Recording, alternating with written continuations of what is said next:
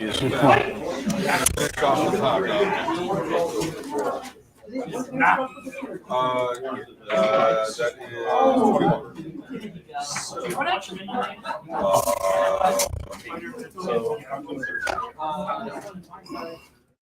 let you decide until you verify. Testing. Can you hear us now?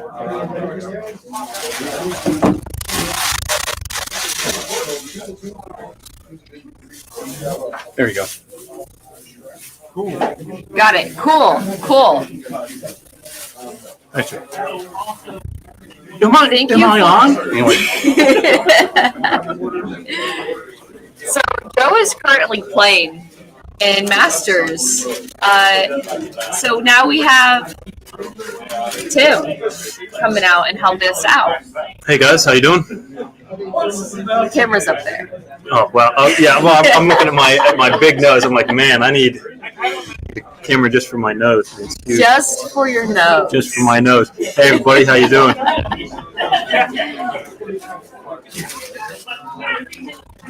All right, so this is exciting. At our recorded table,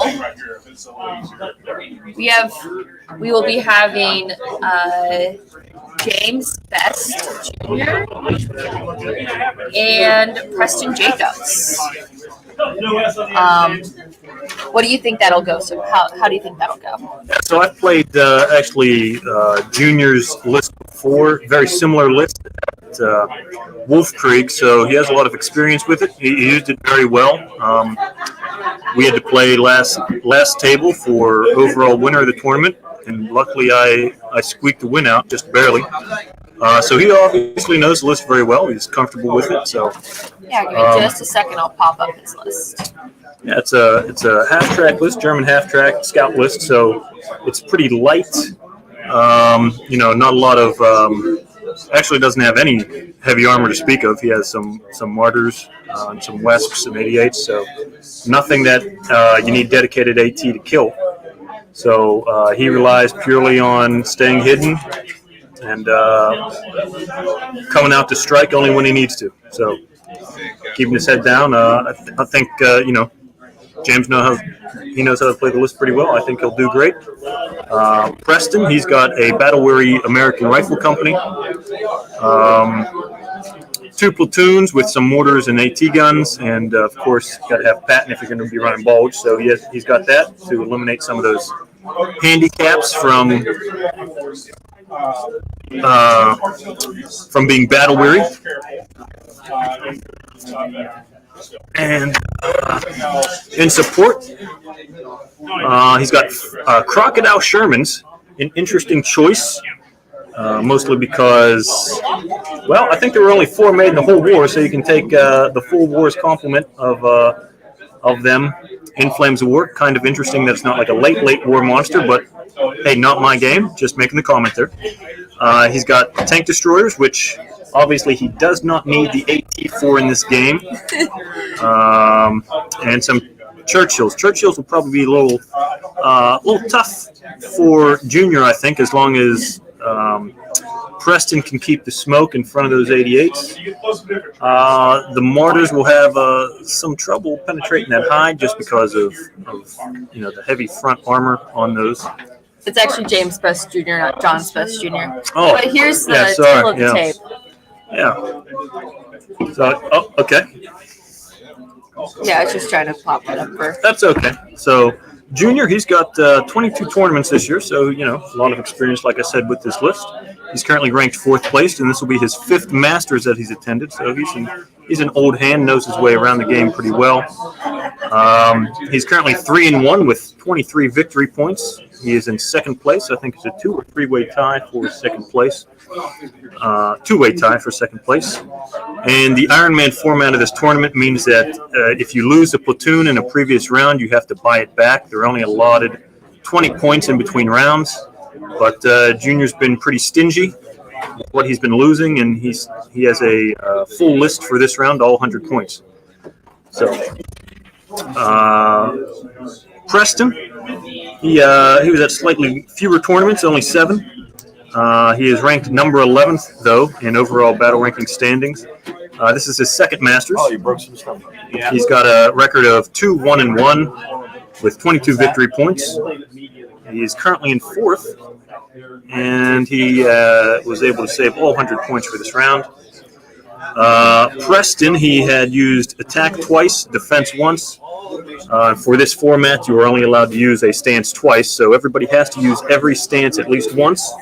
I'm expecting him to go with a maneuver, so that leaves his options open for the last round, whether to go attack or maneuver.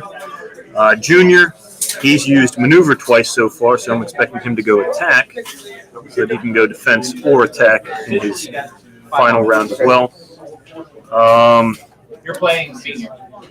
If I gotta put my money on somebody, I may go Junior here just because he's got the mobile MGs with the mobile pillboxes with all the scouts, and going against an infantry list, I think Junior has a slight upper hand here, but they are Masters players. They got a few things up their sleeves. Yeah.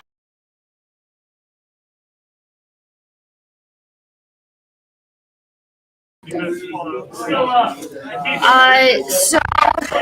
what's the top four? The top four? Yeah, what's the top four? Okay, top four. Joe Lewis. Joe Lewis. John Cederberg. John Cederberg. Junior. Junior. And Preston. And Preston. And how many ties for? there is only two second places, so it's a tie for second. Okay, so a tie for second, and and then Preston is fourth, and then Fretz is in fifth. okay, Fretz is in fifth. So we could shape up here for an Indy final between Mr. Lewis and Mr. Fretz. Oh, that'd be interesting. Would be.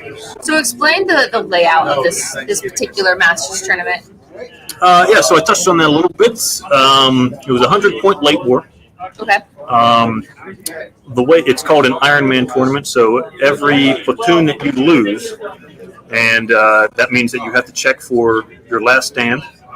If you pass the last stand, you're able to remove it from the table. It does not count as destroyed. Anything that does count as destroyed, either outright destruction or because of failing a last stand, you must buy that back for your next round. So between each round, they get 20 points to purchase various units.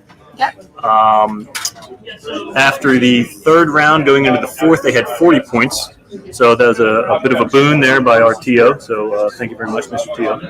He's off screen, but he acknowledges the thank you. So I would say most players have been very stingy with losing units. When they get down to the last stand, they're taking them off before before destruction occurs. Now there are a few players that have gone down a very dark path. I believe Charlie Clay, I think he only had 34 points in his last round, although he had 40 to purchase his King Tigers back. So he was at 74 points going against somebody who I think had significantly more. So Charlie Clay has gotten in trouble with this particular he does, format. But yes. then he didn't lose any this last round. He got. Oh, okay. He was very cautious. So he's almost back. He's almost back. Oh, yeah. Here we Hey, go. look at that. Oh, hold on. Can you hear Andrew? I am Can you here. hear Andrew? Test, test, test. I will keep All right. talking. So tell us about what's been going on with. Well, so far most of the players have been very careful with what they've lost, so their losses haven't figured into this too much. Round one, there was a lot of very, very conservative play, so a lot of people were conceding before they took heavy losses. But at that point, they only had 20 points to buy back. Why don't you slide in for two? Yeah? We're all friends. We're all friends. So where was I? So round two, because now you could save up to 20 points from your previous round.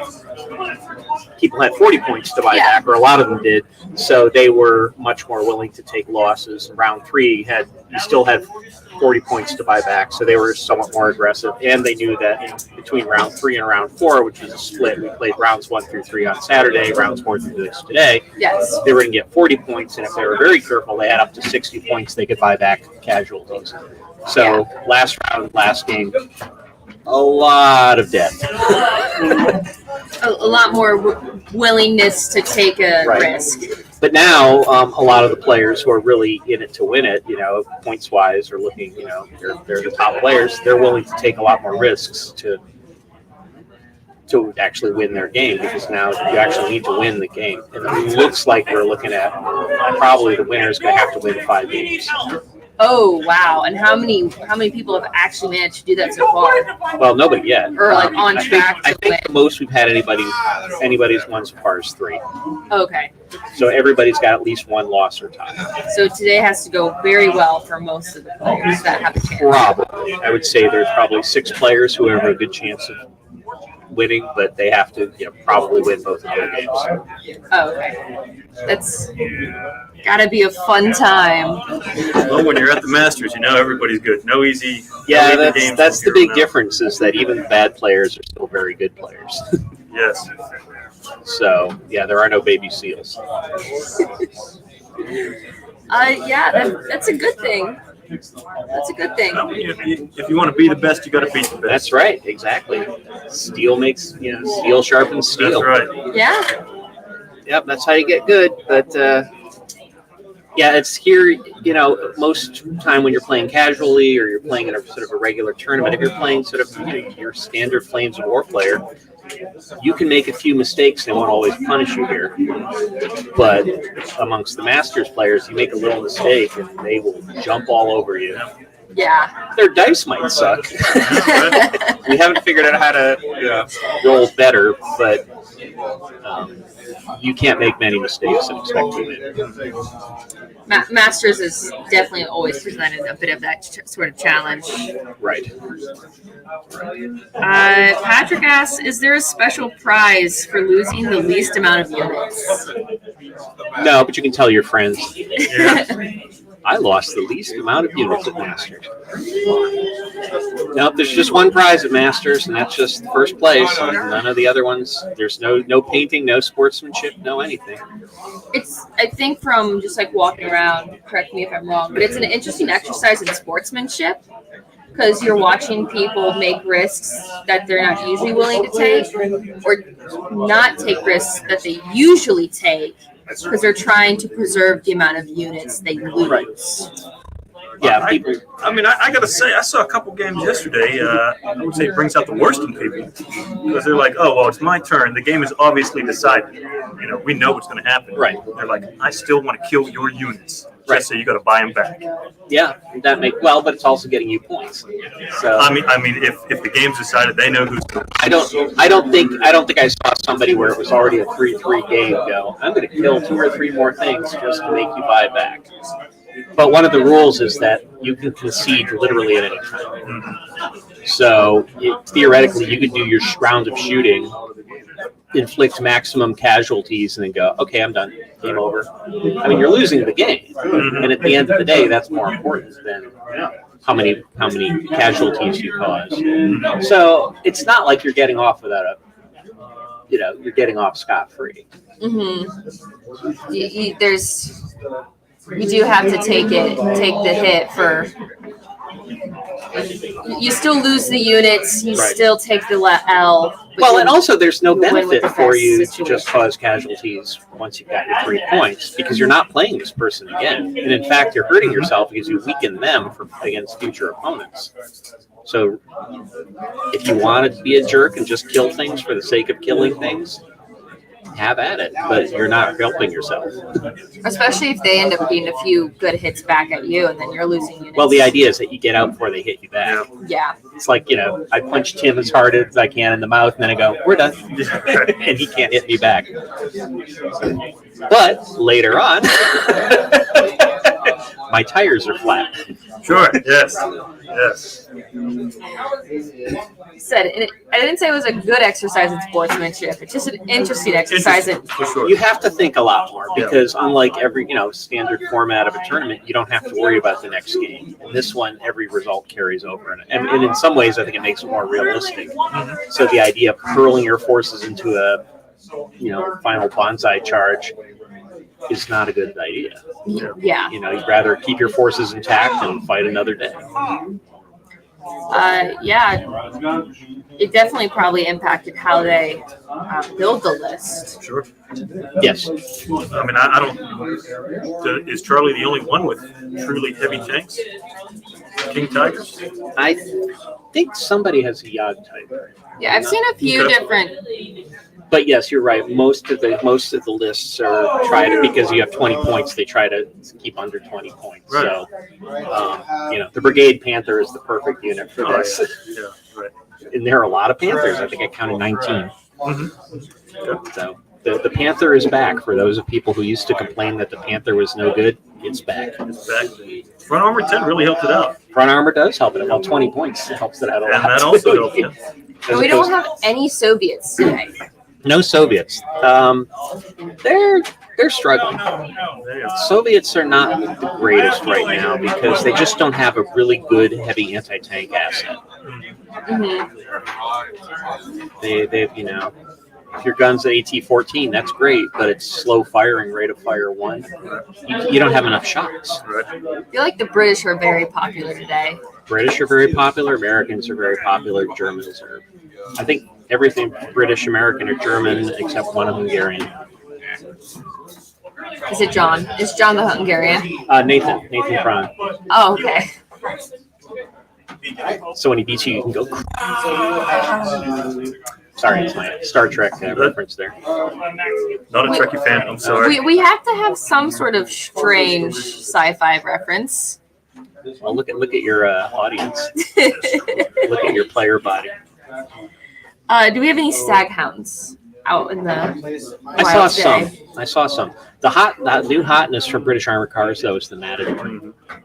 Yes, I played the Matadors yesterday in our side tournament. Okay. Trying to decide if somebody has a question that I need to attend to. It looks like we're okay. Oh, no worries. And then we'll. It looks like we're setting up at the table. Let's see what's Tell you going what, on. I'm going to go walk around, do a little recon, and I'll come back and tell you what I'm seeing. Oh, yeah, that's great. Talk to you soon. Our man on the street. That's right. Roving reporter. So we're on the table. Mm-hmm. All right. Oh, Looks like a no retreat. I was thinking that is dogfight, maybe. Okay, you know what? I'm just gonna run real quick. I don't want.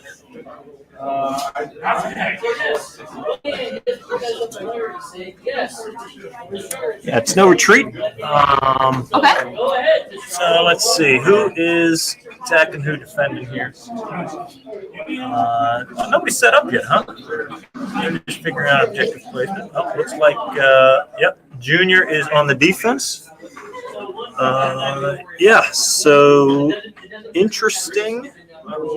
Being that he has burned both maneuver and defense, so he will only have attack in his last round. So unexpected. And this actually looks like one of the tables from yesterday that was causing some interesting terrain challenges with. With the river and the minefields. Yes. Yeah. Yes. So yesterday, while you were playing your second round. Okay. I was playing Dogfight, which is a very similar setup to the no retreat table setup, and I had if you're a frequent watcher of the show, you'll know that I only had one infantry unit that could take out those mines. My infantry forgot how to use the pioneer rule. Yeah, okay. Totally forgot. We're not helpful. Blew up a couple ones. They kind of cleared out like one minefield, like at the tail end, but they did not Didn't get what you paid for, huh? Yep, didn't get it. Yeah. So instead, I lost one petard crossing a minefield. Okay. I lost a bunch of Shermans trying to cross minefields. I lost a lot of things. You know, that's interesting. Normally, minefields, I would say, obviously they're a hindrance, they're a risk. Well, so what it was similar to this river here. Mhm. I don't think this river has any crossing points for tracked vehicles. Well, it looks like there's two bridges. But there's two bridges. But I mean, there's two bridges in my table yesterday, and then there was two crossing points where like you'd have to cross check like across. fords. Yeah, okay. Yeah. But you could still get across. Mm-hmm. So I was playing Dick yesterday, Okay. and he conveniently used all of his minefields to place all four of his minefields to place at my crossings. Sure. Yep. That I had to take because I had only tracked vehicles. It's Right. not like I could make infantry go swimming. Right. So there's a lot more infantry on the table over here. Yeah. So Yeah, well, Preston going through them. The thing with the Battle Weary is that I believe they have tactics on a 3+. They are trained at a 4, base 4.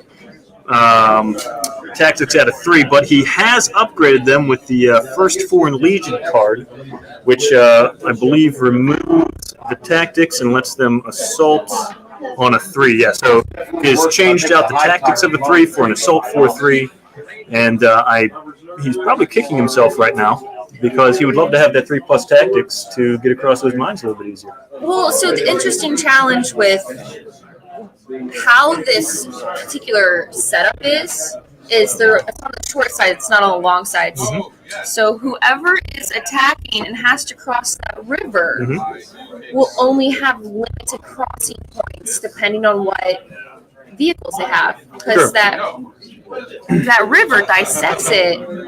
My guess is that they'll be able to cross the river with a cross check. I don't think they're going to call it impassable. Just with two crossings would be a little too prohibitive for movement. So Yeah. Preston, he'll be able to get his infantry across the river no problem. His Shermans and his tank destroyers cross on a 3, so they're not going to have a problem getting across. And his Churchills cross on a 2, so they're probably going to be the first ones across. So I don't think that the river may slow down a few tanks. I don't think it's going to hold back his force. I think he'll still be able to push pretty evenly, pretty strongly at the beginning. And I'm going to guess that he's just going to ignore the minefields completely, try to get up into that church right away with his infantry, and attack Junior's left flank to get to the objective behind the hill on the right side. Okay. Jason, Aaron, I see that you're both having problems with Facebook and YouTube. Can you watch?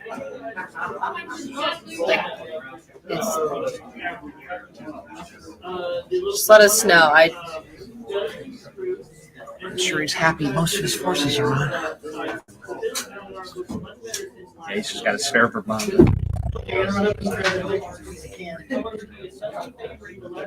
And how did your side tournament go? How did my side tournament personally go? Yeah, it went well. We played first round. You had me on the ropes. Luckily, I got saved by the bell. Honestly, if you had another couple turns, you would have won. You had all my AT out of the way, and all I had was just boys cowering in holes and a whole bunch of And then my dice not armored working. cars. Well, okay, yeah. I mean, we had to force it at the end there to try to get those assaults off, but yep. So yeah, me and Lana played and tied, and then I had 2 other good games, 2 wins. And I don't know where I finished, but I had a good time. Good time. I thought you finished like first. No, Second. good old JB Cedarburg. Oh, JB finished first. Yes, and he only had to use 21 Churchills to do it, but yeah, he won, and a little bit more relaxed than this cutthroat atmosphere of Masters. So yeah, good event. Glad I participated. What did you run? Panzer Grenadiers. So it was Ardennes Armored Panzer Grenadiers out of Bulge, and supported by SS Artillery and 4 Stugs. So pretty balanced list. You know, nothing too heavy, nothing too big with AT. Double Fausts. So And it caused me a few troubles yesterday. it did. Not enough though. Not enough. Not enough. I was able to kill some pack fronts. You absolutely did. You murdered them along with my Stummels. I don't think my Stummels did anything other than just get in your way as you brushed to the side. So I regret maybe making that list a little bit too strong during our podcast. You regret helping me? I don't regret helping you. Maybe I should have just tweaked it to be in my favor a little bit. Well, now you know for next time. Now I know for next time. You know, don't say that you want to play that person either. So then you get matched up first round against the list that you were like, this list is going to kill me. So It was a good game, though. it was a good game. It was a good game. It was a spirited contest for sure. It was. It was very good. I had a good coach. No, they. What with your husband? Yes, but then also you being like, you need to pick an attack. Oh well, okay. I'm glad I could help you out any way I could. Well, I did attack against you. I did attack against Dick, and then I also did. I ended up doing maneuver against Harlow. Wow. Okay. Because we can only run it twice. So I had to pick between defend or maneuver my last round, and I decided to opt for maneuver because at least then I could chance it out that I had an attacking mission, which I did. I had breakthrough, and I ended up coming out with a 7-2 win. Good. Yeah, that's what I say. 7-2 win. What was the list that you played against? Was it an infantry type list? It was a very mixed list. So what really kind of made it to the point where it's like, we don't have a whole lot of time left. Let's just call it. I never played breakthrough before, so I didn't realize it's beneficial to put things into reserves and pop it off on the opposite side. Yep. So I only put my infantry in reserve because I'm like, I don't want to put a bunch of things in reserve. Right. What if I can't get them on? Right. So I put my infantry as reserves, was able to pop them out first chance I got because they're deep reserves. And Delayed reserves. delayed reserves. My bad. Might be a little hard to do after. Put them up on the objective in a forest and Sat him down, huh? sat them down, Yep. camped them there. Yep. He wasn't going to be able to remove them. He wasn't going to be able to move his infantry because he moved his infantry off the one of the objectives he was holding.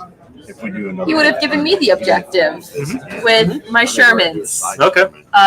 So you had him beat two ways. Checkmate, pretty much, huh? Yeah, I checkmated him into, well, you're going to keep bullying me off of an objective, or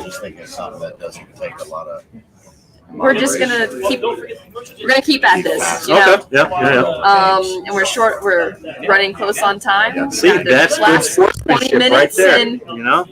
I know I'm not going to win, and I can't do anything to let you win, or to avoid defeat. yeah. So, you know what? Well, I won as soon as turn 6 would hit. Oh, okay. If we kept going, I would have won because I was holding the objective. You just didn't get to 6. Yeah, we didn't get to 6. I think we got to like 4 or 5. Yeah. Yeah, so it was interesting to watch that play out. I probably would have put more things in reserves so that I could pop them out on the far side. 'Cause I had all those recce's. I would have put it in one of my recce formations and then just bring them in on the back side. That is a favorite tactic of mine, is to put my entire formation in reserve. People don't expect it. You know, people are like, okay, well, he's going to put the token reconnaissance platoon, or he's going to, like you did, you're going to put a infantry platoon, go back door. Okay, no, you just artillery and guns on the table. Everything else is back door. And now they're really scrambling because you're forcing them to move. Infantry got to come out of the holes. Tanks they can't just sit in trees on Overwatch. They actually have to move to contest the objective, bring them out into the open. So it has worked well for me, that kind of tactic. So it's And the certainly damage- something you should try. Yeah, and the Daimlers that I brought, the Daimlers, the Dingoes did a whole lot better than what they normally do for me. So then, Was able to get some artillery out of a dug-in spot. They were just trying to pepper me out of the way. Yeah, it's just so you can make sure. Nope. Unfortunately, I was going petards against archers, and that is poking the bear. Right, yeah. Tough to win that battle. Oh, well, you know, I didn't have 40 points. So I did. Because we did this Petards before, and kind of did their thing. somebody, Okay. people All right. got really Kind of, early. but not totally. Look, So I smashed at the end. Huh? yeah, I so mean, it was like they'd walk up to the table and see what their opponent had. I didn't get it off on the first hit, which So it just kind of means gets smarter. It's like I got punched You got out. a lot of AT-15 coming back. Yeah, but the Daimlers came in and from behind and Cleaned it up. make the cleaned it up. Got his pack fronts that were, or no, he had You could buy howitzers hiding in So, there. you know, I'll throw away my practice. Cleared those out and got rid of at least one of the archers, so Okay. conveniently made my job a whole lot easier. Yeah. Made some points back too, huh? Yeah, When you use a 2-point unit to kill a 5-point team, that's making your points back for sure. yeah. So Dingoes and Daimlers so if it's not complete, Saving the day. saved the day, which is impressive considering those are Right. they're easy pickings for if you're against the right list. If you can get your hands on them first. Yeah, Being scouts makes them a little. You can't kill what you can't catch. Yeah. You know. your So. points every game. It was something like that. yeah, and I was running away from you pretty hard, and you still caught me. Yeah, well, I didn't catch enough of you. Though. I mean, you were on top of me with pretty much everything. I think two 17-pound. at the end I killed off that one unit. Yeah. Other than that, I think it was just all support in the back. I was trying to keep the Matadors from raining artillery on me. And just, I think you made it to the front line with pretty much your whole formation intact. For the most part, So you yeah. wanna- It'd been nice if you didn't pin down my infantry as fast as you did. You know, I want them to, Hey, they were there. I had machine guns that needed shooting. They got scared I away. want them to have to spend the entire trip. Does it look like they're laying out units? Yeah, I think so. Stuff by their forces. All right. There are a couple of ways. Looks like One of them is Junior's pass pretty your much last set up here. He's got his 88s in Overwatch. Nice open victory. space. I wouldn't say. So then, But you don't. Well, maybe it's not that open. so your score. He's got a lot of sight lines for sure, but he's got that field in front of him. So always going to be hitting Preston on 6s. So hopefully Junior can roll a lot of dice. This game goes, 6, 7, 8 turns. I'm sure. Obviously, the longer the game goes on, if you need 6s, you got to roll a lot more dice to get But some if kills. you don't have to buy it back. If Junior is able But, to, it'd be many. he has those Spur Van infantry, which I'm sure are right from that objective. Very tough to move. So hopefully that holds Preston up. He's able to get those 88s into the game.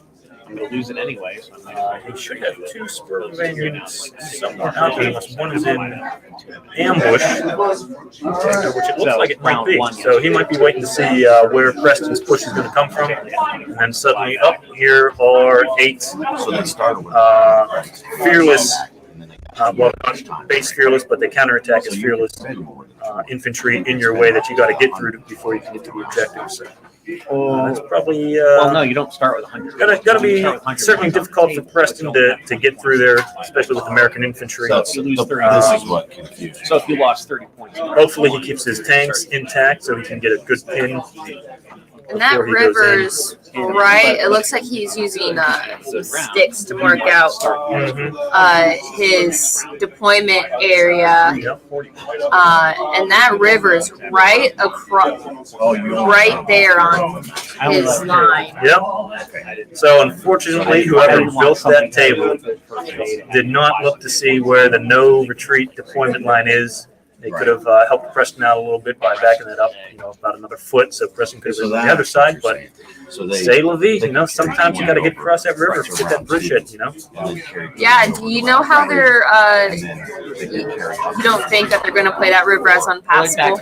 It is very unlikely that they would play that as impassable. I would say I can count on one hand the number of times I've played river impassable. Usually it has many more crossings. Usually Yeah, it like has those ford forward pieces that just look like small islands in the middle that you can at least get across. Yeah. But for only 2 bridges, I would think that it's not going to be impassable. It's just too constricting for the attack. Especially when you're kind of playing on the shorts, playing short sides, moving across. If it was playing on the long side of the table, moving forward, I think it'd be a bit more feasible to say, hey, this is impassable just because, well, you don't necessarily have to cross that river unless you want to cross that river. If there was a third bridge over on the left side of the screen, so it was a little bit more even, so the guy, Preston's on the right, Junior's on the left, so, Preston has that bridge near his side. If Junior could get one on the third bridge, on his side of the table, I think that would be, a little bit more thematic to make the river impassable. But with only 2 bridges, it'd be a tough go to make it impassable. Yeah, and all the minefields are right up by that bridge. Closest to Preston. Yeah, I'm surprised that Junior did not put a minefield in front of the bridge in the middle of the table, almost inviting him to go in that direction. So, unfortunately, we didn't get to see the deployment. It makes me wonder if maybe it looks like that church is a little bit too far outside of Junior's deployment area. But he may have some surprises in that house that we didn't see get deployed in there. I'm curious if he plans on popping an ambush there. Well, if it's outside of his deployment zone, he can't. Right, but if he's trying to get, he could certainly deny him the church by deploying in his deployment area and then moving into the church. Looks like there might be a stone wall on the far side of the church away from the camera here, so that would give Preston some bulletproof. But if Preston gets out into the open, if he's in the minefield, that's just open terrain there. If he certainly gets behind a reverse slope on the hill, probably no concealment there either. Junior could definitely do some damage by moving guys into the church. Rate of fire 2 on those Germans would definitely chew up the infantry pretty quick. are his infantry engineers? No, nobody has pioneers. Nobody does pioneers. There was a couple of those boxes. Oh, okay. Oh, and Junior does have a platoon of Fallschirmjägers. There were a couple of those boxes that were. So, interesting there. Discuss. I don't Making me think what the heck would be in reserve. Probably the Fallschirmjägers for Junior. He does have 26 points on the board that do not count for reserve, so those are his Spervevan. So he only has to put in 14 points. And wouldn't you know, the Fallschirmjäger platoon is 15. So there you go, that's his reserves. All right, mystery of the reserves figured out. So my guess is the other Spervevan is going to be an ambush. And we'll see if he denies Preston that church. I think that'd be a pretty good move to hold him up. Junior, his win condition is that he has to make sure that Preston does not get within 8 inches of the objective on or after turn 6. So that river is definitely being played as passable. It looks like, I can't tell what exactly is moving across there, but those are definitely vehicles. Yeah, so he's got 4 Sherman Crocodiles, 3 Churchills, and 4 M18 Hellcat tank destroyers. The Churchills are going to be the biggest of those. I can't. Looks pretty small on our screen here, but yeah, definitely some vehicles taking a swim, getting a bath here. Looks really nice and clean for They will be on the way out. That's right. Yes. Yeah, so if Junior is able to muck up the middle a little bit and delay Preston, I think Preston's going to have a very hard time getting those infantry to move. Now, it looks like Preston has a pre-planned ranged-in marker on top of the hill, so it forced Junior off the hill a little bit to do that reverse slope. So he can't see right now the infantry that's behind the hill. Well, his troops can. Obviously, Preston certainly can. He knows what's there. So we'll see whenever Preston moves that ranged-in token back to the back edge of the hill. we'll see if Junior stays there and keeps his guys in the hole, or if he tries a blitz to try to get on top of the hill. They will not be dug in, obviously, but he'll be pushed out a little bit further, try to keep Preston away from the objective. It looks like there's quite a lot more of Preston's force, more towards the side of the table that he's playing on. Mm-hmm. And he doesn't have a whole lot except for maybe some artillery guns over in that forest. Yep. Now, it might have been a to avoid cross-check move, to not play on the other side of the table a little bit more, where he might have avoided the minefields. But I mean, he would have had to cross-check most of the way through this other side as well. Mm-hmm. So I'm curious as to what is in reserves for him or ambush. Yep. That he might want to come out. That he might come out on that side. Or if he's anticipating Junior to play anything on that side, and he's just taking trying to get through those minefields the best he can and avoiding an ambush. Mm-hmm. Yeah, something I didn't think of here. Junior does have 4 martyrs, and I'm not seeing martyrs on the field. Maybe those are in the back there. But either way, I am only seeing 1 platoon of infantry.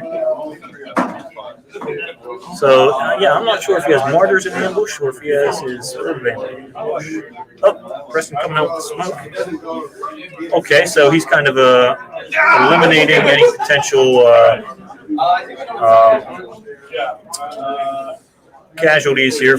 Maybe he does have the ambush or the martyrs in ambush. He's kind of locked off the back of the hill there while he's doing that river crossing, because his boys are in the open right now. So he definitely wants to maintain a break in line of sight as long as he can, because he's got that river to contend with, and he's also next turn he's going to have to deal with the mines. So hopefully he is able to get out another smoke. He has the priests and the 81 millimeter mortars in his list, so yes, he's able to get 2 turns of smoke at least. That's probably beneficial for him, at least until he can get up to the to where he wants to be. Mm-hmm. More conflict. Yeah, he definitely needs to get to the back of the hill. Definitely, obviously he's not doing it this turn. Next turn, he's probably going to move a couple things through the minefield, leave some infantry, stand or 2 to clear a hole. And then certainly by turn 3, he's going to be pushing through with everything. And I think he just used his other smoke on the other side of the hill to completely block it off. I would have suspected that he would have, with smoke, it doesn't matter if he's ranged in first, second, or third attempt. Just used one of his smoke templates, rearranged it, and used one of his smoke templates to block off the hill rather than using both smokes to block line of sight. That is, that's risky. But he has smoke blocked from the church all the way to the edge of the table. So he has the extra few inches or extra bit where it's blocked from the church and the house is blocking.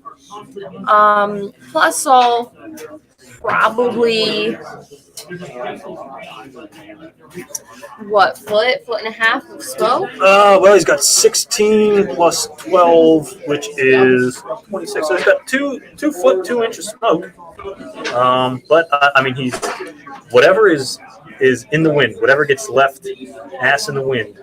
Next turn, there's no way to protect it. So if he gets stuck in the minefields, gets held up or whatever, he's going to get smacked. But, as I always say, the worst smoke to use is the one that you never use. So better for Preston to use the smokes now than have something go wrong later on and not be able to use them at all. So, For sure. better to use them now than never. It'll definitely be interesting to see how he takes advantage of the smoke if he doesn't get stopped. this next turn, because it can get real sloppy moving through those minefields. It can. It can. I think Junior just rolled a die there for reserves. So he did not get it, judging body language. And I did not see him place anything on the board, so no ambush either. So he's just going to let it ride for right now. Probably because that smoke, there's no reason to plot the ambush because he can't shoot it. I mean, if you can't see anything with the ambush, why you can use it? That's right. That's right. So it doesn't look like he has a lot of options right now. Preston, with that double smoke, has blocked off line of sight for pretty much everything that he has. Looks like Junior's ranging in. This is definitely one of those situations where there's a lot of the first, I'd say 2 turns at least, is there. You won't necessarily see a lot of fighting, but it's a lot of build up to the fighting and a lot of preparation and moving the units within firing range to use artillery, to use anti-tank assets, whatever, just getting everyone in range and staged. And you just have this big conflict the entire back half of the round. Yep. And it's going to be a buzzer beater, I think. Okay. Junior getting his HQ vehicle out of the woods on the bottom left there. Good cross check into the wheat, so he's bringing him up for some support. Tio, what time is the round over here? 4:30? Round ends at 4:30. Okay, so we got a little over 2 hours, and they're through the first round. So we'll see. We'll see if this does carry out. I think once Preston makes his move here, you'll see a lot of stuff start blowing up pretty quick. Just because there's not a lot of line of sight blocking on this table. So. Now, do either of them have a long range artillery? So non-line of sight things? Okay, so Junior has Wesps, and Preston has the American equivalent of Priests. So those are the 2 heavy artillery pieces. Preston does have 81 millimeter mortars also, a little bit closer range. I'm assuming that he's going to lay those on the back end of the hill to try to dislodge the infantry that's on the objective on the right side, right near Junior's right shoulder there. And then I would suspect that the Priests try to go to work on those 88s on the back row since they have the range to get there. And that'll really help Preston get those crocodiles up front and go to work on the infantry as well. So those crocodile, what's crossing those minefields? I don't think he has anything to minefields. Yeah, but there's some vehicles in the river ready to cross that minefield. Do you think? How well do you think that'll go over? Well, so the Sherman crocodiles, you have to take them as trained units. So they do not get, if you could take them as veteran tanks, veteran Shermans for Americans, they would get a tactics on a 3+, which tactics is what you use to cross minefields. Since they are only trained, he does not get that benefit of a 3+ tactics. Instead, he gets a better last stand, Blood and Gust 3+. So I think the only tanks that are crossing on a 3+ are going to be his tank destroyers. But I would suspect that they would stay back a little bit, and the Churchills and the Crocs are 4+ to cross those mines. I would think that maybe he takes the Crocs the long way around on the left side of the minefields as we're watching here, just to avoid, premature detonation of a Churchill. And the Crocs, I would think, will wait for the infantry to clear them a gap before he pushes through. So those infantry will be able to clear out those minefields. Yeah. So he's going to move into the minefield first, take checks to see if anybody touches them off. They are 4+ to cross minefields. And if he does make anything 3 or less, we'll have to make an infantry save at that point in the pin. But he has patents, so everybody's going to rally on a 2. So next turn, even if he does set a couple mines off, gets a couple pins, whatever, he's going to be able to get them up no sweat to be able to clear those mines for the crocodiles. So that's my guess. I'm assuming he's going to put the crocodiles, leave the crocodiles back for return, get the infantry up there, and push the Churchills near the church. And Junior looks like he's just doing a little maneuvering here. Look like he's moving into the church area, Yeah. and so, just like you said, denying that space by using the church. Mm-hmm. Yeah, I think he might have had some infantry in that in the vineyard there. Yeah. Yeah, very, very cleverly. That just goes to show Best's ability to paint realistic camouflage. Okay, blends right into the vineyard. Can't even tell they're there. You just walk up on them and boom. Now you got a German infantry platoon right in front of you. Yeah, I thought I saw like some of them. I couldn't tell what was in there. I thought I saw some models, but I couldn't tell what exactly it was. You saw the bushes shaking a little bit, huh? Tipped you Yeah. off. Okay. Yeah, you just saw like a little shudder and then like nothing. Yeah. Oh, yeah. So I guess Best does have the mortars in ambush there, and he has denied the left side. Now he went pretty far out on that left side with a couple of those infantry units. I would have thought he would have moved them, directly towards the church, or kept a couple in the house, that White House next to the church. He has well and good cut off the left side of the table from Preston. Looks like Junior does have a couple of scout cars on the bottom of that vineyard, bottom and left side of the vineyard. We'll see if he moves them closer to the church this turn in order to come out spraying with machine guns next turn, or if he just keeps them gone to ground and behind that cover. So the winning objective is to get just get on the objective for the. Yeah, so Preston, he needs to capture that objective. That's the only way that he can win. Obviously, you can always win with a formation break, but specifically for this mission, Preston has to first get to the objective, be within 4 inches to activate the objective, and then push Junior off the next turn, and Junior has to be outside of 4 inches from the objective once Preston has activated it to win. The only way Junior wins is if he keeps Preston 8 inches away from the objective.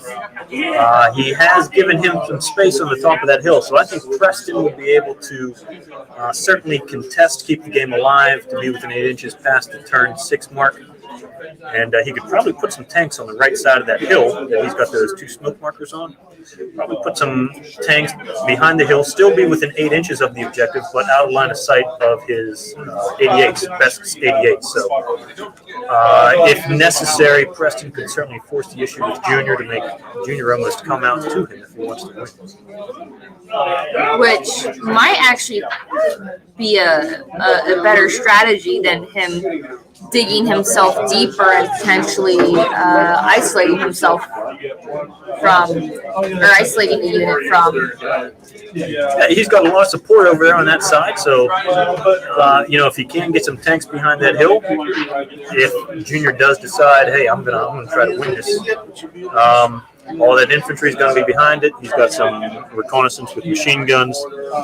He may even back it up with the tank destroyers.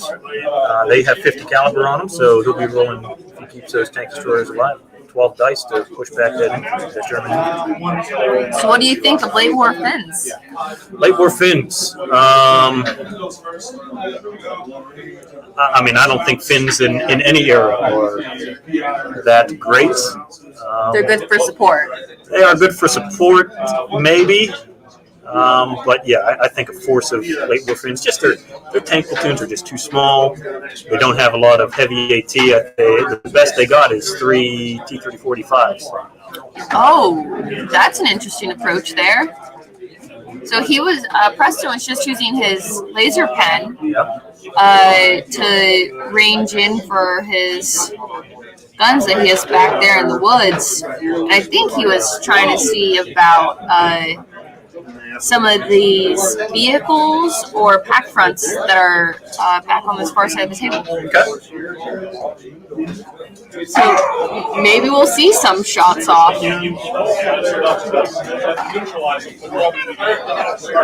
So back to the Finns. They don't have a lot of great tank assets. Their infantry are pricey just because they're fearless veteran. Everybody always takes that Lapland War just to kind of get a couple points, a couple rebate points, make them a little bit worse. But I think in general, they just don't have the tools in their kit to be able to be a truly competitive list. As Andrew said earlier, it's pretty much 1/3 of the players are German, 1/3 are American, 1/3 are British. A lot of min-maxing of taking as much as you can for as few points as you can with all these players. I think if there was a competitive Finnish list, with 18 players, we would see at least something from somebody, whether a force or support. But that's not here. I would say, that late war Finns are probably not a very competitive list. It's good for funsies. Good for funsies, yeah. If you want a winter war between Finns and Russians, that's always a good fight. But Finns against American tanks, they would be speed bumps. They just don't have enough to be able to hold back all that steel. Even the British armored cars, there's just a lot of machine guns, and Finns unfortunately do not have enough AT to be able to put out all that firepower to kill all those little dinky cars that are on 4s and go underground on 6s. So all of these lists are, for the most part, out of the new Bulge book then? Yes, I would say most of them are out of the new Bulge. Some of Best's list is out of Bagration, so that he could take the Spurva van. I know Jace Pippin. He is actually running Americans out of Fortress Europe. But I would say, just off the top of my head, without looking through the lists, that probably majority of them are out of Bulge. Which, yes, the Panzerfaust platoon with the finish where everybody gets a Panzerfaust to run out of the woods and shoot tanks. Yes, they can. yes. And I think some of the use of the Bulge is partially excitement for being able to use the Panthers. Yeah, so I mean, a lot of nice toys in the Bulge book. Germans have, I don't know how many formations, but I mean, there's probably at least 15 or so formations in there. So you got a lot of toys to use. The Brigade Panthers with that front armor 10, even though they are hit on 3s, that front armor 10 shrugs off a lot. Yeah. At long range, AT-12 can't even touch. You can't kill it with AT-12 at long range. AT-14 even has trouble penetrating. So even though they get hit easily, they are reluctant. So if you bail them, they get back in. It takes a serious AT unit to be able to damage them. So a very popular choice for sure. I really like them too. I use them in my list. If we were playing at 100 points, at the 100-point level, I probably would have switched out Stugs for Panthers, just for that extra heavy AT. It's definitely worth the buy. Definitely worth the buy, for sure. For sure. It's a good buy at 20 points. So it looks like Preston's moving some infantry up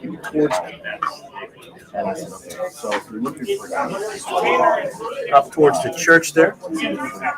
Got some bulletproof cover there behind the wall. So he may be planning to get the assault into the church next turn. We'll see what Junior does with the rest of his infantry with all his machine guns. Assuming he only has a couple infantry in the church right now.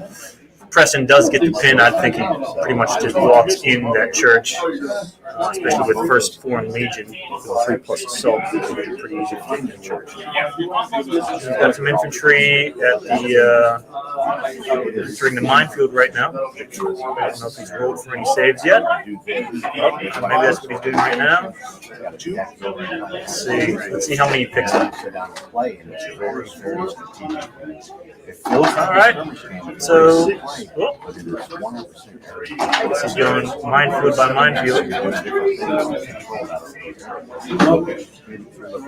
So far, one infantry has touched off a mine and blown himself to smithereens. Nothing out of that middle minefield.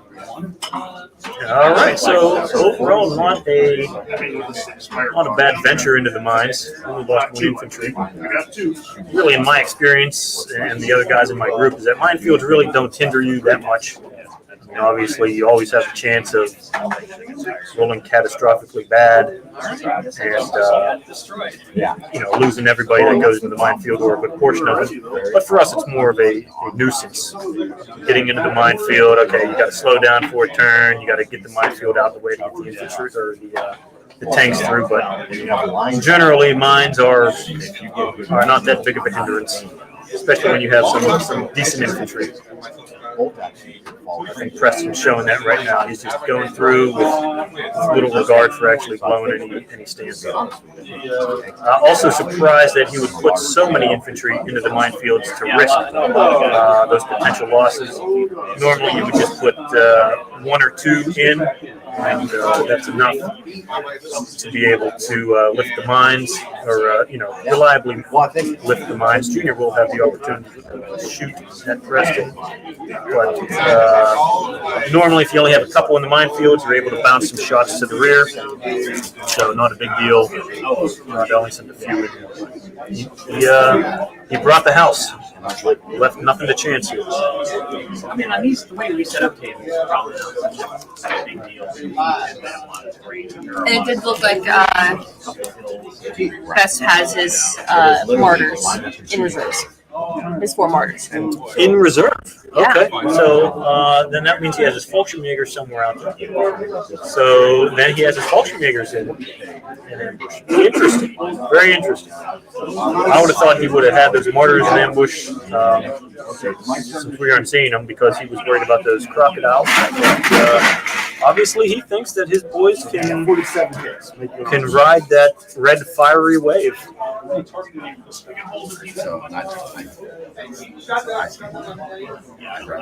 I mean, I like what I like. And it looks like Preston, he's lining up.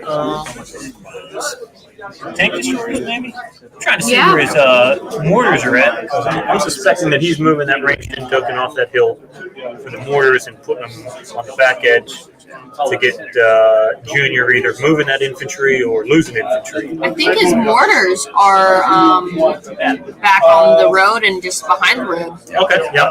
You see where it's kind of like 3 and 3 and just on that road there. Yeah, yep. I agree with that assessment. That eagle eye assessment. Oh, we're going to the blown it up here. Okay. Computer's thinking. Okay. One of the things I'd like to see, I'd like to get us to do.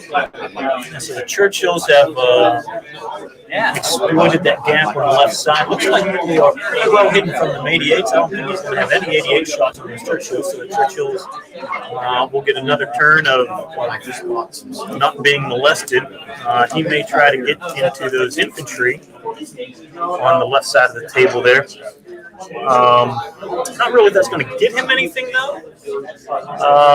I mean, these Sperbervan are very difficult to dislodge in an assault because they are counterattacking on 3. And he does have Fausts and a Shrek somewhere in there with that platoon. So he's got 2 AT assets. It'd be pretty risky for those Churchills. He may just be putting them there for support for his assault on the church next turn and rolling a bunch of machine gun dice into the church for trying to get a pin before the infantry go in. And then I think those he's trying to use the tank destroyers up over on these infantry over here just to kind of pick off some units before. Okay. Yeah, and it looks like Preston, he also has his AT guns on the left side in the woods, right behind the river there. He did not buy HE for them, so they're a little impotent against the infantry, but still, hey, you're rolling dice. So, Well, there are some. Well, no, it's not, but I guess it could be. But I'm gonna paint it up. I'm not sure what units they are particularly, but you do see some vehicles in this vineyard over here. Yeah, so he's got those are best one of his scout platoons. I'm going to guess that the But I'll paint AT this up guns are as not a- going against them, or he would not prioritize them just because they're going to be hard to hit, and they're probably going to be over 16 inches as well. So he would need 7s to hit them. The infantry in front, even though they are no HE, he only needs 5s to hit. So he could expect 2 hits and possibly a kill for those guys in the open. And as a German player myself, I mean, I know every time I got to pick up a stand, I cry a little bit inside because I know how valuable those infantry are. So, even if Preston can kill a stand, this turn, maybe one more next turn with those AT guns, that's really going to help him out later. Oh, especially if he can pick off some of those Bolshevik stands. Sure. Yeah. Yeah. I'm considering Preston has to go through 3 infantry units that all counterattack on 3s. He better make sure that he really reduces his strength before he goes in. Otherwise, that counterattack is pretty much going to not necessarily wipe him out, but it's it could, for lack of a better word, neuter him. Will there's far greater chances that the infantry takes out his tanks and he's able to assault and counterattack. You mean Best taking out Junior's tanks? Yes. Yeah, there's a better chance of Best taking out Junior's tanks. Best taking out Preston's tanks. Yeah, Best taking out We know who's playing here. Preston's tanks. Okay, yep. Then Preston actually doing damage against the infantry within an assault if he is put into an assault situation. Yeah, I think once those martyrs come on, it's going to be. Preston's really going to have to go at that point. He ain't going to be able to sit back because the martyrs have the range over the the Churchills. Preston's tank destroyers are still holding back, so Junior is definitely going to be able to find some avenues that he can shoot at those Churchills or even the Crocodiles without fear of return.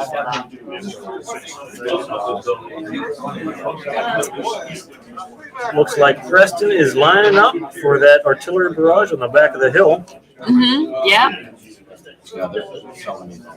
And then are there some of the did he lose some infantry moving through those minefields?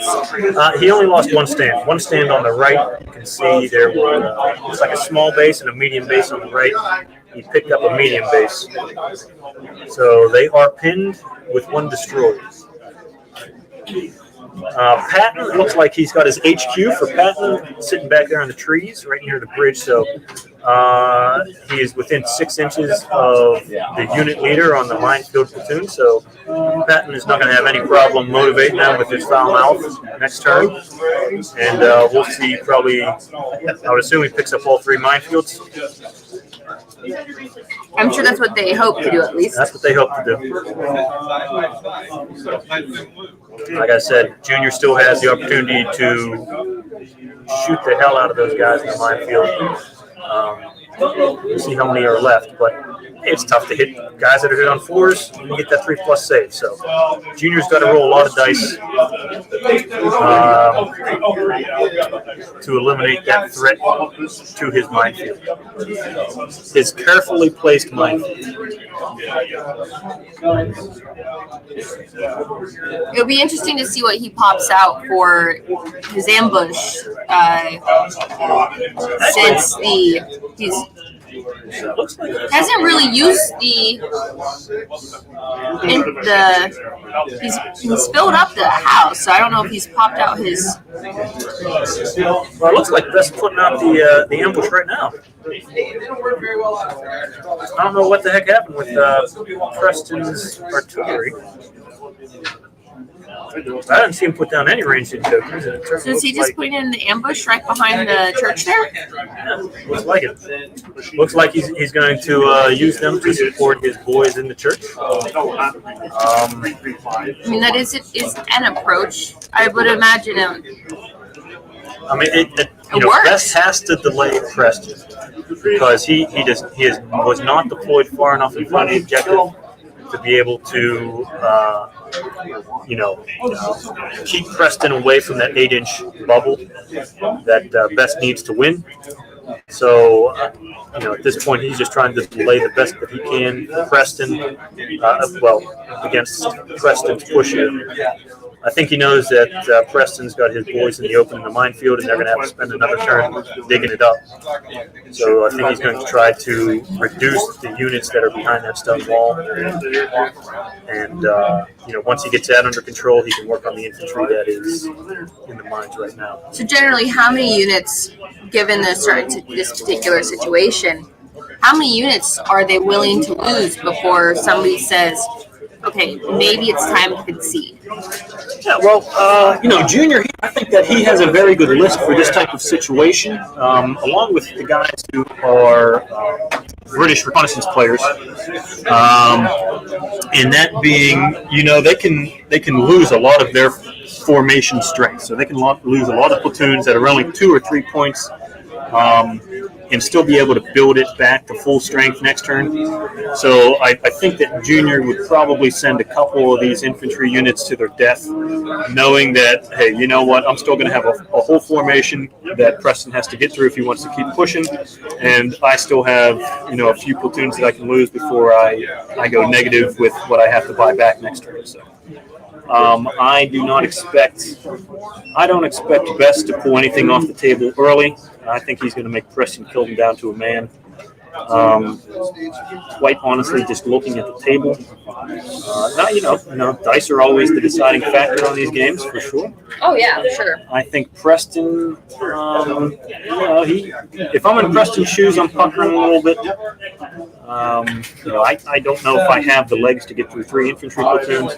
Preston may just try to pick off some of the scout platoons if Best gets crazy and brings them out. But otherwise, I would think Preston, he's just trying to go for points. He does not want to lose his infantry because they are going to be with the 1st Foreign Legion. The big infantry platoon is 13 points, and his smaller infantry platoon is 12. So if he loses a couple infantry platoons, that's going to add up pretty quick. And he does not have a lot of cheap units to lose. So losing those crocodiles, that's going to put him back 16 points. The Churchills are going to be 12. So I would suspect that Preston, he's going to be pulling stuff off once they get down to a critical level. While Best, he's going to be able to ride the storm out and sacrifice some boys here. Preston has to have a calculated approach. He does. No, that's not to say any of these guys don't need to have a calculated approach. Mm-hmm. But the particular situation with Preston having very few cheap units is he can't afford to lose the expensive ones. So as soon as he starts losing the crocodiles or something, some of these more expensive units, he has to all right, I have to pull this guy off. Mm-hmm. I cannot lose it. I cannot let this unit get destroyed. Yep. And unfortunately for Preston, I think in the back of his mind, he knows also, being in 4th place, he's got, 22 points. The leader has 24, so, he's only 2 points behind, but if he does lose this game, there are 3 players ahead of him. We can assume that 2 of those players will increase their lead over Preston. So I think Preston hopefully he realizes that if he loses this game, that he is not going to be in contention for winning the tournament. So he may be a little bit more aggressive here and actually commit some of his units to death and just play reduced strength next turn, just to give him a chance of potentially winning. Well, I mean, next turn, their next round is it. So, Yep. I mean, at that point, if you lose one unit here to play at a handicap, but still, are able to hold your own well enough, it might squeak him out of third place. It could. You don't get no trophies for third place, though, Tio? Nah, he's shaking his head with a grimace. No, you get nothing. Well, since Andrew's back, does he want to pop back in? Sure. You can just slide in here. Yes. No, you don't need that. I've been enjoying Jace's and Brian's game. What's going on? Well, all of Jace's tank destroyers are coming out of reserve on Brian's Brigade Panther's flanks. And here, I'll show you the recipe. Show you the photo, which is fascinating to the people on air. Did you already post it on Facebook? I did post it on Facebook. Okay. Just go find it on Facebook. Yeah. But you can see how Jace is going to... Oh, good. Oh, that is and Brian already chaotic. fired at one. Only took one out. Wow. And there's 4 more coming out of reserve that Jace hasn't put on the table yet. You hate to see it. Yeah. That is It's chaos. fascinating. That's chaos. Go check it out on Facebook. Yeah, it's only going to get worse. But that may be the end of that game. Real fast. How is the other top table? Well, that's not top table. Yeah, right. They're playing Spear Point, Joe and John, which is a interesting, very complicated mission. Hard to tell how that's going to play out. Who is attacking? Who is defending? John is attacking Joe, but remember, it's Spear Point, the defender moves first. So, and no spearhead, ironically. So no one has spearhead. Right. And the defender moves first, but fires at moving rate of fire. Right. So John is flanking, and Joe is trying to cut that off. And then looking at He's giving us a nervous smile. So and looking I at wonder how- Preston and Junior's game. There's a lot of guys in a real small area. Right. Yeah. Yeah. We were. Any artillery templates just ready to? It's going to be brutal. I mean, thankfully he had smoke. So No artillery from Preston on his second turn. interesting. You didn't notice any, did you? We didn't notice any on our I broadcast. didn't notice, but I was mostly just looking at the blob of guys. So were his Fallschirmjägers. Fallschirmjägers his ambush, or were his martyrs the ambush? I didn't He see. had both of them off the table. So Okay, I kind of think the martyrs would be, but I could be wrong about that because he already has a lot of infantry blobs Yeah. on the objective. So, and the Spare of Ravanda, not great, but they have a lot of anti-tank. A lot of anti-tank. They're tough to move from an assault. So. Right. And Well- all the MGs, you can't really hit them with. Yeah. I mean, they're good against everything. Infantry, tanks, they're tough to move They don't into. counterattack. Don't they have 5 up on the counterattack? No, I think they are just base reluctant. 3 up down. Oh, is that it? Okay. So they're not going to unpin very much. Yeah, no, they don't unpin. I had the similar problem yesterday with the universal carriers. As soon as they got started to had to do morale checks on them, I started losing universal carriers very quickly. Yep. Because those reluctant units, Yeah, they don't stick around. they don't stick around once you start getting into trouble. Nope. What else is going on? So, The Meyer and defending champ, Keith Gilmore. I would tentatively expect Keith to do quite well, Okay. but it's a city map, and a lot of Keith's anti-tank assets are immobile. Okay. He's got, the Volks artillery with 88s, which are awesome at taking tanks apart, When you but can see 'em. when you can see them, and that's Right. a city, so there's a lot of places John can just, Not BC, backed yeah. up 6 inches, and now John's Volks artillery is worthless. And John has quite a few smaller vehicles, so Yes, he does. So he could get around them. And he can move gun around. them or assault While them. the city isn't necessarily advantageous to John, it's not necessarily nearly as much as a hit or as a disadvantage. Well, but there's a lot of roads. So now all his armored cars can move at road dash, which is, so he can transfer half his army, 2/3 the way across the table in one move if he needs to the trouble spot. Really? Why is this map so heavy? Probably all the roads. Yeah. Oh, so you've never had All right. Okay, never mind. That joke. It's been a long weekend. Oh, that's even. Charlie Clays looks like he's about to win his first game of the day. He's taken Ian apart pretty bad. They were just figuring out an assault that Ian was watching that was not going well. The Chris on Chris action, which I would say there's a strong possibility that one of those two will be on the final table. Do you have the pairings up on Facebook? Yeah. For this round? Well, I mean, just so that anybody listening can Right. see which Chris is playing which Chris. Well, Chris So Jackson, you only have like 3 or 4. Chris Jackson and Chris Fretz. So Chris Fretz is at 21, Chris Jackson at 19. So they're both within striking distance. Yeah. But whoever wins has to probably go 7-2 or 8-1 to have a shot. Well, Chris Jackson has already lost 2 games. Right. Yeah, he lost round 1 and he lost. He lost his last round. He lost to Joe too. Chris Jackson has definitely not been doing nearly as hot as he normally does at Masters. No, but he's still in it. He's definitely still in it. I'm not saying that, but he's not the top.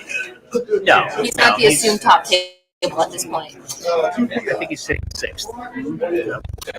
But he's only, he's 5 points out, so he would have to have an excellent 2 rounds. He'd have to go 8-1, 8-1, and everybody else around him has to either go 6-3 or lose or tie. So, I mean, it's certainly possible. I mean, good players can find a way, or they can time out because they often just cancel each other out. I know exactly what your strengths are, and I'm going to make sure you don't get to use them, and you know exactly what my strengths are, and you'll make sure I can't use mine, and so it just time out. Yep. Being a road bump is sometimes just as advantageous as being good. Sometimes. I'll always take being good.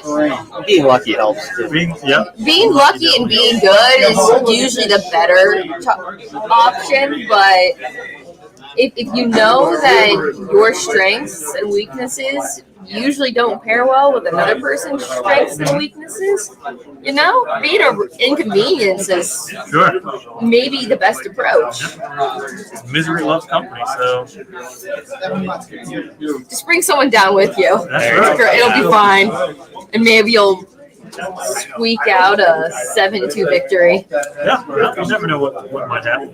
Right. I mean, the interesting thing about this format, though, is you can't work too hard at being an inconvenience because all you're doing is depleting your own forces for not a lot of benefit. So you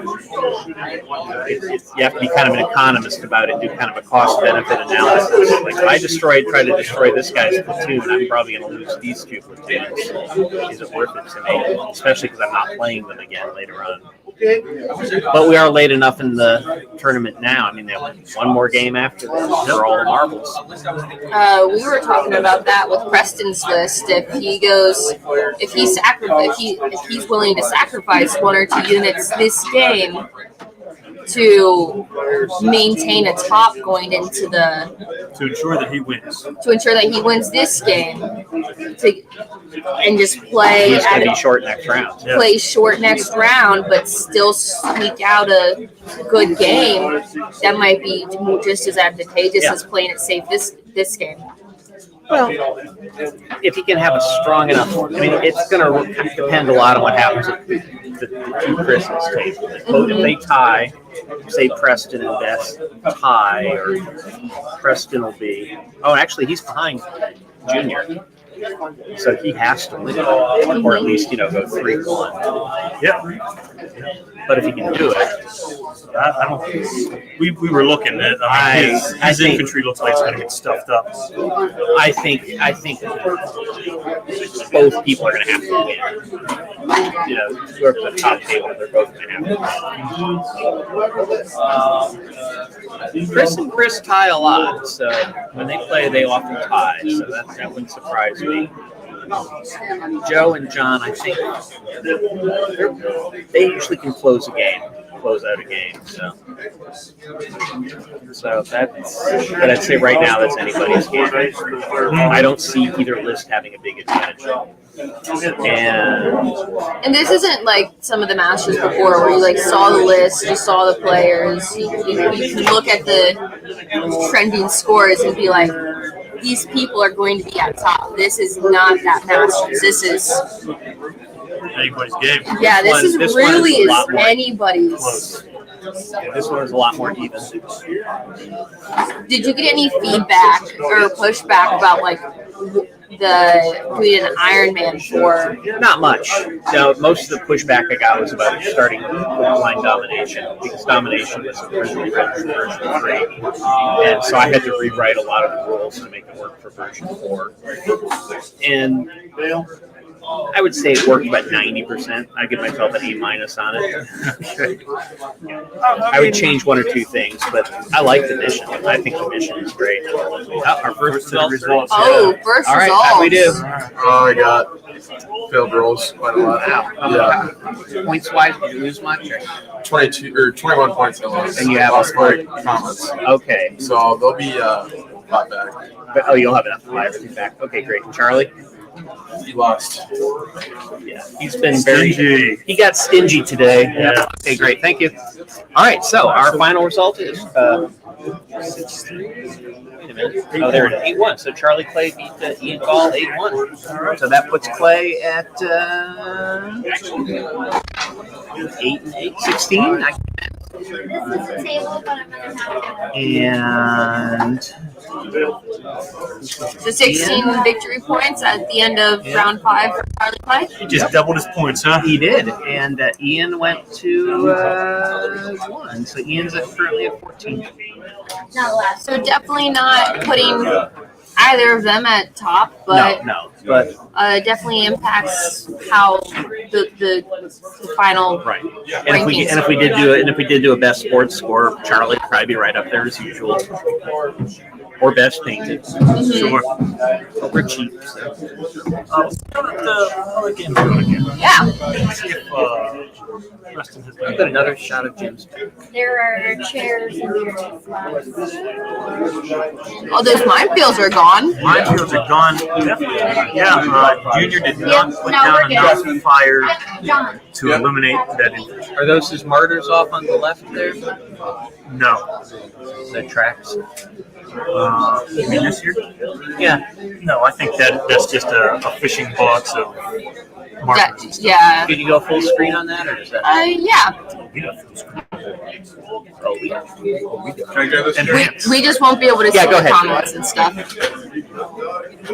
Okay. Oh, so it's just a tackle box. Yeah. Oh, here comes Preston. He's not messing around. Yeah, no. Has he used up all his smoke yet? He did. I believe he did, yeah. Both. Oh, are those his martyrs on the back half of that vineyard? I'll go. So those are West's down at the bottom. And then he has looks like 2 stumble platoons, one on each corner of the. Yeah, I'm talking like right here. And that's a recon platoon of 2 centimeter half tracks with 1 machine gun half track in the middle. Oh, okay. Looks like Best has brought up a platoon of scout tracks right from the objective on the backside of the hill. And Preston has his crocodiles over there on the right side. No martyrs on the table. No martyrs on the table. All right. And those crocodiles are getting Oh, ready yep, to they're still back there on his tray. And I probably come out of reserve. So Preston, I would say not. Although I said it last turn, I think Preston was in a good position being the open on those minefields. I'm assuming he's going to assault with that infantry, but there's a couple of tracks on the hill, and there's Going to be very. and I think the difficult. Spherophobond are MG teams, aren't they? They are. Yep. And So that he's looked like walking into a lot of shots. It's very, very sticky there. I mean, maybe he's got a template of smoke he can drop, but because otherwise, I think that infantry is going to go away. I think he might be looking to maybe assaulting with that front crocodile. Because I saw him measuring out that distance, but that looked like a Maybe they can assault. pretty big distance. That didn't look like a tactical move. What's that? When he moved from the road over to by the hill, it didn't quite look like a tactical move, but he was measuring Well, those out are his for. Churchills. So he would not. He's probably setting himself up for a massive assault next turn. Yeah, that's what I'm thinking. That he's like trying to do it. He's trying to stage for an assault. So he So might not fire. that's where Junior's those. going to see the martyrs pop up. You're going to see. Well, eights are now they have targets. Although, like I said before, he's going to need sixes. But it looks like 88s have targets on both the Churchills and the Crocodiles, so both of them are threatened now. These are Italy Churchills, not Normandy Churchills, so they don't have the front armor 11. Hey, when you need sixes to hit, though. Yeah, that's good armor, right? But he's going to have potentially 8 shots. Well, the barn's probably blocking maybe 2. Yeah. Maybe. Yeah, I think they'll all get all the 88s will get to shoot this turn. It just depends on which way they're going to go. Well, he can also set 88 on the right and target the stuff on the right hill. side of the hill too, or on the hill. I mean, Preston's smart. He's keeping his infantry hull down. Sure. So they're bulletproof Yep. to most of the shots. Yep. But if Junior smashes that attack, I think he's won the game. Oh, for sure. For sure. I mean, I would think Best is going to sacrifice those scouts in front of the objective just to try to. Yeah, I think Move he'd them be and okay with those blast the side of the hill. using the scouts, but yeah, he can't afford to lose both the Crocodiles and the Churchills. No. His Crocs are still off the table. No, his Crocs are on the right side over here. Oh, I see them. Okay. One of them still stuck behind the river. I don't know why he just doesn't go USF Bridge. It forgot it's a snorkeling kit. Ah, sure. That's right. The flame goes out if you go underwater. That's right. Yes. I assume they're playing the river as a cross check, not as a Yep. Yeah, I think making a river uncrossable on a turn is kind of Too brutal. Yeah, right. Yes. Especially when they have to play the short side. Well, just in general, I think it makes the attacker just It cripples whoever the has to game. cross it. Right. It makes them fighting the table as well as their opponent. That's not fair. Preston's going with the looks like the mortars here. Didn't change your Oh, close check. figuring out. Yep, that's a danger close check. Sure is. Preston says, "No, I already checked it. It's not danger close. Every day is danger close." Just wait for them to call you. Yeah, I know. I mean, Well, something they're still simple like smiling. this, I think that we can. They're still smiling. No one's throwing punches.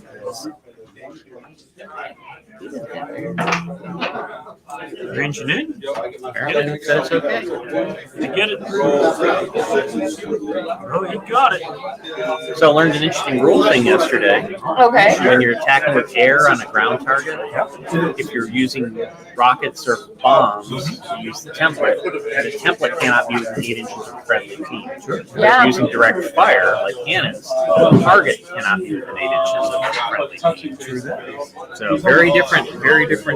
You can also not put an artillery barrage in your plane also. Right. It's also dangerous. I did learn that one too. That was a rule that benefited me yesterday quite a bit against Tarlo, actually, because he had on a British bomber, and he couldn't. Towards the end, he couldn't bring on his plane because my Shermans were too close to his infantry, Yeah. and that 8-inch stand would push him off his objective. So he's like, I can't move my infantry any further without surrendering. Surrendering. I won a game doing that once because the guy moved away because I was danger close. His plane failed to range in. It's like, oh darn! I guess I just won the game. Yeah. And he's like, oh yeah, there was an objective right, literally right there. Well, Harlow was aware of where his objective was and knew it came to, I'm just not even going to try and fire in on that target because I'm not sacrificing my infantry location. Mm-hmm. Yeah, planes are pretty wishy-washy anyway. I wouldn't give up a good position just for the off chance that a plane actually hits something. Well, last round, Tom Gall's Typhoons took out 5 of Christian's Germans. Yeah, that's a good return on your investment right there. Because Christian had that game when we won, and Tom's plane came in, and suddenly there wasn't a Sherman platoon anymore, which never happens with me. And those I'll bail Shermans one. can do some damage on some Typhoons. That's They can what take out a plane. They didn't. my Shermans almost took out a Typhoon yesterday. Took out the Typhoon yesterday, and I got all the first round of like, am I going to hit it? Got all of those.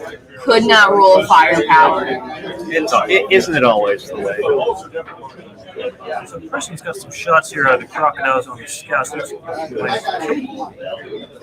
crocodile has a gun, yes. Yeah. Yeah, okay. So it's like a whole mountain of planes. Killed one of them. Preston doesn't have to do great. He needs to, if he can get rid of those 2 stands that are sort of on the side of the hill, because they're going to fire into his infantry without concealment and without cover. I don't think he gives up the gun to ground. Otherwise, those crocodiles come up. Oh no! I think yeah. Junior very, very carefully, maintains. He could also pop his ambush on the backside of that hill. Well, Although I assume he's going to do it sort of the Well, one with that the- fence line. we still think that his Fallschirmjägers are in ambush. We don't Okay. think we think that his mortars are in ambush. We think his Fallschirmjägers are in ambush. So if he hasn't gotten his reserves yet, those Fallschirmjägers were actually reserves. All right, he has the chance for the martyrs to come, or not martyrs. Well, yes and no. I mean, look at if he's got guys on the hill now. He kind of pushes the ambush down back 16 inches. I think the Fallschirmjägers are out. Oh, if they're out already. If they're out already, Oh, if they're out already, then we're having this conversation. yeah. If the Fallschirmjägers are out, fantastic. But it depends if they were reserves or ambush. If they're ambush, and those martyrs are just hanging back because he can't get in the reserves, the martyrs aren't doing anything. If they're ambush, we're just waiting. Were they out?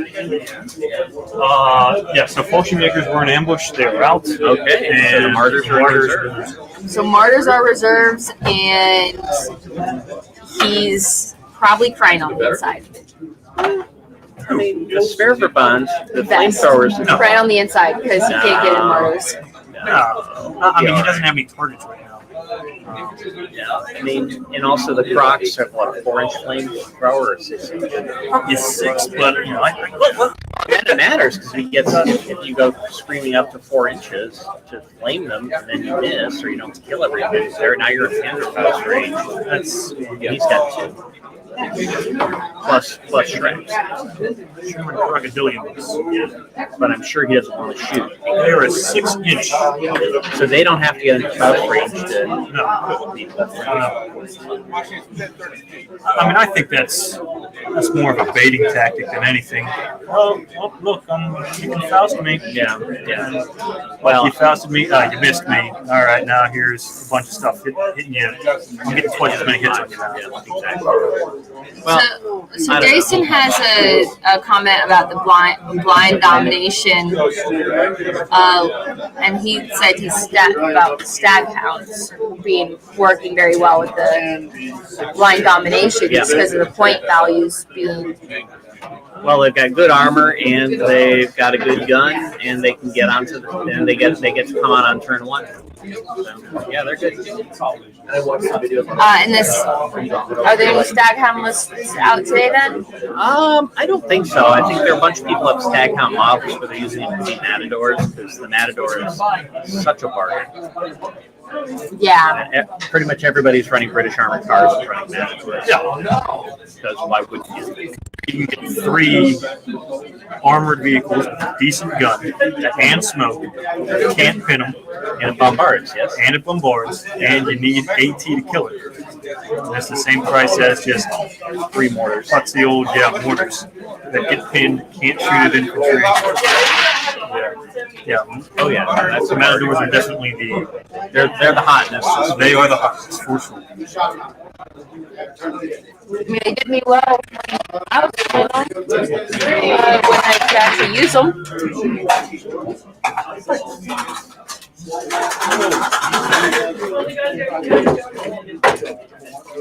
So he won't assault this. No, he won't. He's not set up for it. Best definitely had more stands on his tray than I was expecting. It almost seemed like nearly a full platoon of KIA. So I don't know where we had. I guess they came off the left side of the screen there in front of the vineyard. Yeah. I guess that's where he picked up. Honestly, probably not a bad loss. I mean, it's not. Wasn't really holding down anything over there. Just kind of sitting there. It's probably taking fire from the AT guns. Sure. Back there. Yep, definitely the AT guns. The churches probably had something to say about it too. Yeah. Churchill's are like that. Now let's see, how's it going with Joe? Yeah, a little myth that Preston did pretty well with his second turn not having smoke. Didn't affect him very much. And being that he knew that the Fallschirmjägers were in ambush, I'm surprised that he blew both his smokes. I'm not really sure what he was protecting with both of them. It's not like he was worried about the martyrs coming out to kill his crocs or anything like that. So I'm sure that Preston probably wishes he had at least one of those smoke missions back to help with his assault. MGs are pretty tough to come on.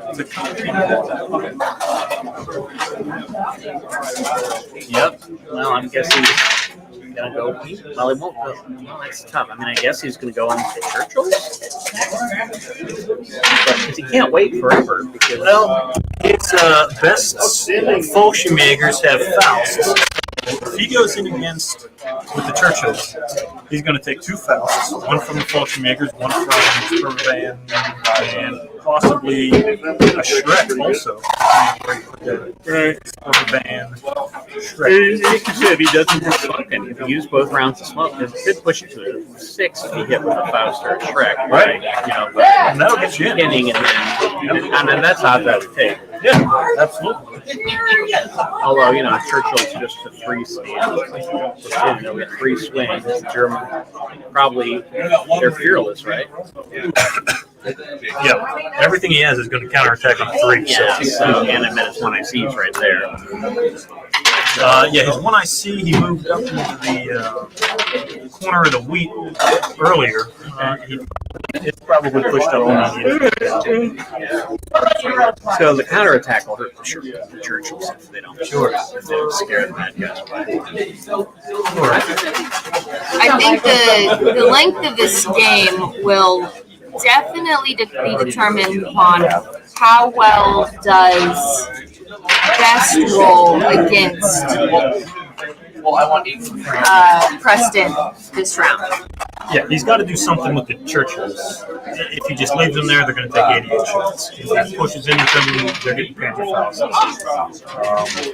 He might be trying to scramble them behind the hill to the right a little bit more. And he just might be trying to push that right flank. If you can kill those two stands on the far right that are kind of blocking off that avenue with the crocodiles next turn, he can exploit that gap and get those Churchills behind the infantry and possibly even make a move. 1 hour, 15 minutes. Or that limits the amount of defensive AT that Best is going to have if he does assault from the right side, because then the Fallschirmjägers are going to play part of the assault. He's just going to take a couple Panzerfaust shots from the Sperber Band and possibly push him off the objective from the right side.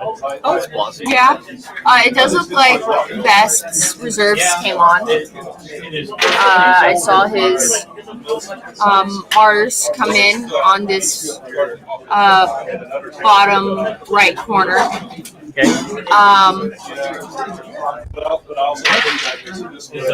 It'll definitely be. Did Preston hit his TDs across the river? No, yeah. It looks like those martyrs are lining up on those Crocs. Hit him on 3s. He needs 4s over open terrain. 4 shots means 4. Preston is crossing his fingers that he has flamethrowers. I think there's going to, if he is able to exploit a hole in Best's line, he'll run the risk of having that unit be destroyed. Yes. And being cut off from the rest of his formation. Which, I mean, it's probably a support unit, right? It is, yes. So it's not too worrying about, like, Luke being too far away from the headquarters formation. But he's still being cut off from the rest of his formation. He's not going to have a whole lot of support from other units if he gets into an assault. And then he's kind of just, that unit will have to stand alone against whatever's nearby that ends up assaulting him. Well, I'm thinking if Best gets 2 Crocs this turn, which, he's probably going to kill one down. Probably that's how the math works out. But if he does get both those Crocs, I don't think that Preston pushes anymore. I think he just removes that unit from the table. Or he tries to look for another avenue approach, just because they are an expensive unit. Yeah. And they can't go toe-to-toe with those martyrs. Those martyrs are going to chew those guys up because they are front armor 6. So even at range, they go to a 7. Very good chance of penetration from the martyrs. They're easy to hit. Next turn, those martyrs are getting 8 shots. So I think, depending on how this goes, if Best can kill a couple of those Church Crocs right now, Preston's going to either take them off the table or he's going to put them to a place where they're ineffective for the rest of the game. So, good move there by Best. Yeah. If you can get them Churchills or those crocodiles before Preston gets those 2 infantry, that's really going to help his chances. Well, I think, the Churchills and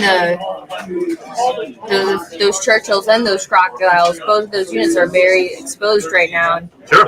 He has to be careful about what the next move is right now. The Churchills are at least protected from that wheat, and Best really can't punch the Churchills too well with the martyrs, but those crocodiles make it. Yeah, they're right out in the open. Preston just had a little bit of smoke. Just a little bit of smoke. That's I think that was, if Preston really gets smacked in this mission, I think that's going to be. Results hot off. This game was decided turn 1 after he used both smokes. Yeah, and that was going to go very well for him. Very important in the I back think it's half. going to be pretty cool. see. We'll see. Hey, you know, like Andrew was saying, obviously we've all seen games where it's like, man, this is not going well. My back's against the wall, and then suddenly you get some good dice. He has some bad dice, and fortune's turn. So. Speaking of fortune's turning, I think Andrew has some new results. Hot off the presses. So Christian Bach beat Nathan Cron 8-1. So that puts Christian at 23 points and Nathan at 16 points. Nathan at what? 16. Oh, 16. Okay. Yeah, I saw 23 written down there. Yeah, and they're both going to be able to finish off at max points. So they're going to have all of their points going into the last round. Okay. So.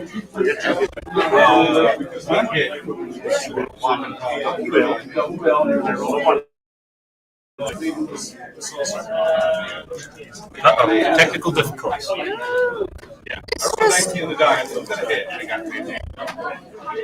Joe.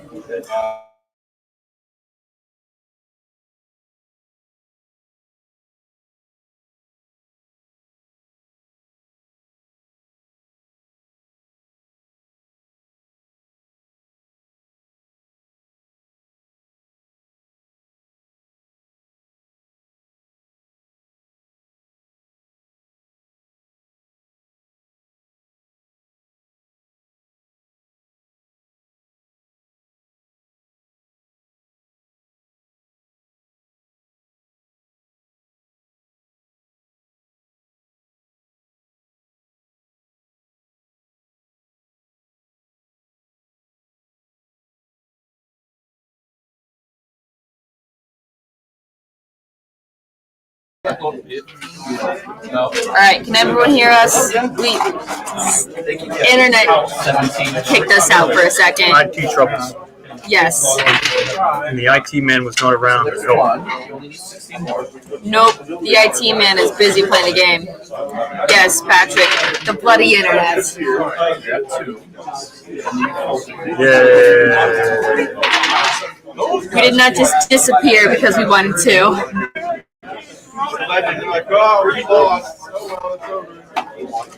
How did gotta be a Panther melee and More results, yes. I got it down to one Panther in each unit with the HQ dead, and one of them ran away. And instead of making another last stand, because if he fails another last stand, he can't buy his second platoon back. yeah. So he has to buy back 27. I have to buy back 16. So All right. the 8-1 Lost in the sauce. And Brian lost quite a few more points than 20. So those tank destroyers came on and cleaned up. No sweat, huh? They mopped up. So Jace is now sitting at 24. Jace getting 24. Okay, so it looks like only one crocodile died from that mortar firing school, from the martyr firing squad. Unfortunately, he still got that one crop all the way back there. It won't be able to support the other two.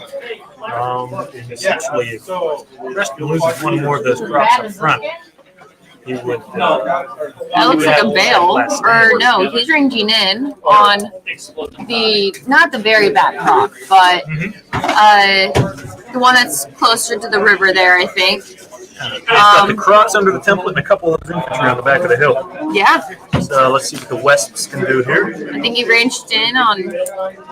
He Generally, did a red, white, and blue. generally a bad move though to do direct fire into the target you're going to put a template on, just because being a game of dice, the more dice you roll, the better chance you have to kill and stuff. So you don't want to eliminate any targets under the template before you do direct fire. Yeah, just it's even worth keeping it right there. Right. I wonder if it's something like a petard or something like that, where it might get a template, but it's just a close range thing. That's really what are the martyrs going to do. So. Because you know, Crocs could theoretically fire back at them, but they shouldn't. They should be barbecuing infantry. should be barbecuing, or I mean, at this point, I think. The petards, I mean, same way though. You know, if you go against a bunch of infantry, Yeah. you know, you want Great. I'm gonna fight. I'm gonna. sure, and hopefully you kill some infantry before you start machine gunning. Yeah. Even with petards, you want to do the petard first. You want to do any template before you do direct fire. Majority of the time. So which turn is this? Well, Best just got his martyrs on the table, so I'm going to guess it's bottom of 3. Unless he has passed his turn on to Preston, in which case, yep, it looks like it is top of 4 now. Preston says it is do or die time, so it looks like he's going to send the crocodiles out behind the woodshed to get beat by 88s and martyrs. And I think he moved that other crocodile up behind the one that guy killed. Okay. So he finally made a cross check. Finally made a cross check, although he's out of command with it now, so essentially Best only has to kill one of those crocodiles on top of the hill for the last stand check to occur. But I think Preston realizes, well, my anti-infantry unit's about to die. I need to do something with it. So it looks like he's basically selling out those crocodiles. This will be their last turn in the game, more than likely. So if he loses one of those, he'll probably pull off that whole entire unit. I would think so. If he loses one, though, he still has to make a last stand check before he can pull it. But yes, if he goes down to a last stand check, my guess is that he will pull that unit. And that's just plain safe with how these rules are played. With the points, yeah. Preston doesn't have deep pockets. I don't know what he has in the bank. You can bank up to 20 points. So essentially, if Preston had 20 points still in the bank, he gets 20 points after this round. He could essentially use 40 points to buy back his force. I don't know how many points he does have. But if he does have some in reserve, he may lose. He may want to risk one of those big pointed units. That's only if he has something banked well. Yeah. Because if he loses the cross and he only has the 20 points that he's going to get after this round, he really can't buy anything else in his fourth back. So yeah, he's picking either infantry or Crocs. He's picking infantry or Crocs, and with 20 points, yeah, it's either one or the other. So they've got the tanks destroyers over there to help quell the martyr. The martyr uprising. That'll be 4 shots, needing 5s. So he gets 1 or 2 hits. Preston can't make a save. So again, I'm expecting only maybe 1 kill, 1 bail. What did he move up into that woods there by the river? So he's got his tank destroyers there. The right side of the table. Now he's measuring range.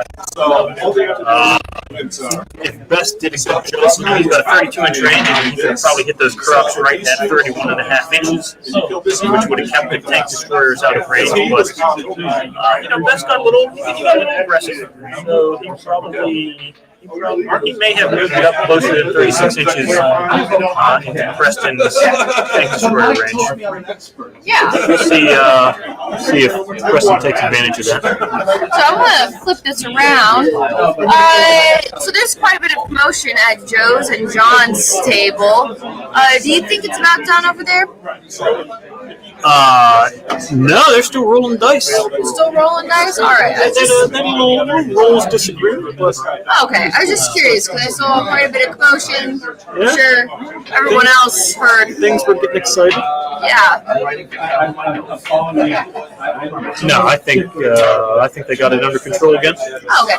I didn't know if that was like coming towards the end of the round or No, something else over there. no. Looks like John's still pushing along the back edge of the board, trying to get that far objective. You know, the normal strategy for spear point, you go for that back objective with as much as you can. So it looks like he's still running across the board. Yeah. I take a lot of smoke. Joe, probably Joe's car.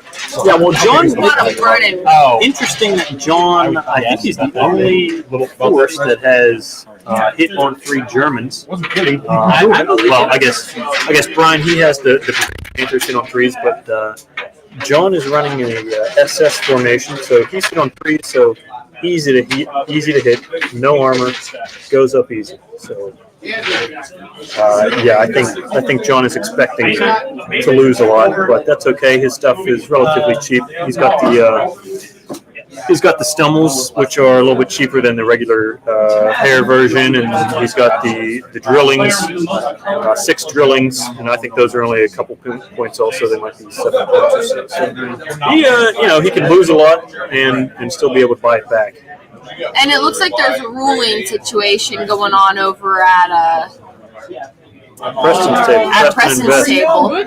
So Check it out. yeah. Yeah, so his tank destroyers must have got hung up on those woods because he only moved 1 over. And that ain't enough to push back them markers. Yeah, no. And they're heating up at the. yeah, what's going on there? Was that a ruling? Yeah, he just asked about shooting over a moving team of infantry. Oh, But okay. he still had a shot at it anyway, so he destroyed a marker with his Oh, 2 so crocodiles. The other 2 crocodiles are about to go to flambe mode. So Flambe mode. Yes, they are. And the Churchills are sitting literally right there. So yeah. The Churchills are on top of the hill now? Oh, they're yeah. right on the. They're going in. I suspect. Or, You can see a big. James' big, manly, wide shoulders are blocking the views. If you yeah. There he goes. Yeah, if you go to full screen, you'll see he's got everything masked on there. In the assault position. I don't think Yeah, see? James particularly realized where we had our camera set up at. Oh, yeah. Well, that's okay. Well, you know, No not worries. often you play a short-to-short mission. So. that's true. The short to short missions are what they're very annoying. I don't usually have to play them. They're very annoying. Interesting. He's got the Churchills that are probably going to push in after that, with only 1 Panzer to potentially You think stem this the is tide. do you think this is the final push? No, I don't think that he was within 4 inches of the objective at the start of his turn. No, but to get The beginning of the end? Yeah, the beginning of the end, trying to clear off that infantry, trying to clear off those scouts. If Preston can push that infantry back this turn, now he's going to have to do another assault next turn also, because he's not going to be able to push Best completely 4 inches off the objective this turn. So he has to do at least this assault and assault next turn. But this is looking like the beginning of the end, where And there is really nothing that Best is going to have on counterattack to try and reclaim that objective if Preston is successful here, because Best does not have any heavy armor to speak of. He doesn't have any armor. no. So there's nothing that he can really do with those Churchills. If they can get off that hill, if the assault is successful, they can get the Churchills off the hill, out of line of sight of those 88s. And in onto the objective area. Yeah, he'll definitely be within 4. The objective will be live at the start of his turn, next turn. And he's got some infantry in the back there that can support a push from Best if Best comes out of that church and try to assault. But all that would be coming out, even if Best is able to pop out of that church. All those infantry would be out in the open, which means he'd be able to have a decent not necessarily be able to counter well, but he'd have more of an encounter than just sneaking up on a tank. Well, yeah, if Best comes out of the church, he has to go into the assault the turn that he moves out. Otherwise, he's going to have a whole platoon in no man's land. And, Preston still has those tank destroyers on Overwatch that can machine gun the guys in the open.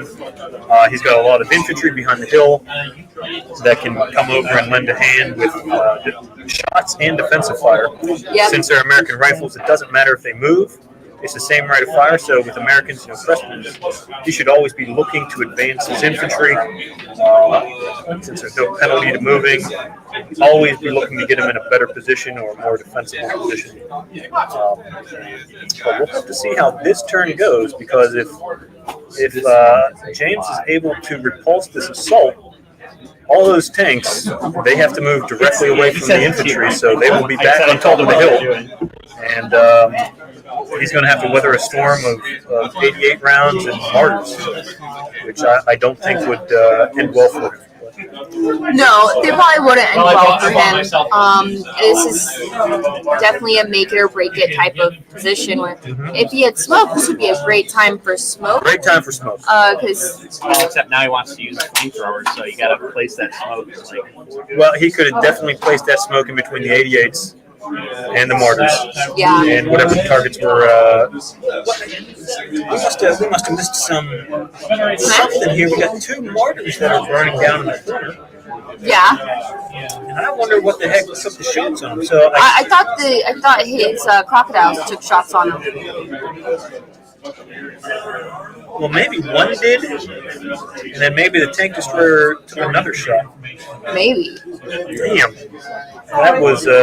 that's rough. When you set it up real nice, your opponent misses a lot of rolls for his cross checks in this situation. You're like, all right, he's only got a couple dice. He'll be He fine. needs big numbers, and then next thing you know, it's the dice gods say otherwise. Yes, the dice gods are fickle The gods. dice gods giveth, and the dice gods taketh away.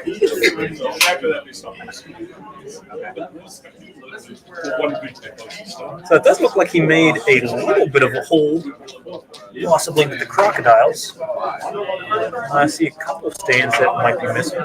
Yes, and there's a few scout cars there that are definitely up in flames. Yeah, those were his Stummels, his 8 red Stummels. So they probably pushed up to try to provide some defensive fire. If the Churchills come in, there's not going to be much they can do. 18-9 against side armor 7, so that's a pretty good chance he's going to be able to get in on that. Here's one that matters. Oh, 7-2 Jackson over Chris Fretz. 7-2 to Jackson. Yep. Oh boy. So he's definitely. And that's what he needed. That's exactly what he needed. So where does that put Jackson? 26. 26, and where does that put Fretz?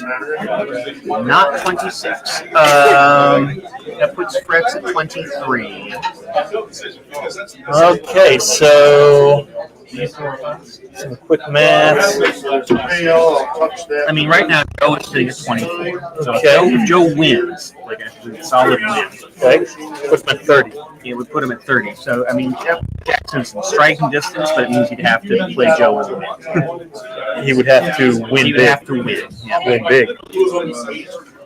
He would have to get a 7-2 on it. You can cut it to size. Yeah, I mean, he'd have to win big. Or Joe, like if Joe wins, say, 6-3. Yeah. Yep. Or, I mean, if Preston or Junior win, I mean, they're still. I mean, it'll be hard for him to catch up if one of these games. Oh, he's trying to do something here with the. Best is doing what he's doing best. Best is doing what he does best. I'm sure he has never heard. You should say that sometime. I'm sure he'd be tickled pink. I think I couldn't see what Preston was lining up, but Preston was lining up a shot to those scouts in those vineyards. So I think it was probably the tank destroyers. Either that or some mortars, maybe. Doing what with the vineyard? I couldn't tell what he was planning on shooting with, but Preston was lining up a shot into the vineyard. Yeah, I think the infantry threat has been removed, the easy infantry threat. Yes. So now he's hitting him on 6 minimum because infantry are in cover and he's got no HE. So I think he's just looking for something that he can kill a little bit more reliably. Yes. And in this case, it's going to be those scouts, which if they are within 16, will be 6s. But they essentially get no save, unlike the infantry units. The infantry got that 3+ save, so a little bit harder to kill. And he's still going to have to pass the firepower regardless of who he shoots at. So he's just eliminating, he's taking the dice out of Best's hands for the save. So I think that's why I was looking that way. Which I'm sure is a bit more beneficial than the dice gods having a say in the situation. That's right. That's right. The more dice that have to get rolled, as a general rule of thumb in the game, the more dice that get rolled, the less of your chance of killing them. So if you can eliminate, if you can take the dice out of your opponent's hands for some saves, you have a better chance. It's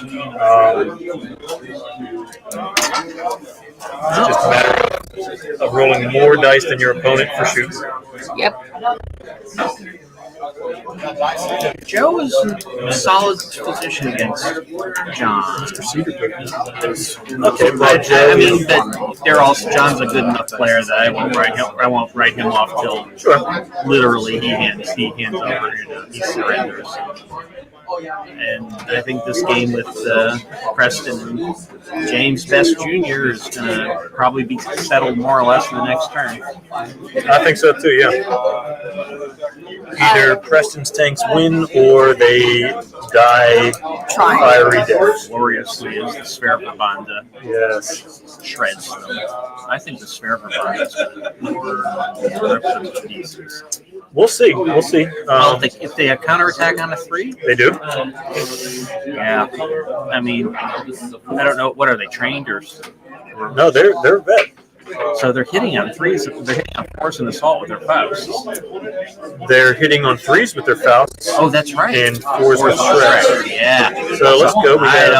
I don't think he wants to go in until there's a lot fewer of them. Oh, they're out of progression. How many points does Preston have banked? He's fine. He's got a lot. He's not losing much.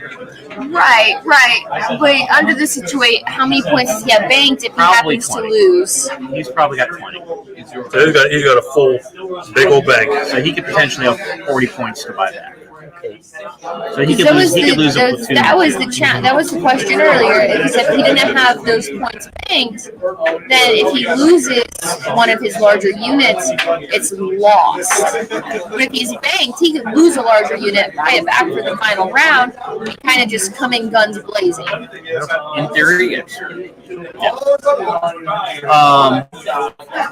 Chris Jackson actually lost enough this last game that he is going to be down. He's going to be playing with 98 points next round. I mean, it's only a platoon. Yeah, and one of his scout platoons. He'll probably take his AOP airplane. Yeah, I think Joe just won. Oh no! There's been a winner determined from Joe. Maybe. Well, I'm just reading body language. It's not official. Yeah. Well, somebody won. It was either Joe or John, but somebody won Yeah, from you don't that shake table. hands like that unless you've like sealed a business deal or married off your oldest daughter to a senior. Oh,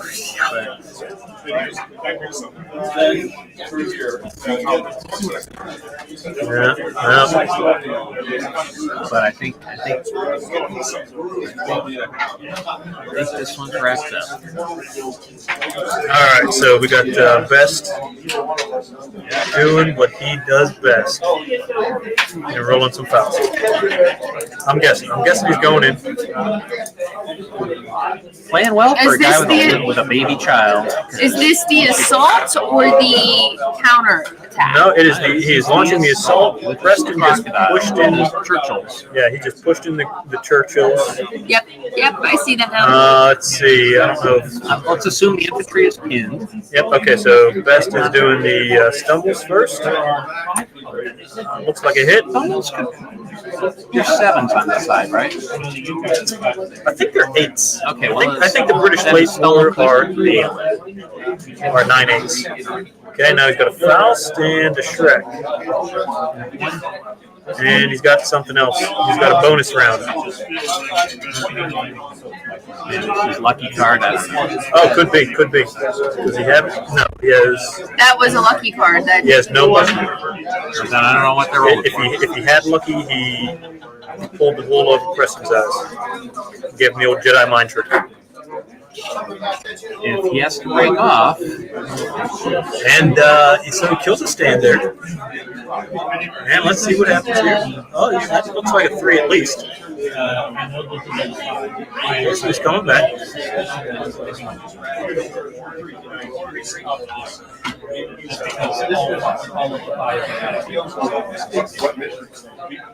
All right, so well, he did have his tape measure, and he's measuring something over there. yeah, okay. So as much as he can back into the assault. And being that the Churchills are an allied unit, Preston cannot use his company commander to assist with counterattack Reavers. So he did kill one of the Churchills. Yeah, you got him.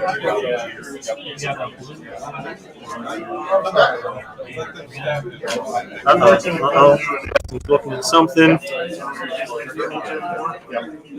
one of his cards, I don't know what card he's looking at.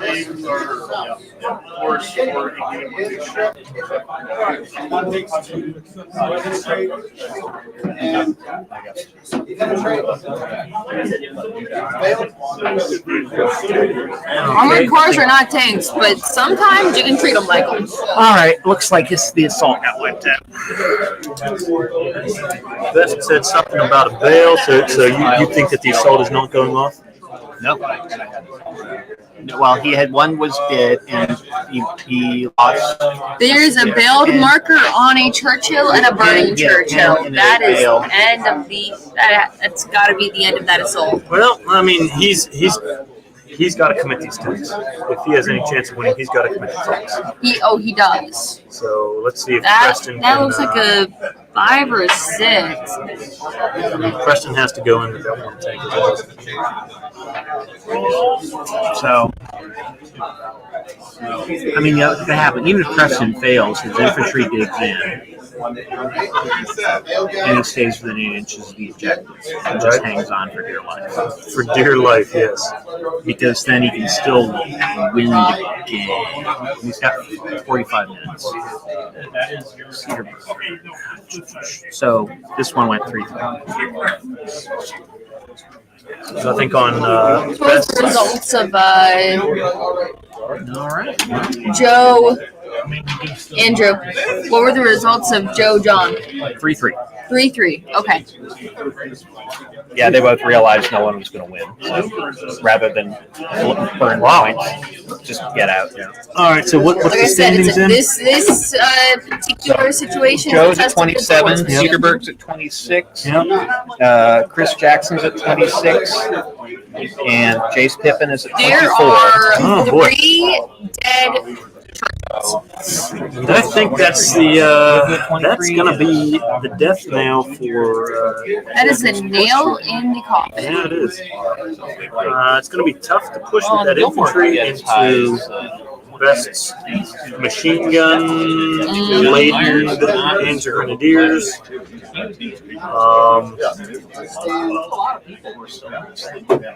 And I think there's enough space that Best can probably just put a ranged in token on the backside of the hill up towards the river. Yeah. Take care of that contingent of infantry in the rear, and basically use martyrs and stummels to try to kill the infantry close up on the objective on the right side of the table. Yeah. Best, all he's got to do is just keep his head down, stay in foxholes. I think. Keep in the fight just long enough, and he'll win. Yeah. Andrew said I think there was 45 minutes left, so I mean, Best doesn't have to launch an assault until for another 30 minutes. What do you think? I just took a quick glimpse as it went by. It looks like is Preston, if I'm reading it right, Preston's down to just 2 tanks Yep. that are extremely vulnerable because they're exposed. Yep. Mm-hmm. and the infantry platoon that's pushing the objective. Yep. God, that's a rough table to attack on, Yes. especially when the defender chooses correctly and puts the river on the other side. No, no brainer there. How it's much more And they fascinating. did Don't use say it- that. they Tom, did Tom take, chose differently. Really? Oh, boy. and they did decide to make the river a cross check instead of impassable, so it's not like it was impossible to get across. But it definitely got at least stopped up a few tanks along the way. If I were Preston, I'd dig that infantry in, pull the tanks back if he gets to keep them, pound it with artillery for a couple of turns, and then do a last-ditch effort right before time to try and push that whatever's left of that infantry off. Yeah, that's a danger. I mean, yes, but dangerous to move your infantry away in front of all those machine gun teams. Oh, let's dig them in. I didn't say move them away. Well, I mean, if you dig them in, then you're going to be danger close. You'd probably only take a couple on the side of the hill. That's probably all he needs. Well, Best only has 2 of the mortars left back there, so I don't think he really needs those mortars anymore. He's got the 88s that can handle those crocs. he doesn't need them. But at least Preston doesn't have to deal with the barrage of 4 mortar guns. No, and I think James can use those as direct fire assault guns at this point also. Just get them out of the way of the tank destroyers and find a nice place for them just to lay lumber on infantry for a couple turns. How many you pick up?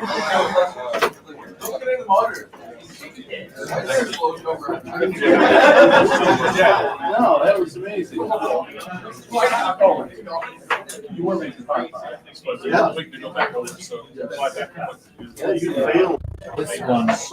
Another interesting thing is that Preston, he at the beginning of the game committed to pushing the right side, that right objective, Yes, and he put his AT guns on the left side. yes, and he hasn't used his AT guns a whole lot the entire game. Right. I mean, he's shot some infantry with them, but they're not in a good overwatch position. I would have rather put them in the middle of the table. Obviously, he's got a lot of tanks and infantry that got to move up on the right side. But the guns really aren't covering anything over on the left. I probably would have pushed more from the center, just with this situation. Because if he could have beat Best into the church, he would have been in a lot better position in the middle of the game. Right. Right. And the thing with Fallschirmjägers, they are a very strong infantry unit. They are fearless. They are veteran. They are skill 3. The biggest problem with Fallschirmjägers is that they are only rifle MG teams. So they're rated fire 2, and if you pin them, they're only rated fire 1, which means even if you don't kill any of them, but you still manage to get a pin, you essentially have a 50-50 chance of getting the assault. So if Best put that Fallschirmjäger ambush out, pushed all of them into the church, as long as Preston could have put a pin on them, it's a good chance that he could have taken that church away from the Fallschirmjägers and dominated the middle of the table. So it looks like Preston is trying to use his his mortars. I think that's his mortars. His mortars into that woods. But then he also has another dead tank on the hill. Yeah, I think Best he's trying to put his Wesp barrage down on top of that Crocodile and the TD on the right side. Yep. So let's see. I think he missed the croc. Oh, well, he hit something. And he made the save, it looks like. So. Yeah, and I did not see what killed that Crocodile on top of the hill. We'll see if he gets any more shots on him. The Martyrs or the 88s. Should only need 4s to hit him regardless of what he uses, so they should be easy to hit. And And Patrick made a comment about Preston potentially just calling it here. We'll definitely have to wait and see how the end of this round. I think Preston's holding off on calling it until the end of this round just because he might be able to pull off killing a few extra units. Right. By just sticking around till the end of the turn before calling it, even if he's lost 2 of his tank units, since he has enough points to buy them back if he loses them. Right. So even if he loses he's lost his Churchill, so he's out 12 points there. And assuming that he loses his crocodiles, he'll be down to 12 more points to spend, to replenish. So, these TDs aren't in any threat to be lost here. They're in the trees, hiding as tank destroyers do. So, But I think currently, it's pretty safe. he's within 8 inches of He the is. objective with his infantry. So if he digs them in and just hunkers down, puts his crocs on the backside of the hill, he could just hang on till the end of the game. So and force a tie, force a 3-3, right, or whatever. So But if he concedes, that's going to put, James Best Jr. in the driver's seat. He's at 23. That can put him as high as 31. Yeah. And then the next highest person is at 27. Yeah, so even if Preston has lost his Churchills, if he loses his crocodiles, he has 12 points to spend, which means that he could still commit one of his infantry platoons to a last-ditch Hail Mary assault. And even if he loses those, he would still be able to come back last round with a full force. Yes. He has to beat him before those armored cars get into defensive fire range. Right. Now he's got, Preston has good overwatch on the tank destroyers in the middle of the board. So we'll see if he can bag any of those scout cars before they can Any assist with the points that infantry you're assault. going into the last round full strength? Really good position on those tank destroyers right there. The small window, though, maybe a little bit too small. So you're down 6 points. Especially because shooting at scout cars, if they're behind the wall, they're gone to ground, so he's going to need 7s for being that long range. Oh, so you're going to the last round full strength. Okay. But, not really a better place to put him, to be honest. I just wish he had his AT guns over there. Well, there weren't an incredibly amount of good places to go to, considering how he started out with the top of the game. Just trying to plow through the minefields, which he didn't get too stopped up in the minefields. That didn't stop him from being to that Best's front line. Man, you could sell advertising space on his back. Yeah, you could. Yeah, I think a better place for those minefields really would have been, I try to place them not necessarily along avenues of approach because I want to force my enemy into the open. So I probably would have placed them directly on the backside of the hill where Best set up. That way that it kind of denies Preston that cover and concealment. And he can't get on that hill as easily, so. Plus, it kind of encourages a particular route and kind of puts them into, well, if you can come around this way, but you can't take this gap between the hill and the river going towards the church. You have to come around the other way. Yeah, you could do that also, right. You want to use those minefields. Like I said earlier, they're more of a hindrance than actually a lethal threat. Use them to deny your enemy an area where he has a choice. Okay, well, I can either go into the open, the quick and easy way, but I'm going to get shot at, or I got to cross mines to get into this better position. So, just leaving them in the open. He can just run right through them. But at least if you're on the backside of the hill with mines and you're trying to clear them on the backside, guys in the church, because you are in an elevated position at that point trying to clear the mines, everybody in the church is hitting in the open. There is no concealment for that stone wall. And you've basically brought the enemy in closer to you to grab him by the belt and punch him in the nose. Hello, Joe. Hello. How was your game? It was interesting. Have you seen any What did you see of what have you seen so far of its top table over here? I don't know. The back of James Best Jr.'s head. I mean, what? Oh, there we go. Wow, that's a pretty table. Good angle. Yeah. I think it's a better angle than we had last year. It's always improving, Joe. Always improving. Yeah. I'd say, well, we finished, John Cederberg and I finished our game. 3-3 tie. Basically, spear point is was the mission. Spear And point with no spearhead. yeah, spear point with no spearhead. I mean, like, hey, you know, it sounds like a bill passed in Congress. It says one thing, you know, happy smiley people fit, and there's no one smiling. Anyway, so yeah, so 3-3. None of us could win it in the next 45 minutes because I didn't pop my ambush yet, and he knew he could come in with because I decimated enough so that the ambush was just going to annihilate and hold the objective. Because conveniently, the ambush would have happened on the objective. Sure, Yeah. Anyway, that's the way the mission goes. yeah, I know, but and of course, you know, my big tank reserve was off in the corner, so I'm trying to run across the map, and that ain't gonna happen. Anyway, but enough dungeon stories. So what's going on with this one? So Preston, he tried pushing Churchills, and they got pushed back. Okay. And it looks like he's just amassing infantry for a frontal assault here. Last ditch effort.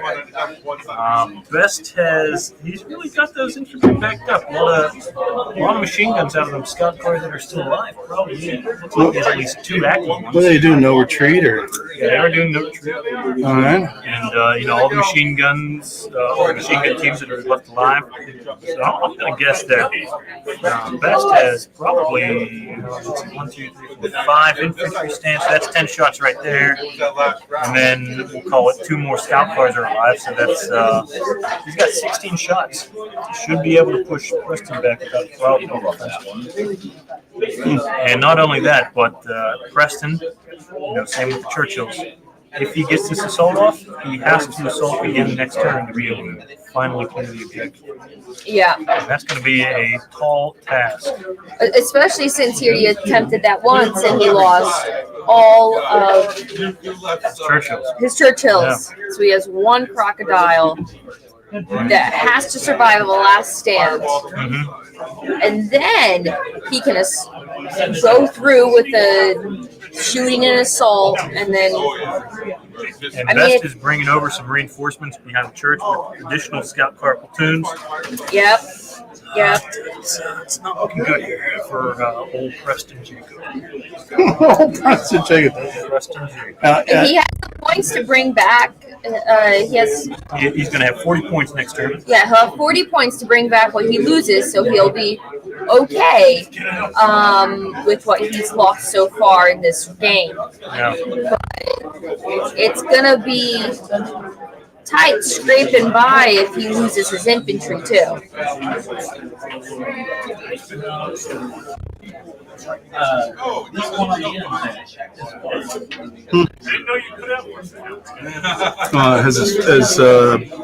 Has he lost any units? Yeah, he's lost his Churchills, and he's about to lose his crocodiles, I assume.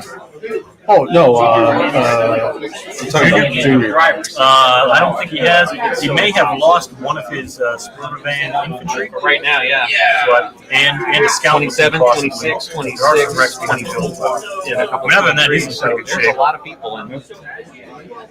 Watching my steady decline down.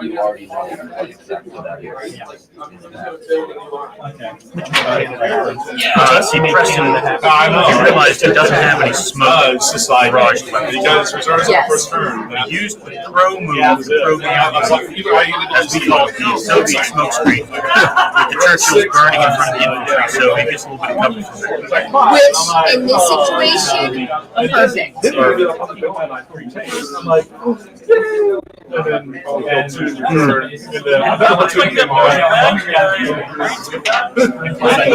I mean, you can't see a whole lot as of right this second. There we go.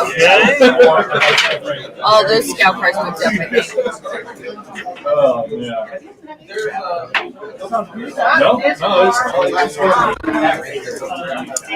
that's some fresh smoke on those scout cars. And the other 7 were also. Oh, filled some last stands, eh? Yep. All right, well. Is he nipping away points? So, yeah, let's see. I think one of those was a stumble platoon, so he's down 6 points. He's at least down 6 points. Stumbles. I think he's lost one of his other scout troop platoons, so we'll call it 9 total. I don't know if he's completely, if his infantry were completely wiped out or not, but if they were, it's going to be another 13 points, so he could probably be at 22 points But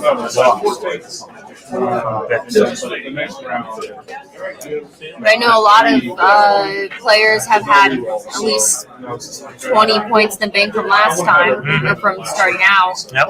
So, Probably not an issue. yeah, probably not an issue if he loses that many points.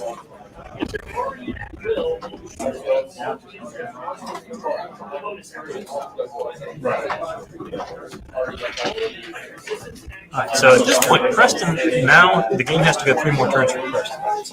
Don't get that assault off. So he's got to weather 3 more turns of shots. What time's this round in? 4:30. Well, it's got 25 minutes. 5 minutes. The card. This could be. I mean, a draw's better than nothing. Well, That still counts as a loss. Both sides are just looking to make their victory points, get 3 victory points, and put themselves in the best situation possible. yeah, well, it's pretty. This is the tightest I've ever seen. Masters. This one, Yeah, usually by the 6th round, someone's running away from it, and I was hoping it would be me, but it's not. So I'm sorry to disappoint everybody. so when you got the Masters invite and you saw what it was, because I know when you found out you were going to Masters, you're just like, all right, I'm not in charge. My hands-off planning, right? No, I do all the invites. Well, right. I know you did the invites. So I'm like, you going, Joe? No, I right, said but yes. you didn't plan out the. No. the So what they did is Battlefront picked the location. Yes. I had nothing to do with it.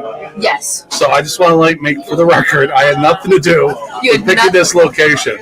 Okay, but I'm talking about the situation. Oh, and then what I You did were is, hands off. So You what did not do the situation. so the idea was, wherever location they picked, I would find a person to run it. Because Battlefront, wanted a local person to run it. So I found out, and I took a look to see who has been to Masters and has run, but wasn't coming this year. And that's Andrew was basically the default. He fit all the criteria. So so I asked him. He thought about it, said sure, and I said come up with it. And it wasn't until the day that I sent the packet out for the invites. Was the first time I saw it. So I saw it about a half hour before I sent the invites out. What did you think of it when you saw it? My other running back choices was I drafted Swift. I thought it was interesting. Very polite, very diplomatic. I actually I was saying, you sure you want to do this? But hey, that's when you throw it out there like that. That's what it is. Honestly, I think I'll be honest. I wasn't a big fan, especially with the first mission, because I had no idea what that was going to look like. But I think the tension is in the details, and the fact that we're going into the last round where 4, 5, 6 people are within striking distance of winning it, then I would say that's a success. It's impressive.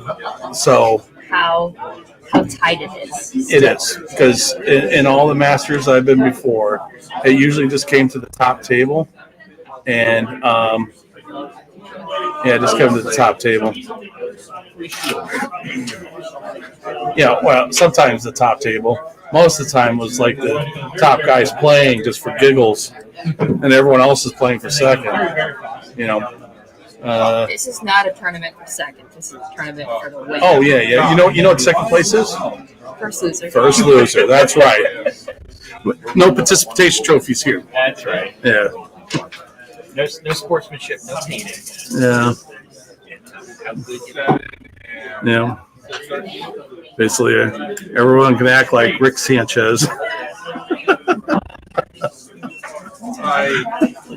Yeah. You're in it, man. Somehow. You're in it. All the martyrs are dead, though. Where you sitting at, Chase? 24. All the Mars 24. are dead. And you have to kick ass. So that's Marine card. So yeah, well, Yeah, okay. first round. That is 16 points. So It's just like potentially 38. Free win because Novak decided not to play points by just waiting for my need reserves. to be replenished. So Free- hopefully he's got a little left in the bank. And then I played the one list that when I looked through the list, I was like, I think I can beat that one guaranteed, just about, as long as I'm not attacking. destroyed. Who's Bill? Last.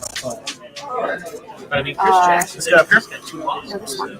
I've got 3 losses. Oh, I think that one's Bill. Tight.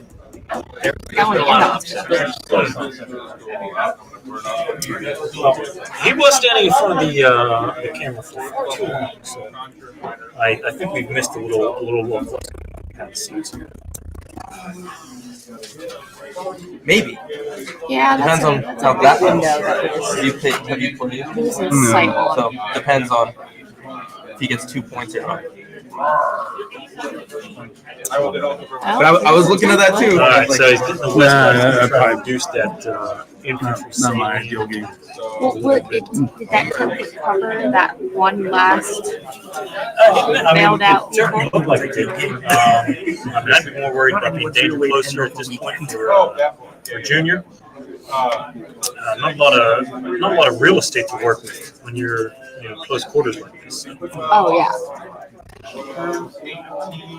I am surprised he was able to get close.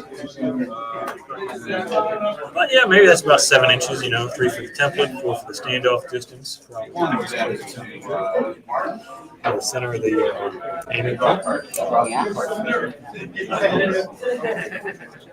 I don't know where Patton's at, but hopefully Patton's closer to that infantry because anything that gets pinned has to get up to the But oh man, all the scout cars. He's now got what looks to be 3, 6. He has 8 scout cars. Yeah, he moved in some more scout cars. So 3 machine guns apiece. That's 24 dice. There's no way that he gets in this assault round. Yeah, I would just be looking for points. 6. I would be looking for points and just Shit, where did Nathan come from? try to get out with my skin. I'm sorry. I don't know how I got that confused. I think both of these guys are going for. Preston, he's got 1 more unit to lose before he gets. So I think both these guys are going for max casualties. So, yeah. I'd say so. I mean, this is certainly a game of attrition You play Junior for already? Junior. Junior, I think, has lost a lot more units than he was expecting to lose. For sure. I think he was expecting to Well, all the units kind of that I wipe was out expecting. those Churchills Yeah. and wipe out this other unit over here and just wipe out the Churchills, wipe out the Crocodiles. Yep. You just be done with it. Just be That done, is yeah. not how it's going. No. He's Preston's giving him his money. Yeah, I've never played against Preston, so I'm not quite sure how he plays here. He's obviously a very aggressive player this game. Played with Best a Man who's lot. done it all has yet to play Preston. There's a couple of people here I've never played. Surprisingly. So Didn't you say you were going to retire from competition play? I was definitely toning back for sure. I'm toning back. You know, I'm here. You know, doing this color commentary. I played the side tournament last year. These cutthroat master tournaments just ain't for me anymore. You know, it's better for my mental health. Trying to get in some other games too. There's a wide world of games out there that are not called Flames of War. Oh, there's plenty of other games, and I think everyone goes through their phases of various miniature games. Sure, yeah. What's it now? Fallout. Well, yeah, we're trying to do that. I mean, I've been in Flames for about 13 years now. So. Just trying to do something different. It looks like a lot of our games are if not done, closing out. Yeah, so only a couple games left. Obviously, this game, and we got Best Senior and John Holland. They're still playing, and I think Tom Gall and Chris Novak are going also. But, I mean, this game certainly has the greatest implications here of the game still going on. This game is definitely, we've gotten a lot of the results for our other top players. Mm-hmm. This is the one game we need to know. Yeah, I that think will impact both these next. players know that they need to win to be able to have a chance at the championship. I think he unveiled the crocodiles. Either that or that. So So I we just just can't sit back. believe those crocodiles are still alive. You got 88 shots back there needing food. Tracks. Tracks? How many tracks? Oh, you mean Best? 3? 3 in an HQ maybe? HQ. Yeah, I don't think that either of them are close to having a formation. No, I think Because he's got Stummels here, he's got at least 2 platoons over here. all quarters in one platoon. And he doesn't really have anything that can kill him because all of his AT is back behind the hill. Did the two Shermans get back in? We believe they did. That's 4 shots. That could end the game. One got volley. If he stops shooting, Possibly. I mean, I think it's going to take a couple turns. I mean, you figure, okay, you got 4 shots, get 2 hits. You Single turn. maybe kill one. Every single You turn. killed one and something else. If everything goes right, it will keep going. If That's what something I'm goes wrong, it's done. Yeah. Oh, he's assaulted. Just the Churchill out of the way to make space for a model here. So. Oh, maybe he just got it out of the way to move up. Yeah, I think he's Just positioning here. Okay.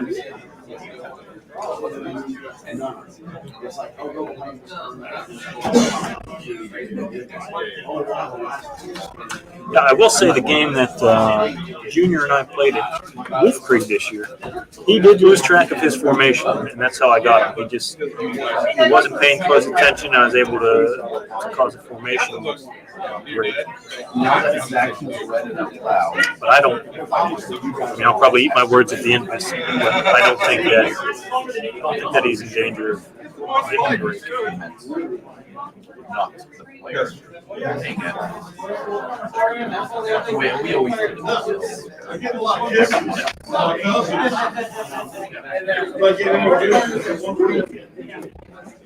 Yeah, I think he still has 4 formation units left. Yeah, I don't think he's gonna have a broken formation, but I think either of them are gonna have broken formations. It's more of Yeah, certainly not how Preston. is this objective going to play out? Preston's still got the mortars in the rear and the AT guns in the rear. Best would have to kill at least one of them. And all the infantry and the HQ. And the tank killers are still back there. Yeah, they are not formation though.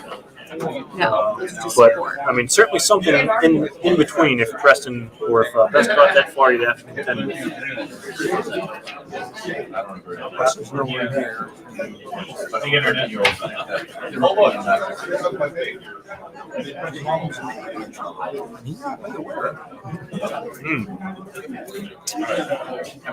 He's asking for a time check, right? How do you see this ending?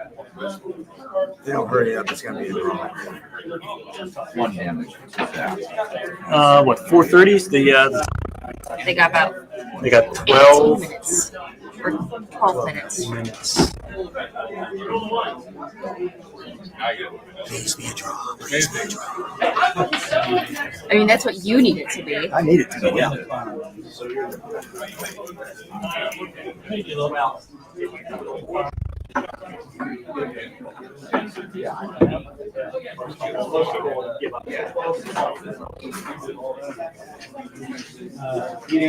12 minutes. They really only have, in true good sportsmanship fashion, they would really only have one more turn each.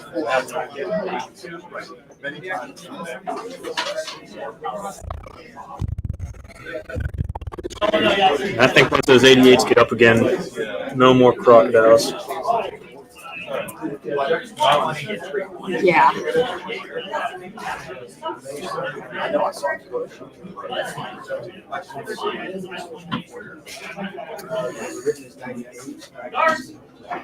Arrow volley. Oh, here he comes. All right, big push. Oh, he's getting up there. All right. So that's an assault. That's an assault. I mean, he's just not going to have time to get to this turn and next turn.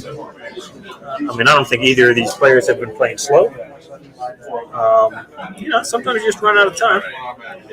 And I just don't think that they're going to. Oh, no. He was like, you know what? Maybe I don't want to eat 30 dice. Yeah. So it looks like he pushed back. I mean, at this point, I would. Hit the cross. Okay. It's definitely a thinking piece going on back there. Not that you can actually see his face, but that's definitely some. Yeah. So maybe Preston is going for the home run, the Hail Mary here, and trying to that formation break, pulling back to get more artillery down on the objective on those units. I don't know if those tank destroyers really have anything to shoot at, though. Well, I guess they do have line of sight, but going across that wall, they're going to be 7s to hit, so unlikely that he loses many, if any. Yeah, it'll be interesting to see how.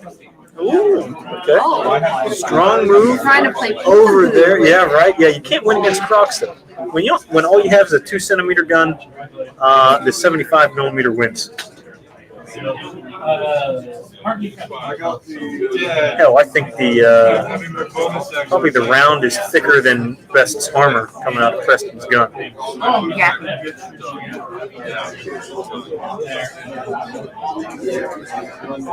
I don't know. I'm not an engineer, so I don't know.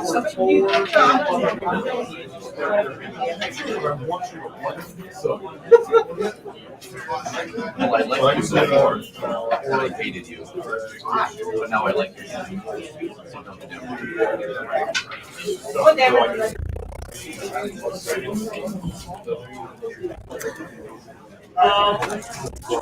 So yeah, it looks like Best is just content with just waiting it out here. He's not making any big moves. He's just rolling dice and shooting.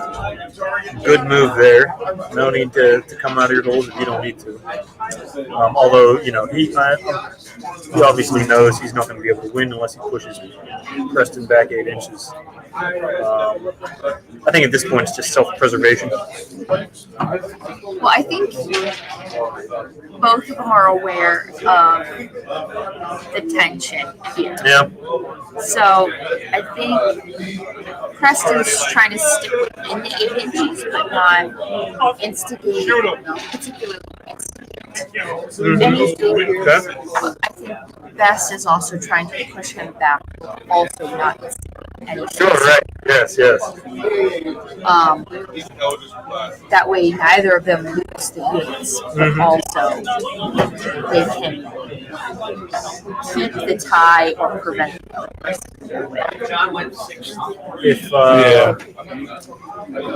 person. If so, it's the bottom of this is Best's turn. So it's the bottom of whatever turn this is. So obviously, we're at six turns by now. But if they were going to go one more turn, Best could move his infantry up to the backside of the hill. So you get 26. And hills allow you to get bulletproof if you are all down. So he could essentially get himself into a situation where he can assault, get some more shots this turn, assault next turn, and deny that space. Look, I already had to play. So that Preston can't get any closer. Keeps those Churchills or those crocodiles away from killing, as Chris mentioned. Chris Jackson. All right, I will do what I can. The crocodiles from killing the scouts for that formation break. And Best has the points to be able to sacrifice that infantry unit too. Yeah. But we'll see. We'll see if he does. We'll see if he does. It's definitely precarious when there's only 6 minutes. Yeah, okay, so this is probably it. And both of these combatants will probably be eliminated from contention. Like I said, misery loves company. Hit 3 threes. It's not going to be enough points to maintain No, so leadership. that'll put Junior at 26. John Meyer.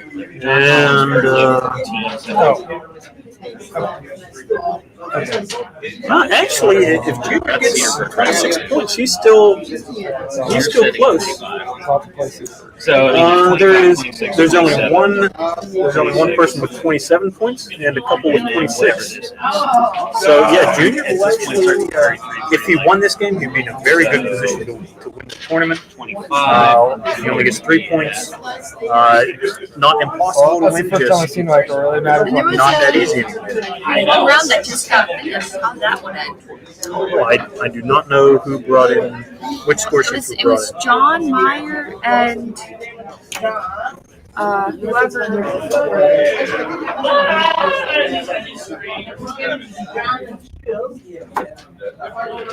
Did John win a 6-3?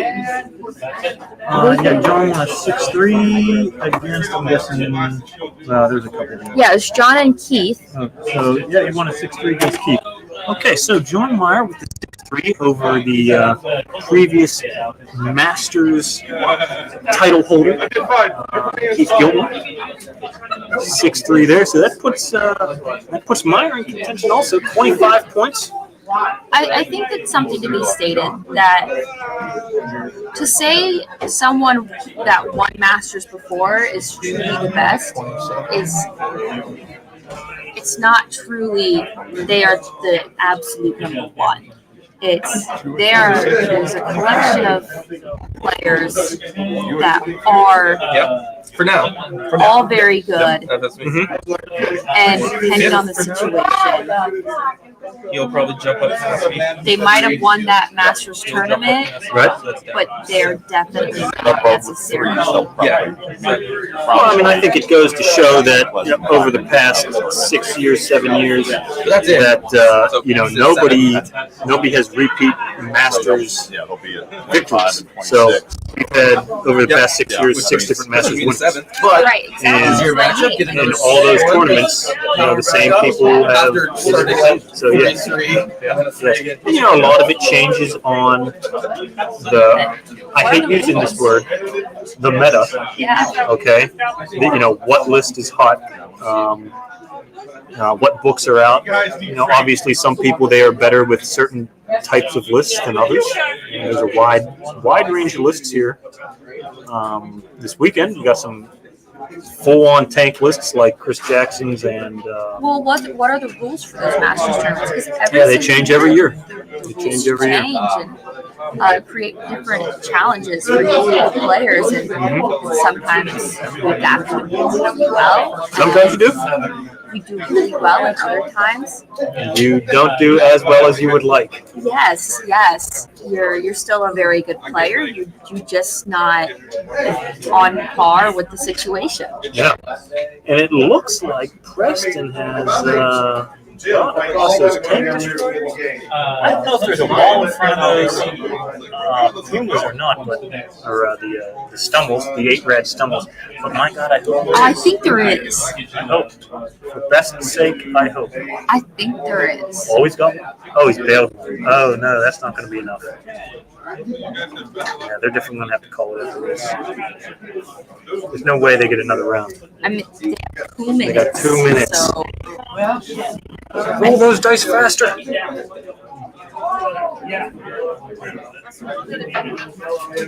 All right, I'm gonna let our audience know a little bit about some of my dice peeves. I hate those big casino dice. I just do not like them. I just, just like when you shake them, okay, I just like a good shake. Okay? I like I'm Tom Hanks in Cocktail. Okay, all right, and I love a good shake. And those big ones, I just don't feel like they move around enough. Kill things. Yeah, you could put an eye out for sure. Yes. So what you're saying is you don't like how dangerous they are when someone gets mad and starts throwing dice. Yes. I think that you need to have a license for those guys, for sure.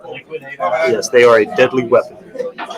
They're like those ninja throwing stars, Yes. You can cut somebody. Fair enough. But maybe they went to LVO one year and they're just like, you know what? I'm gonna take some souvenir dice. Some souvenir casino dice, yes. We'll leave it at the craps table. Don't bring it to my table. I'll have to be very nice to you. I'll try not to make you mad, so that you don't throw them at me. Have you ever played with Joe? Oh yeah, absolutely. He has those big casino dice. He does. Fresh, he doesn't have casino dice, but he's got dice that size with pips on it. Yeah. Mr. Cedarberg, he has casino dice. Hey, those casino dice are large and readable. They are. See well. They are. They are fantastic. Look, they just are not my cup of tea. When I roll dice, I want a lot of shaking, a lot of jiggling, a lot of noise. You just don't Just not my cup of tea. like the drop dice. Yeah, I just don't like dropping. Not saying that anybody sets dice, but sometimes I feel you pick it up on that 6, and you put it down on the 6. But I mean, I've never seen anybody do that. We usually chuck dice pretty good. I just I'm a more sound and the fury of smaller dice getting shook up. Like that? You like that noise? Yes, I absolutely love that noise. Yes, that's good dice rolling right there. I hope many 6s come his way. Just gonna check him again. Yeah, he's got to get a good mix. At least see a couple 6s, I think. Yeah, there's a few good numbers in there. Got it, but not by much. This is the end of the game, right? Yeah. Okay. I'd hope so. I think they're out of time. Yeah. They owe us a minute. It's worth it. No matter what happens, this is too late. No assault that's going to push anybody out. Right. Preston should have won this game. That should have been a wheel. From Preston's side, assault come across. He's had 2 turns at least. That infantry should have shifted right, come in with 2 isolated stands over there. It's a hamburger hill situation. You don't freaking bother that charge is not good. Maybe when the Japanese come back out, but not now. Yeah, he definitely should not have ended up on top of that hill. Very tall feature that blocks defensive fire. Mm-hmm. And then once you get on the side there, he's in a line. We got 1. I'm sorry? Well, it sounds like a decision has been made. Preston then is at Okay, so the reports are in. Best junior only gets 1 point. 1 point. So that is really going to hamstring him. Preston get? Yeah, what was the score in Preston, sir? 3-1 Preston. 3. So Preston gets 3. Keeps him in contention. Best is yikes. That is not the score best needed to stay in contention. He's It's down at just what 24. Preston- Yeah, because I mean now it's like you guys. This is like Okay, now granted, he's only 3 points behind the current leader. So if he does win big, if he wins in 8, and That is a beautiful thing. that is, if he wins 8, Could get very and good. whoever's leading right now, which is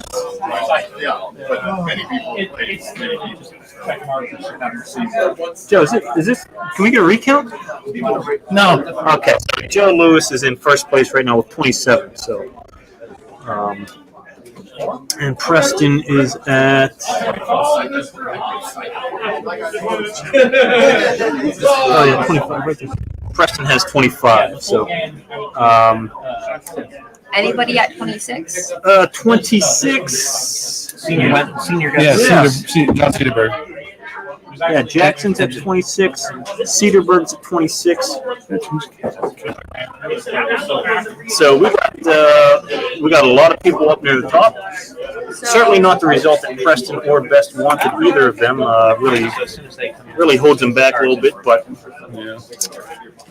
So still within striking distance. first, and then there's a few people in tie for second, and a few people in tie for third. One way. Oh, I wouldn't look at it that way because it's not like it's all about. It's not who It's not who you play. It's what you play them. No, so what you do is because everyone's within a point or two. Yes. It really comes down to the matchups and how people perform in this next round. Because some guy who's like 2 points down who gets a 8. Oh yeah. Right. The last round to have For sure. This is all down to the last. It's all down to the last round, which is the tightest I ever seen it. So That's definitely worth what it's worth the entertainment. worth the entertainment. Yes, worth the entertainment. Yep. at twice the price. It's twice. Yeah, Right. Yeah. Commercial free. We're bringing you this commercial free. First of all, we like to thank Family Time Games for hosting. They really look forward to it. Battlefront approached them at Gen Con about hosting. So it's been in the works since that time. And we'd like to thank them for hosting. They always do a good job. They got the space, they got the terrain. And Shane, the owner, was just talking about how he really likes the level of competition and everything he was telling us earlier. He didn't say it, but it was what was unsaid. Basically, how we're all gentlemen, and masters of the game and tutelage, and how this game's a little bit different from others about how they come out.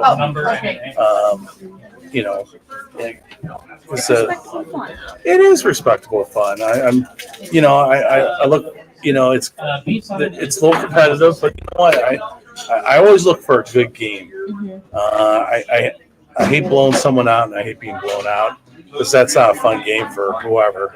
I like good, tight games. You really grow with your challenge. Well, it's not that. It's just that it's my entertainment. It is. My game with Jackson, it looked dismal, lost. It looked like I was going to lose, and on a series of events right at the end, I was able to snatch a 7-2. So instead of being smoked, I would have been smoked. Maybe a 7-2 the other way around. Yeah, it was a bit of 7-2 the other way around. Look, you know, this. That looks great, Chris. So here's the plaque for the winner. That's a nice plaque. It's high quality. Yeah. So Battlefront in New Zealand. New Zealand does this. And it's interesting when the mail comes to my place, because they send this out. And there's one for Team Yankee in this one. By the way, I'll take a little help. I helped recreate the thing, the flags and the layout. It's my idea. And then they had their artist, a person, do the rest. And they did a fantastic job. And all they have to do is really swap that out, and there you go. But because of weight, they only send this. Normally, I take my really primitive tools and cut a board. But this year, with me moving, Chris Fretz came up and he stepped up and he did this because he's a master woods craftsman, which I am not. I had enough lumber when I had made 2 of them. You made 2, so we have one for Yankee next one. Yep, and he actually thought of actually putting in the thing in the back, which I don't have that tool. I Now don't. it can be hung on a wall properly. Yeah. Other than just standing there, but yeah. So this is the thing everyone's fighting over. This is what all the ruckus is about. Is to have this.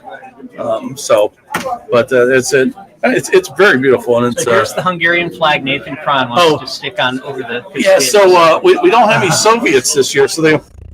By the way, is the orange on top? That's Nathan, right? Flip it out. It might be Irish. Yeah, I think it's Irish this way. Sideways is Irish. Oh, is that? Irish flag is that's the Irish flag. Well, it could get confusing on the battlefield. Anyway, yeah. Well, yeah, but there's no Soviets this time.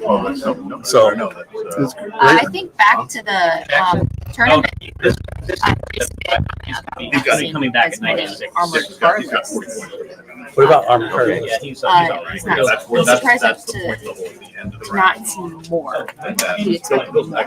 Oh, And I think it comes down to the okay. points. So no, it's not that. It's everyone thought that there'd be armored car lists, so people were making lists to beat armored cars.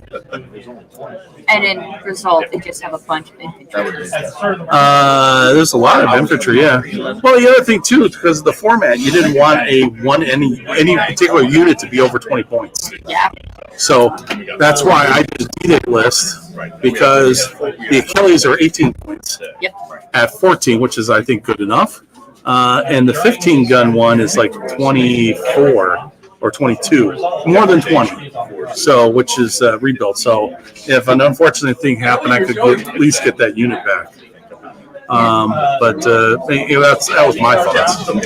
Plus, also, but it's also the list that brought me to the dance. So I made a British list, and I either played Desert Rats or with the armor cars, or the armor cars with something else, depending on what mood I was in at the tournament. It's what in my bag, and since I'm moving, most of my stuff's in storage. That makes sense. Yeah, it's so it's don't think, oh man, Lewis is dogging the system. I've been doing it all year. So like I said, I brought the army that brought me to the dance. So. Yep. So, and I'll go home with it too. So,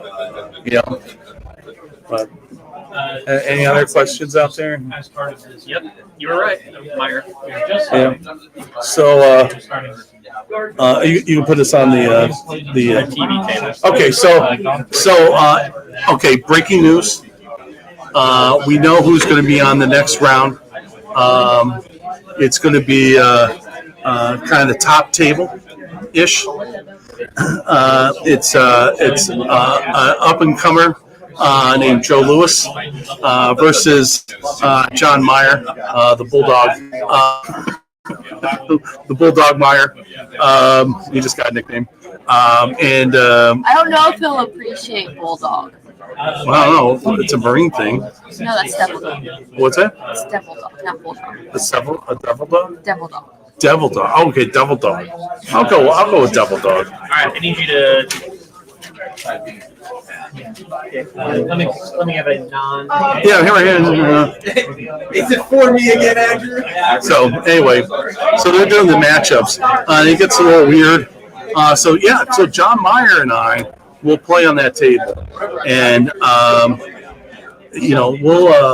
we'll try to be cognizant of the camera and kind of point out what we're doing, and maybe we'll yell back at you guys. And not have your back locked to the table. Well, no one wants to see the top of my bald head. Yeah. I mean, it's either that. I know it's sexy. John having his reflect light back into the camera. Yeah. It's funny. But yeah, sounds interesting. Once again, I was in this predicament last year. Actually, I was in second last year. And I by the way, we probably should just pull that broadcast. It was horrible. Anyway, made a bunch of mistakes, including some other mistakes on top of other mistakes. But that's okay. I mean, I'd be okay with pulling it just because I know a lot of the older live broadcasts and tournaments just have really bad audio. Right. Well, and that's why we're bringing. We've done this. You stepped up. Tim stepped up. Matter of fact, Tim was invited to the tournament, and he decided, no, you know what? I can have better fun, more funner, less stressor, by doing this.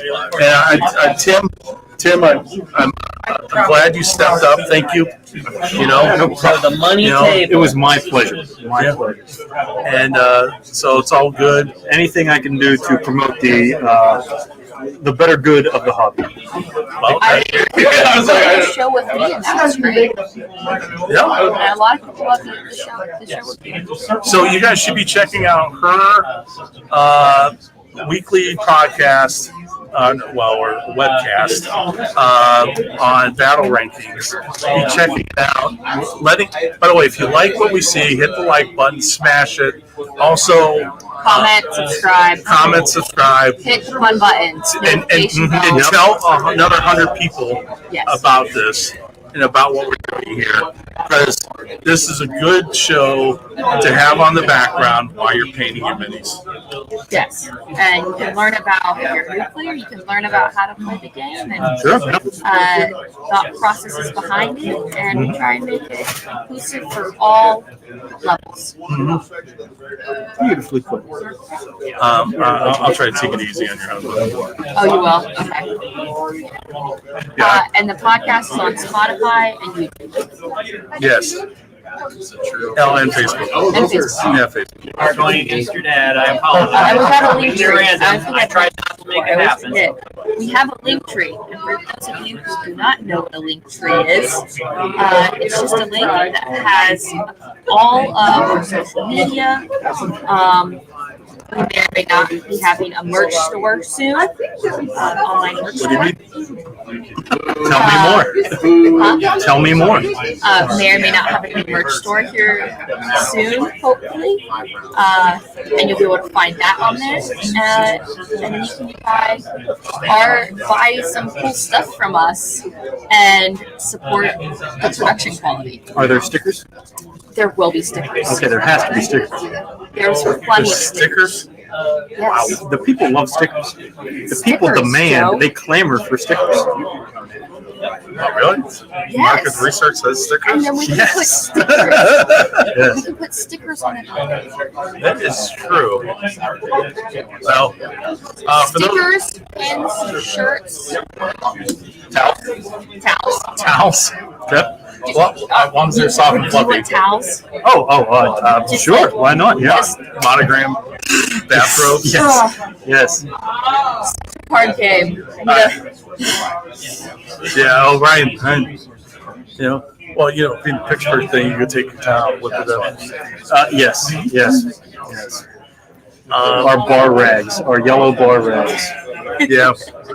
I'm gonna leave you guys with this. So I don't know if any of you guys have been wondering and watching this, but my show is going to come back in the new year. We close on our house just before Christmas. So we'll move in, and one of the things we did is we actually have a studio. Support our production quality by buying our future merch. Yes. Yeah. So we'll get the lights and everything else going on. But the lights and cameras, invest in more cameras. Actually, I was just thinking it might be better if we had a second shot on that. So when people move, one this way, one that way, we'll keep on improving it. Yeah. Well, we're going to have to go to our fans and see how they like the James Best blockage. He's like, you can't comment. We can't see. Something's going on back there. Yeah. Well, something about a better doors and window. Yes. Yeah. Well, we're just spying on their game. So, actually, we should have like TV timeouts, guys. Oh, here we go. Right up there and stop them from rolling. Here we go. What's that? Somebody should tell him he makes a better door than window. Okay. Oh, that's Patrick. Yes, that's Patrick. All right. That's hilarious. Well, we should be in here shortly. Yeah. I'm going to go and get prepared. I put myself in a Zen-like trance. Yeah, you got to meditate, right? Yeah, and You had to come back to your roots. What? You had to come back to your roots. Come back to my roots. Yeah. Well, this should be interesting. Jason, if you listen at work, beautiful. That's what Spotify's for. He's listening at work? Yeah, he listens at work. Nice. I'm assuming it's Spotify since he listens at work. That's also great. Yeah, he is right about armor card list. No, by the way, I believe Meyer has an armor card list. He does. I painted them. It was horrible. So it's armor card list, armor card list. Let's just check these real fast. Matador. All right. So Yeah, that's right. He's got Matadors. These are top guys. That was top four. Right? brutal for us the first game. Okay. Yeah, I would have Matadors too, but you're an awesome model ship. So I'll let you have it and go from there. Okay. So I'll come back triumphant more on my shield. Okay, that's good. Anyway, I just hope to have a good game, and you guys will be seeing it here shortly. Okay, well, that's the only We're excited to 26s. see you.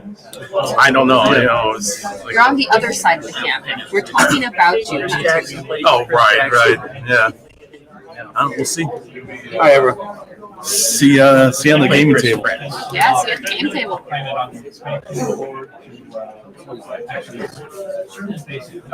Still okay, though. Still good. The only 26s. So these are good. Okay, junior. Oh, that's senior. Senior. I have senior on here? So you can seniors at Okay. yeah, he won his last season at 19 against Brian at 17. So they're not quite. This is the next. And then these guys. Okay, junior and block. Okay, yeah.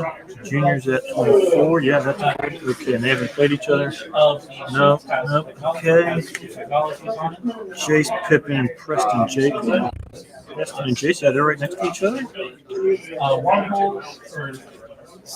Yeah, that looks good to me. No, that's the Jace. Yeah, okay. Yeah. I'd say these are well and good. All right, and then down here, Novak's playing Nathan Cron, and they have not played each other. Okay. Ian Gall playing Tom, which just randomly throwing them out. Okay. And then finally, Chris Fretz playing Keith Gilmore. Fretz is at 23, Yep. Gilmore's at 21. They've not played each other. Yep. So I think my table assignments, there are a few people playing on the same table after 6 rounds. It's kind of hard Tough to to do, yeah. And a Argent Boy. There's So also 7. Yeah, I think that's good. because I want to get that plan. Yes. Are we still live? Yes, we're still live. All right. So here's the rankings. Joe, first place with 27. The Hungarian flag is right John there. Cedarberg tied with Chris Jackson, both at 26. Marker colored and John Meyer and Preston Jacobs tied at fourth with 25. Jace Pippin and James Best Jr. tied at sixth with 24. Chris Fretz and Christian Bach tied at eighth with 23. And the last mathematical possibility to win is Keith Gilmore at 21 points. And that is only if he And gets, he's in 10th place. he is in 10th, if he gets 8 points and everybody else somehow soils the bed. So I think this is a testament to Yeah. how close it is. There's 6 points between 10th and first place, and at least 3 or 4 of these guys within this 6-point range has been to Masters. I think all of them are previous Masters players. Right, but I'm confused with. Oh, yeah. Okay. So let's see. Cedarberg. So we have 1, 2. 3. John's won Masters. Yeah. He's got like top 3. Yeah. So 1, 2, 3. We only have 3 players here. Yeah. That Fretz is No, I don't think any indie guys have ever won before. This could change this year. Joe is well on the way. So yeah, 3 of the 10 players here who can win are previous winners, previous Masters winners. yes. Well, Very much. I mean, it works out okay. There is no. But it all was, of it took a little while. It took a little top finessing to winner make at Masters. make He's it all the work one out. guy in the game. Yeah, right. He is just the person who has won the tournament and happens to be You are playing. number 1 for the day. I Right, believe- number 1 for the day. Oh, yeah, I Yes. believe that is Yes. correct. Yep. You are playing Christian Bach. So who's going to be on the big screen here, sir? John Meyer, Joe Lewis. Ooh. All right, gentlemen. Final matchups All right, are up. let's I'm going see to here. announce Where the hell am I listed? I lost the scores as we go. So on table number 1, I have Chris Jackson, who is currently at 26 points, against John Cedarberg, who is also. All right, so you're about to see Joe Lewis face off against John Meyer, both British armored car lists. Playing James Pippin. And here is at 19, 17. Move on to the next. I have Cleese in your arm. That goes to the packs. Again, we choose an active sheet. For this one, we're going to pick expansion. You said junior? You said senior. So there is. Oh, I'm sorry, Ryan. And spin this card. Table 3, top table, John Meyer at 25. Joe Lewis. Okay. Let's see. Not only do you have to play on video, he gets to make fun of you. Instead, freeze reachers. and Table spin. 4, Cross out any Christian icon Bach. on one of your active spins. So here's John's list. We have one planetary asset that we got on this. Okay. So he's got the double armored car Oh, okay. formations here out of British Bulge. Yes. Both Yes, with- Armored Car Squadron and the Devil's Own. Yeah, both with Matadors. As we were talking, the latest hotness Yes, in yes. British technology is the Matador. Yes. He's got planes, which is interesting. He's only one of a couple people here. I think there might only be 2 other people, maybe 3, that have planes. So it'll be interesting to see how he puts these to use in this matchup. Joe does not have much in the way of heavy armor. He has 1 platoon of Shermans that the planes can get after. Joe's list.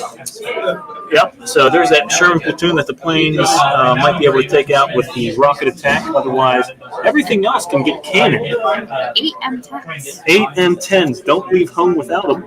Yeah.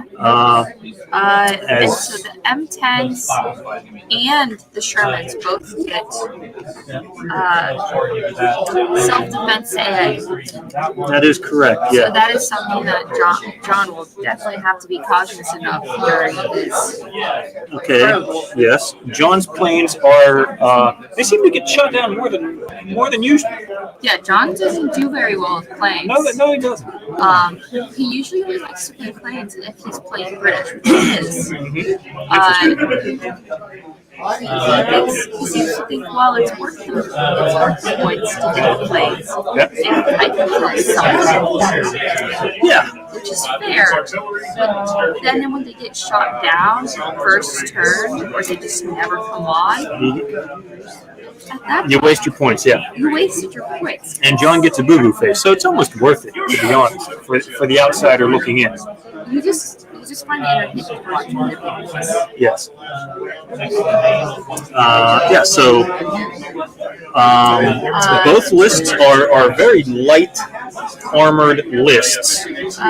So there's some D-Day British command cards. Yeah, so Joe has the FFI platoon, so Bulge support formation. and he has a parachute platoon on Bulge. And then the Recce Squad, which has just a lot more armored cars as well. He does, although I think just comparing the two, it looks like John may actually have more armored cars in his two formations than Joe has in his one. But, I mean, Joe does have a very large formation of reconnaissance. He has 3 Daimler platoons, 2 Universal platoons, mortars, and then obviously the Daimler HQ. John has a platoon of, and this is the late armored car squadron, so his HQ is actually 2 Daimlers. Yes. And he has 2 platoons of Daimlers after that with Matadors, and his Inns of Court Regiment, the Devil's Own, a mouthful. He has a HQ of 2 Daimlers, a single Daimler platoon, Dingoes, which, I guess they do have some infantry to kill on Joe's side, and Matadors there as well. John also has a platoon of infantry with flamethrowers with the Royal Engineer Troop, a platoon of Guard Shermans. So he's got to be careful that he doesn't get picked off by Joe's double M10s. Although John does have M10s his own. I think the tank hunters on both sides will be tank hunting. They definitely will be tank hunting. It'll be interesting to see how Joe does with the Easy 8s. I think he might be the only guy here with a full platoon of Easy 8s. I'm always a big fan of them for a reserve unit because you can come on and only move 4 inches, 36-inch range, 4-inch move, pretty much gets you the whole table with no penalty for the stabilizer. So it'll be interesting to see which stance Joe picks. I unfortunately did not get that written down early to see what he has left. For what he can throw, yes, for a maneuver, for attack, maneuver, or defense. Either way, this round it is no holds barred. Yep, nobody cares about losses. You gotta, now. This is going all out. yes, as long as you win with 2 units on board, you win. That it'll for sure be the easiest outcome. Okay. Especially with so many at attention. Sure. Me personally, I'm going to tell you this, friend to friend. I hope John doesn't win because he always wins Twilight Imperium, and I'm going to have to hear about this next week whenever he comes over to play. So, Best of luck to John. Just not too much luck. Just not too much. Not too much luck. Well, at some point, I think he's gonna. I think he's gonna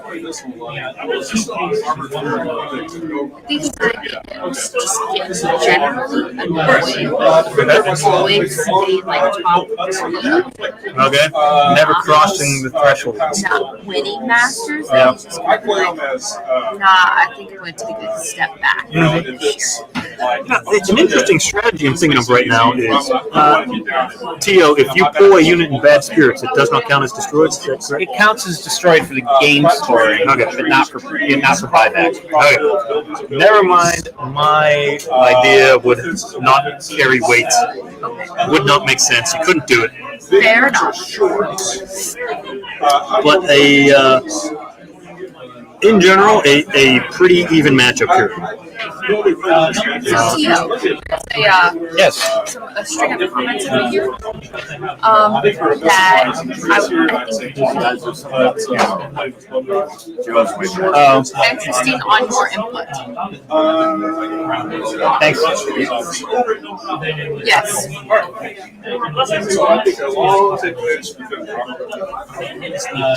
Yes. Yep, Joe is attacking.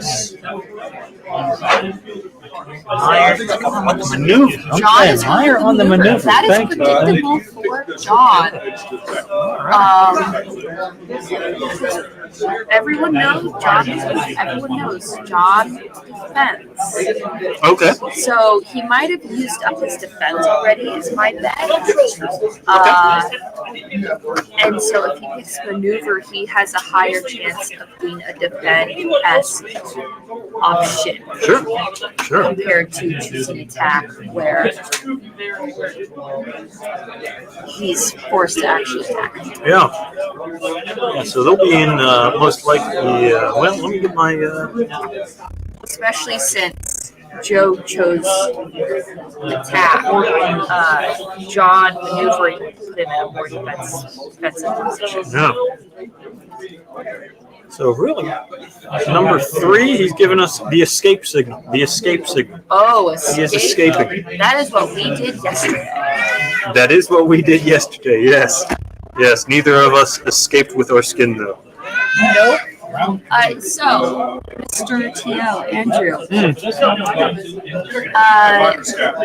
there's a question here about John being have 2 units of managers. I'm sorry, I can't hear you. Say it again. There's a question about John being 2 units of managers.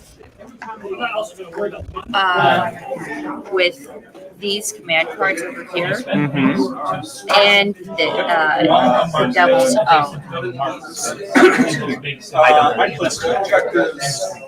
I was just curious. Yes, no, I know that's the thing, but I have not been able to come up with a definitive answer. So yes, if you make this side, your reserves come in. Andrew did not have a definitive answer. So scrapping is crossing off a you cross it off, you cannot, you can no longer claim that. But it allows you to around.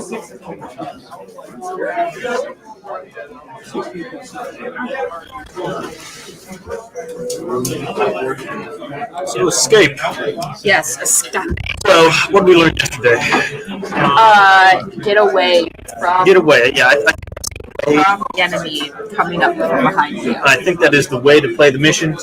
As attacker, for this mission, defender has first turn, and the reserves come on behind the attacker.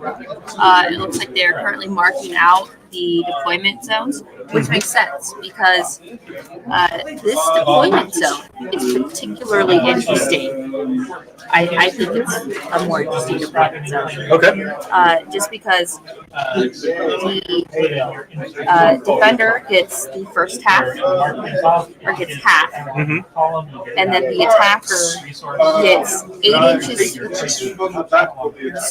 start of the deployment zone is 8 inches from the back, but also 8 inches from the center line. No, it's 12 inches from the back and 8 inches from the center line. So the attacker is right in the middle middle of their half. And it's all played on the short side as well. So the deployment zone, depending on who picked, looks like Joe is on where the river is, based upon how he's measured it out. Looks like Joe's going to have to cross the on the top side of the map there. Yes. But it's in this maneuver defend tree. So Joe's probably going to start on this side over here. Yeah. And John's going to be defending where the river is, which is probably a good Now you place play one for objective him. here and one objective. It'll be interesting to see what John's reserves are going to be. I'm assuming he'll put the guards, Shermans, and the M10s in reserve. Otherwise, he's just going to have way too many reserves. This mission can be won at any time, so if Joe does manage to get a good jump and John's reserves come in late, if they come in at a trickle and they come in late, they may have no impact on this game whatsoever. So I would think that he's going to put his two most expensive units in reserve so that he can get them on right away, get into the game. They have long range, and they can make an impact as soon as they get on. So I'm trying to get these objectives, and you're trying Yes. to But Joe is probably going to start deploying right, probably about where these two forests are on the left-hand side, like right along that strip between those two trees. Maybe a little bit.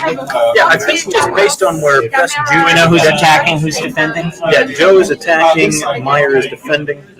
Just based on where the objective was in Junior's game, he was right behind the hill on the right side of the board. So I think Joe, if Joe does play this, in my opinion, this mission correctly, he will put all of his stuff right up on front.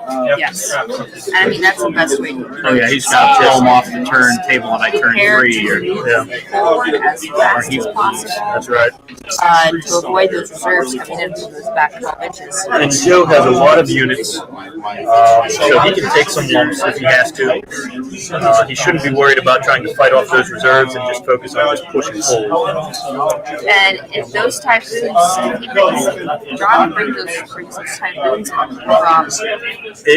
That is an interesting point to make. If he gets typhoons first turn, and just right, peppers them down. right. Joe is probably going to be pretty with his force on the start. So John gets planes first turn. First turn. And he gets a good template. He gets a template on a couple platoons. He makes some magic happen. There's going to be a lot of fighting. And John moves first. Correct. But he does. But it's a lot of damage. But he can't bombard or anything. He will be ready to fire. Correct. That's not correct. This is not a medium. Oh my goodness! Oh boy. John can do a lot of damage right out the gate. Yeah, this is a tough mission well. for Joe. This is a really tough mission. It'll be interesting then to see what. Oh, he will probably have his Churchills and ambush then, or even his Royal Engineers. Quite honestly, I would put the Royal Engineers in ambush just to plug up any holes that Joe might be able to otherwise exploit. And I mean, armored cars really cannot assault, so Joe is really going to have to depend on his Shermans to carry the load if they do have to assault into those infantry. Now, there is only one AT asset in there, so even if he has to use a couple of units to launch us or get a successful assault, because I think John's going to counterattack pretty well, and armored cars normally break off with a pretty crappy counterattack. Even if John can't get his typhoons in there, up from behind, but he still gets those reserves in pretty easily, he's in some deep trouble. Yeah, and I think that's what everybody's worried about on this mission. The defender has first turn, reserves from behind. Yeah, no, this is an incredibly hard mission for the attacker. I disagree. I think played correctly, I think the attacker has at least an even chance of winning. Okay. Do we know if green is on top of it? We don't. Something Garion will yell at us. Go ahead and Google it. The comments will let us know. Yeah. That's why we're gonna Google it now. So I think Joe just needs to move fast. Joe needs Get to in there. move fast, and John needs. Your other objective. And hopefully, well, we'll see if John convinced Joe that Red on impassable river. If that river is impassable, someone's. No, there's no way. There's no way Joe will go for that. He No, would- yeah, he would- no way. No way.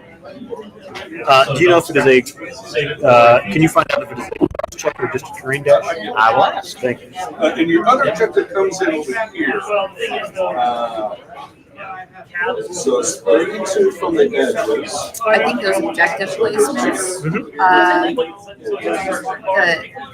The front one is definitely one. Front one, kind of on the river, is definitely the objective. That's going to be.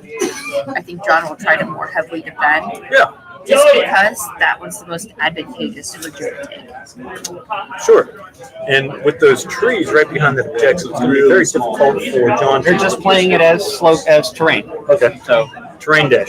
Terrain dash, which means so it'd be difficult have to do to it cross. John to mount any type of counterattack or overwatch over that objective. So yes, that objective is the best one for Joe to take. For Joe, though, is that he only has one smoke barrage. So once he does get out into the open for that objective, he can only really protect himself once.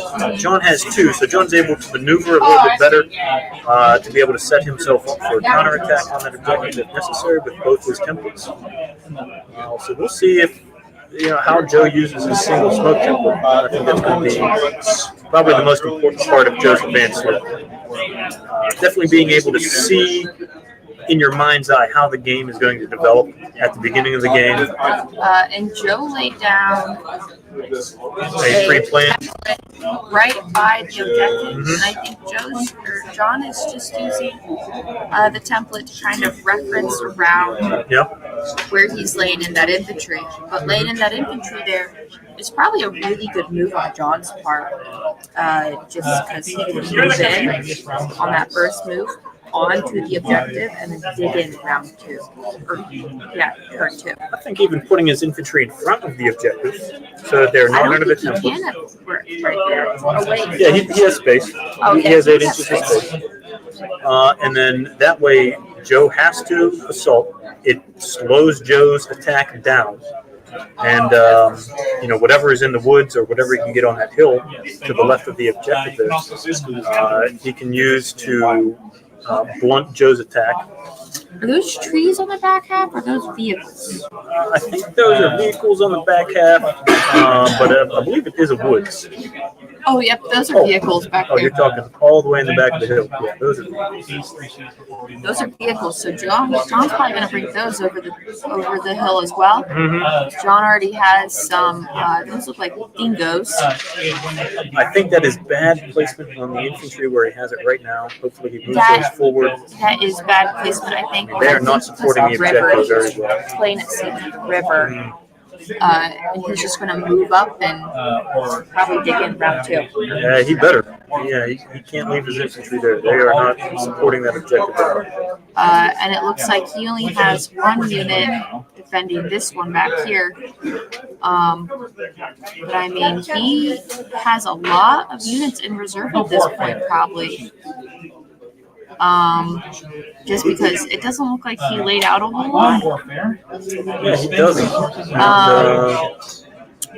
He didn't lay out a whole lot, honestly. I mean, he has one. Yeah, he's only got one unit. Four. Oh, he's got what's his ambush? Can we see? I can't tell what exactly his ambush is back here. I think it's these. I think those are his ambush. These are his ambush. We'll wait to see what. We'll wait to see after they're done deploying. I'll ask him what the ambush is. I guess it's his. Are they alternating? They're M10. No, they are not alternating. It looks like John is done. Joe is now putting his units. Let me go find out what that ambush is. For example, we've got these three right here. I'm going to spend all three of those to get myself a cruiser. Like so. So 3 circles, 1. Yeah, well, you mark it off 3 right there, and that gives you the circle. This allows you Okay, so John has M10s in ambush. Okay. He has Churchills, his Shermans, and what looked like a handful of reconnaissance. So I do not suspect all of his reserves are going to be on the table in time to make an impact. No, that's a lot of reserves to count. Yeah. In. I would say he had at least 3 platoons of recon. So we're looking at 5 platoons of reserves. Interesting move. Did he maybe just leave out this whole entire armored car, like these whole entire formations? He may have, but he might have also left out the dingoes just because they're not going to play a big role here. Yeah, the dingoes, they're good when they're good if you're going up against infantry, but the dingoes won't do a whole lot in this Right. fight. Yeah, Joe's probably keeping his infantry moving. I mean, the thing Joe has going for him is he's got a lot of cheap units like armored cars, so he can kind of put a cordon along the back to keep anybody from dashing up behind him. And this So one, doesn't he have an FF5 platoon? He does. So that might be a good unit to keep as like a roadblock. and the kid gloves are off. They don't need to worry about how many units are destroyed. This mission is escape. But this one, the attacker has to win fast. Yes, if you are attacker, you have to win fast or you're not going to win at all. The only way I've ever seen it lost is where the defender put all of their formation units in the reserve. So I just put a. So they're the ones coming on the table. So basically, you just wipe one out, every turn as it comes on. You just have a reception committee waiting for it. Yeah, okay, all right. Yeah. But that's about the only way I've ever seen it. The attacker win. Really? I've never seen the attacker win that. So John having this many units in reserve probably could end up in a similar situation. Well, he's got 2 formations, so even if Joe did pick off the reserves, he's not going to break them.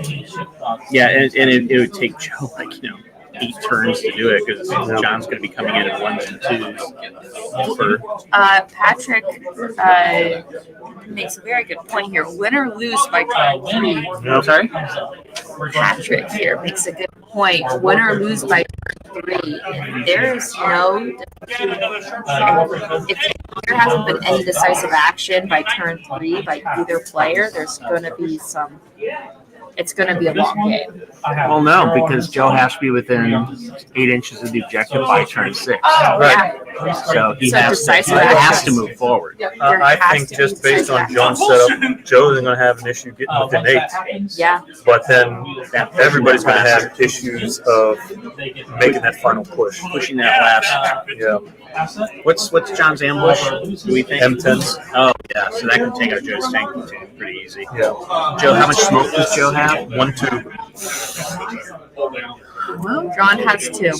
I mean, the Shermans could push up. He drops smoke, and then he can use his armored cars to block all the ambush sites. I don't think that's going to happen. I don't either, but It's a pretty open table. Yeah, I mean, he's definitely going to get off a good ambush. And let's see, Joe's tanks are also hit on, so they're not vet. Okay, they are not vet.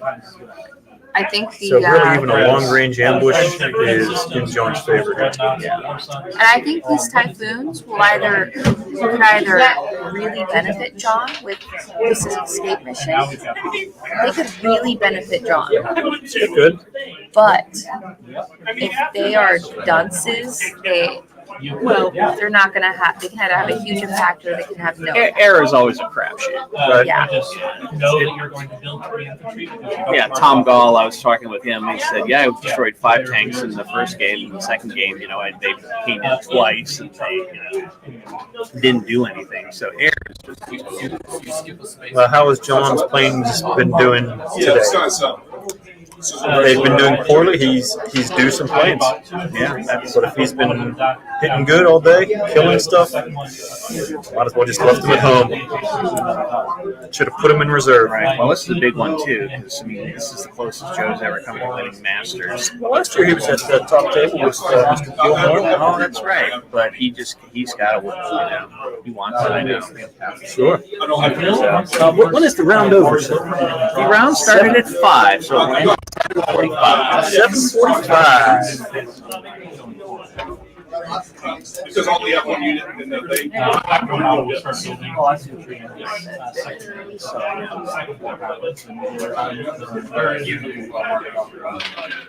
Trying to decide if I'm Yes. hungry. I marked off one of the- Okay. I want them to- Either that or it's nerves. I'm never sure. Can't do it. Oh, you're not even playing.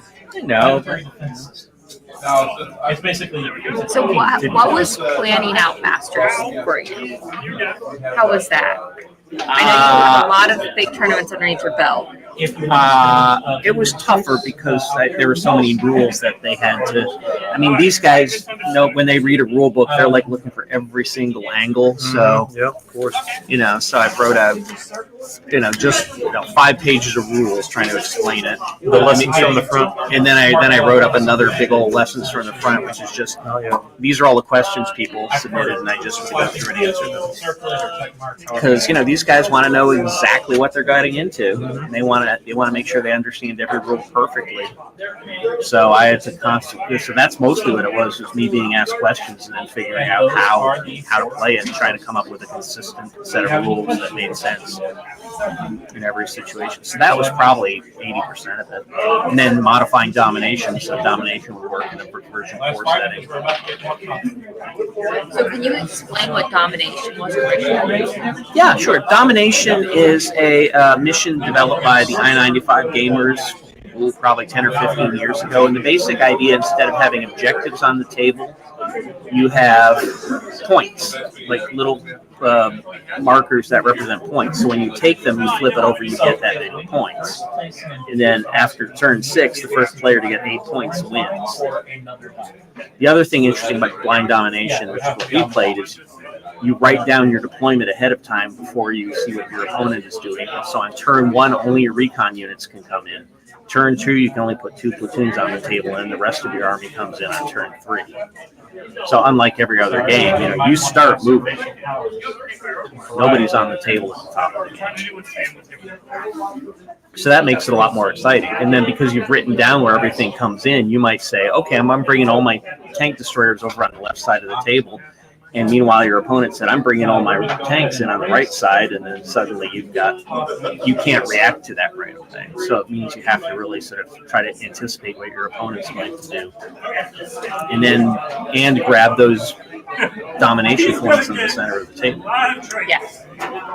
So that's what domination is. So it's a different way of doing it. So rather than taking one objective, you have to control the majority of objectives on the table. And how did you adapt that to this? The big differences were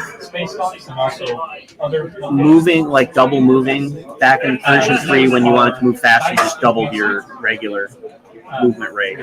But then when somebody shot at you, they got to have twice as many shots. And now we have dashing. So I had to convert that from double move to dash. I had to change the way objectives were contested from the version 3 way. Because the original way was much more, you have to hold it.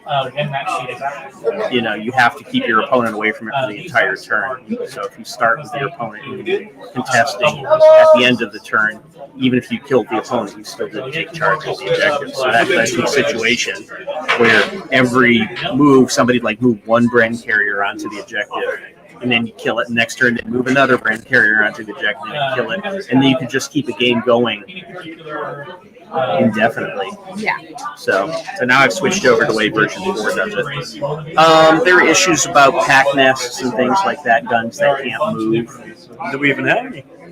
Nobody bought pack nests this tournament. I thought at first every single person was going to have a pack nest in their list, and in fact nobody brought any. The closest we have is some bolts artillery.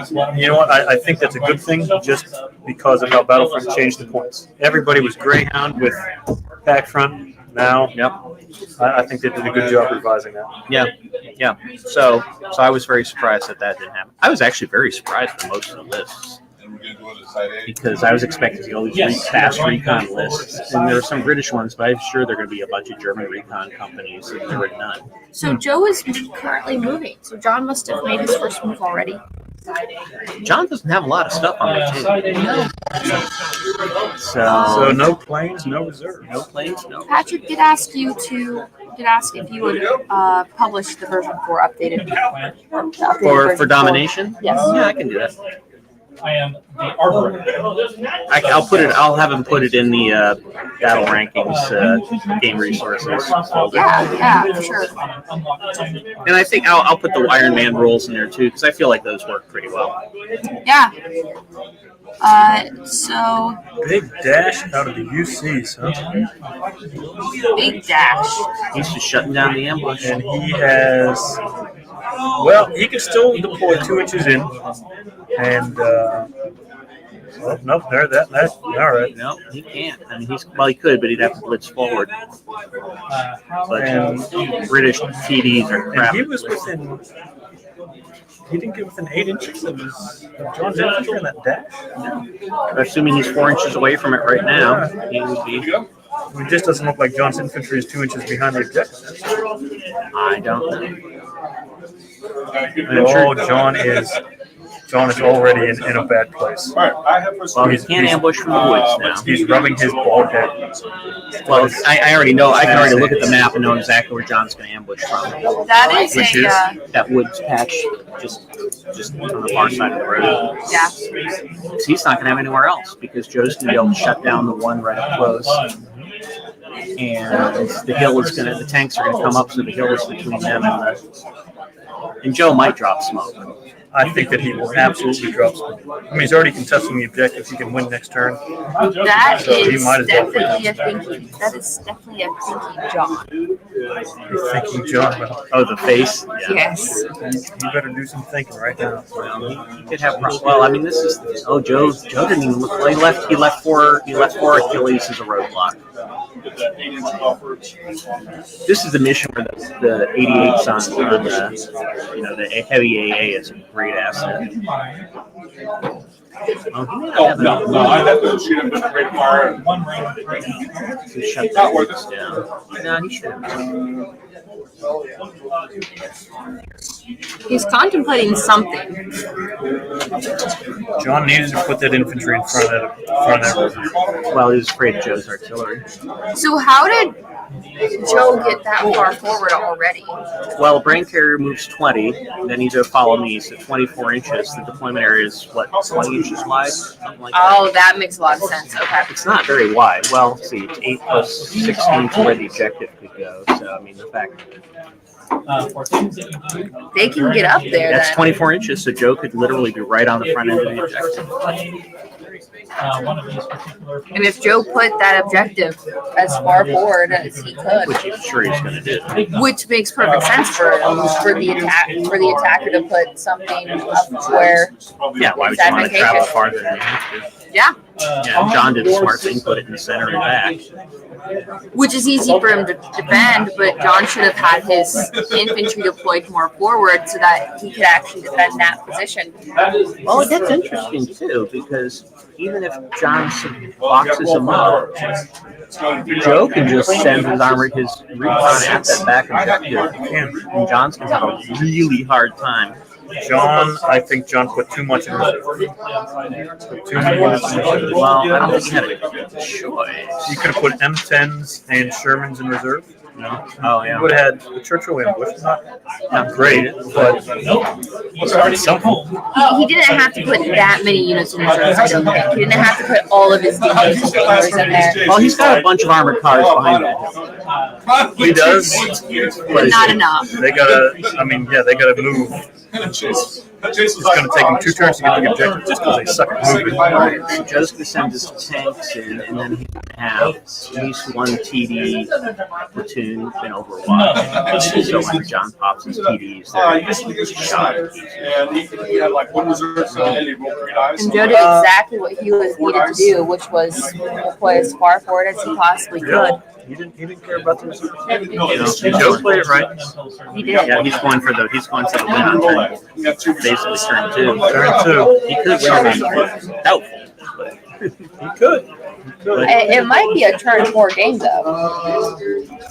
Could be. It could be between turn 2 and turn, 22. Well, he's on the objective now, so just depends on if John can push him. And that objective is right. Yes, it is. John. John has to wait till turn 6 to push him outside 8. They end their turn holding the objective. So all Joe has to do is push John back just a little bit, and he wins. Right? I'm sorry? From my understanding, all Joe has to do is push John off the objective and hold it for his turn. Well, he's starting the turn on the objective. Right. So what that means is John, if he pushes John off of the objective this turn, or next turn, game's over. Yes. And from where the tanks are, he's going to drop spot because he can't afford Absolutely. not to. He can't afford not to. So you got 4 tubes, so 16 inches. Yeah, that covers up all those tanks. And then I mean, if Joe drops smoke right across that hill, I think at this point, John has to put that ambush either in the woods or directly behind the infantry, so on the hill. Actually, that's probably the smartest. Just pop it right behind the infantry so that they come in. And Joe can still. Oh, then he's fired off all his archers. Joe's only got one close to. Yeah. So John would have 8 shots hitting on 4s. Yeah, Joe couldn't survive that. Couldn't get in on that. would have been better for John if they had decided to make the river a cross check too. Absolutely. Yeah, but we don't usually do that in the tournament. That would have made it at least more difficult for Joe to cross that river. Yeah, but and it would have fortified his defensive position. Yeah, but it's I think that kind of always gives the defender an unfair advantage. Yeah, it's if you make the river a cross check. Yeah. So basically, in a tournament, I don't think anybody should ever do that. What about Team Yankee with amphibious vehicles? Sure, but not everybody has amphibious vehicles, and it's not really that great. It's still a cross check. Yeah, I know it sucks. It sucks. So no, the tournament, the table should never be your opponent.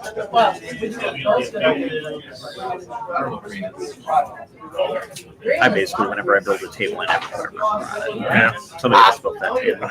I'll blame them. Whoever. I think all this is adding up to is a long drive home.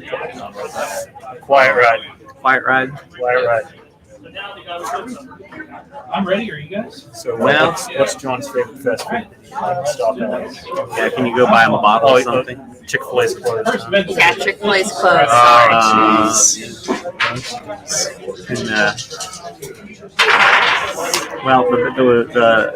The ride I was afraid of was Joe and I played each other in the last round of the tournament. And, whoever won that game was going to be, and we were driving back together. And it's like, oh, this could be a long drive home if that game doesn't go well.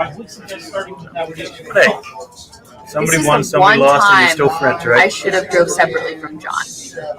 Well, you can start now. You can just leave them. Oh, Lana, she took off. She didn't want to drive. Unless he's winning, and then you stay. But as soon as you see things go sideways, you pack up and go. See things go sideways. It went sideways before the game started. I've seen Joe's dice rolling. And Joe got the big casino dice that I hate. We had a whole entire conversation about why casino decks are important. I don't like these. I like the jingle jangle. As long as I can see what the dice show, I don't really care. Not a fan of Chris Jackson's clear dice with the white pips. No, did you know? What was his name? James. Real good player, but he would use these dice that were about that big, and they're real shiny. So if there was any light, it would just blot out the whole surface. And the numbers were like this weird sci-fi font. Oh yeah. So it's like, what is that? Yeah, is that an alpha, or is that a nut 3, or is that a lamp? Is that some weird Chinese symbol? Yeah, no, I like my dice. I like my. I mean, at least we can read what the dice say. Looks like Joe did leave a platoon of infantry back in that woods on the left, just to kind of block any dashing. That is mortars. Oh yeah, could be mortars. Yeah. Well, either way, it prevents a dash up the left side of the table. So good move by Joe there. What it does? Yes. Is there a way I can get those 2 tables? Oh yeah. Let me start pulling stuff around. like to have this.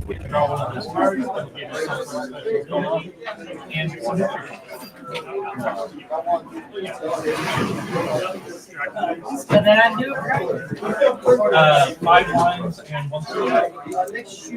So Joe is going to continue to move these universal carriers across the river to further contest the objective. You know, always a good thing to have extra insurance on the objective in case John does get lucky and manages to shoot off the UCs. Depending on Joe's smoke, if Joe gets a little squirrely with the smoke, he may leave himself exposed for an assault from John. Provide defensive fire for the units in the back. Yeah. So we'll have to see where Joe goes with this. Oh, he's been across the river.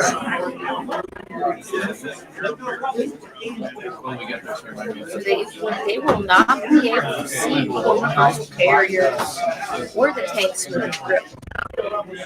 So, I mean, this is actually in a good position for, well, okay. So the position isn't good for John at all. But the fact that if Joe does smoke those UCs, that leaves him open for an assault from John. That he cannot. The UCs are going to be hitting him on fire. And the units in the back aren't going to be able to provide help. Because they can't see it. John's infantry would be able to push those universal carriers outside 6 or 4 inches of the objective, which gives John another turn to continue the game. But there's not a whole lot of other places that Joe can drop that smoke. Block himself from all of John's units and still be able to fire to some level. We'll have to see if John gets planes. He's got a good target there. You know, a lot of teams all bunched together for a rocket strike. If he can get it. I think he's going to be. He would be in open terrain. That's John he has to be praying for that plane. I mean, at least there he can overwatch.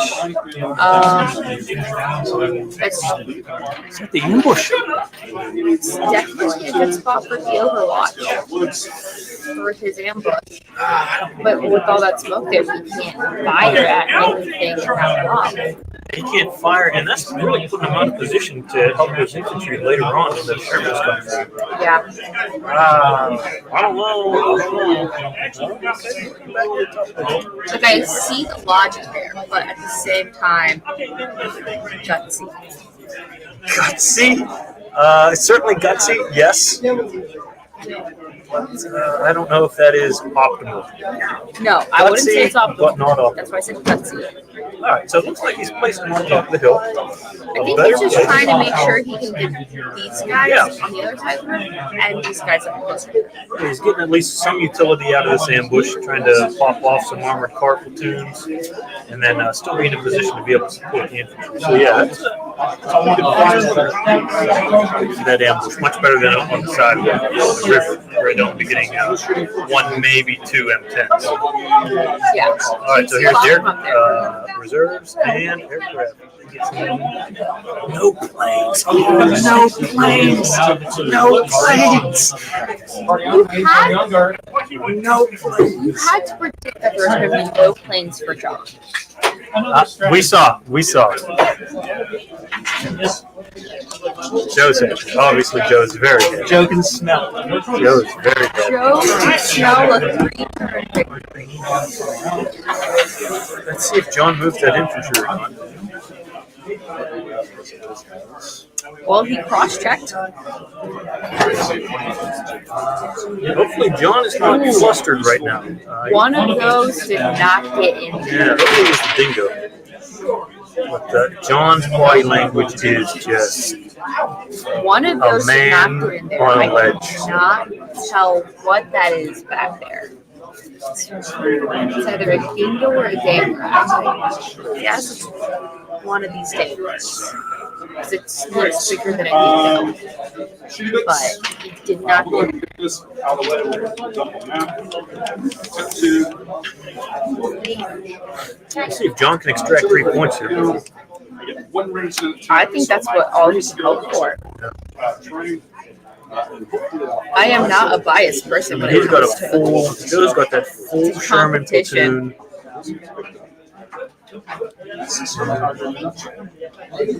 John just does not have enough AT. The dice gods are not the same. Here's the first. This feels a 3. So we have order.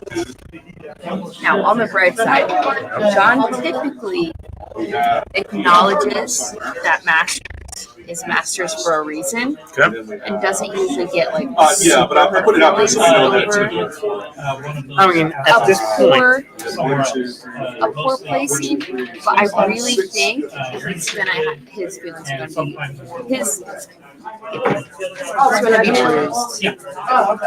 Oh, definitely. I mean, John definitely had a chance. He still does. Okay, the game's not disturbable, guys. John has a chance to win the tournament. So, I would take it very personally. I don't take it personally, but I mean, I would be very disappointed if I got this far, this close, and came up short. Yeah.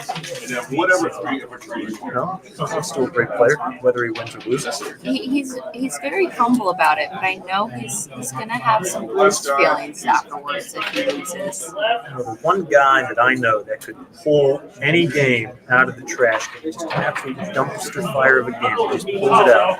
Not John, but Vince Arreo, who was on our ETC team this year. Like, it would just be like, man, there's no way Vince can do it. Everything's pinned down, everything's burning. The other guy got all their platoons, and somehow Vince would just be like, all right, shooting here, boom, all that stuff down. Shooting here, boom, all that stuff down. So Vince, if you're watching, send some like mental telekinesis to John here. Tell him how to put this out. He definitely needs it right now. Yes. Yes, he definitely needs it right now, and I think what's going to be a bigger, what's going to bruise this even more is this is escape. This situation favors the defender. Okay, so it's still from. Okay. So I don't think that this is a defender-favored mission. I think it's a very. I don't want to say very balanced, but I think it's more of a balanced mission than a defender favorite.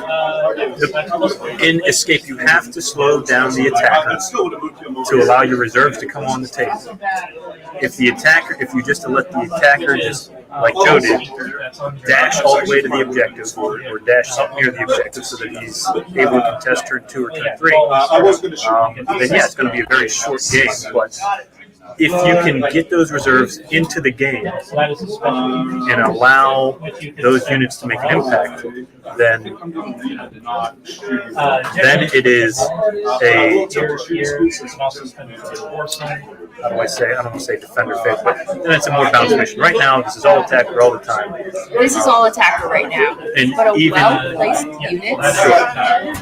This is the defender has a favorite here. If it's well placed, well strategized, it's no different than like no retreat. Packed in. No retreat, you would have your units coming on against the back of the table, but they still might be out of the fight to get up to the objective. Here, they have a much longer way to go before they can get an impact onto the objective, but you're shooting the attacker the whole way in. So, if you think this mission is defender friendly, then I would suspect that you would also want to say that no retreat or dogfight is also defender friendly. I think they're kind of neutral. I don't think that there is any mission that is really attacker or defender friendly, except like maybe Valley of Death. Nobody likes playing Valley of Death. Nobody likes which one? Valley of Death. It's all right. It's not as bad as Annihilation. Okay, not as bad as Annihilation. But certainly better than what was it before Cauldron. Well, Again, I don't mind that one. The one I hated was the encounter or contact. Contact, it looked like contact's now probe. Yeah. Oh, it looks like John's getting some hits off. Yeah, Valley of Death is a pain. Yeah. Especially if you are defending with infantry against a mechanized force. Looks like John's got some hits off on the infantry and the church. I'm just shooting this out. Next time. He's trying to drop a template. They do have a 20-inch. Let's see if he does any counter smoke here. Maybe putting up the smoke screen right on top of those UCs again. Well, I guess he didn't move his infantry, so he's not assaulting with them. It would have been a good idea to put up a smoke screen right in the front of the woods. He could have moved in with his infantry to assault those UCs back, and then he could have left his infantry in the woods behind the smoke so that they would have been sixes to hit when the Shermans roll up. That would have bought him another turn to be able to dig in and maintain his hold on the objective of the infantry. Right now he's still kind of conceding in front of that objective. No, he did not get planes. No reserves, no planes this turn. Alright, so the technology. What was the template? Those were Matadors. Oh, those were just for Matadors. As long as you go in a circle. Oh, I think that was for 3 different locations for his guns. No, he only has 2 templates. So I think he was just ranging in 1, 2, 3. First attempt, second attempt, third attempt. Okay. Well, it helps you out. So, yeah, I think a bunch of these 6s all have yeah, not that. Everybody take a look. And he just passed the serve. That was some very frustrated hands going on over there. And then 3, then 1. Okay, so let's see, that ambush. He's picking up stuff for the ambush. Oh, I guess Joe failed a last stand. The ambush reached out to touch. You can read about more about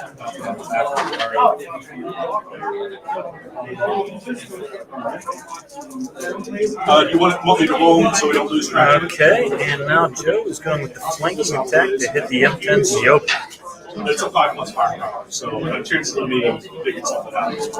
So John really needs Is this the border guy? those guard Shermans to come. Well, he automatically gets them this turn, so it's going to get 1 reserve. Take out the TDs from the flank. But it may I think he's going to use his TDs. maybe too little too late. John's Firefly is coming on from reserve. Only have a 36-inch range. And I don't know if that's going to be able to reach all the way onto those tanks that Joe has. Yeah, I don't know if 36 inches can touch that. Yeah. John's stroking the beard for inspiration. Not now. I don't think he got there. I think it was failed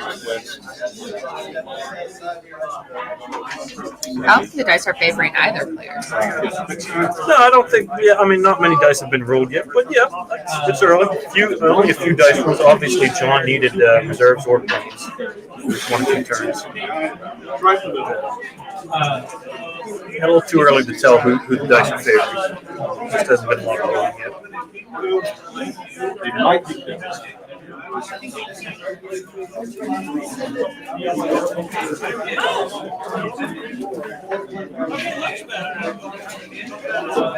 All right. I will check with these guys. So I guess these 3 guys in the back on the woods, all the way back by the center objective. I guess those are the Matadors. They should be able to hold their own against any kind of armored cars that might bumble in front of them. Yeah, because they have the direct fire. They do. AT-10 hurts. Yeah. I'm thinking Joe's going to send the tanks in. I mean, hopefully John put those tank destroyers within 8 inches of the front of that infantry. If he doesn't send them in, I think he's at least going to range in and try and get a few shots off. Well, the mortars really aren't going to have an impact on those M10s because they're AT1 against the front. As long as John doesn't roll one. Right, but he did check. He was checking range on a few of them. He may try to get a pin on the infantry. That's what I'd be doing. Yeah. Trying to pin them and then send my tanks in. And really, if Joe gets this, if the assault works. All right, now these are frost gears, right? That John's run. So they counterattack on 2s. So they should be able to push back. But all they've got, well, he might, I don't know if they have 1 or 2 Fiats. He only has 1. So if Joe gets in there with the one I see, I mean, the big thing is he doesn't want to bog. Right. Yeah, I mean, they're going to be a pain in the butt, but maybe. All right, story time for all you listeners out there. When I played with John at Historicon this past year, I had 5 Shermans. Count them, 5 Shermans. Active Shermans. And he had infantry in front of me. And John, has John told you the story? No, Okay. And I'm like, there's no way this infantry is getting through all 5 Shermans for this assault. He does a little, brings his infantry up. He doesn't follow me with he doesn't follow me with the platoon leader. Fails to follow me, only the platoon leader. Hung out to dry, okay, out of command. Everybody else is behind. He assaults with 1 stand of infantry with my Shermans in the woods. I don't even think he killed one, okay? I broke off, failed 4 bog checks. He captured 4 tanks, and my platoon ran, and he was on the objective with 1 guy. And I was pretty salty after that game. I would be too. 1 infantry stand. 1 scared away. 5 tanks. tanks. So we'll see if John has similar luck here.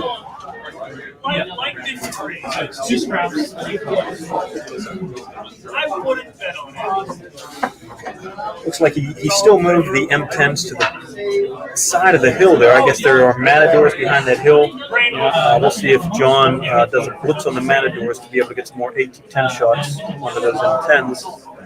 Hopefully, Joe's M10s do not exact a heavy toll on John's ambush.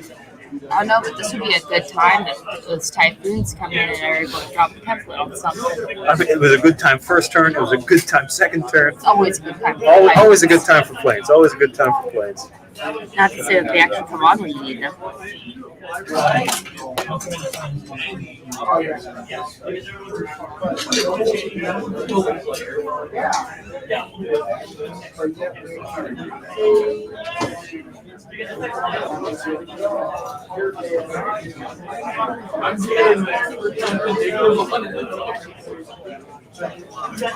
Yeah, hopefully John, I don't know how many platoons he has on the right side of the screen there, but hopefully it's more than just the matadors. I think he has 1 in the vineyard to be able to hold off that attack.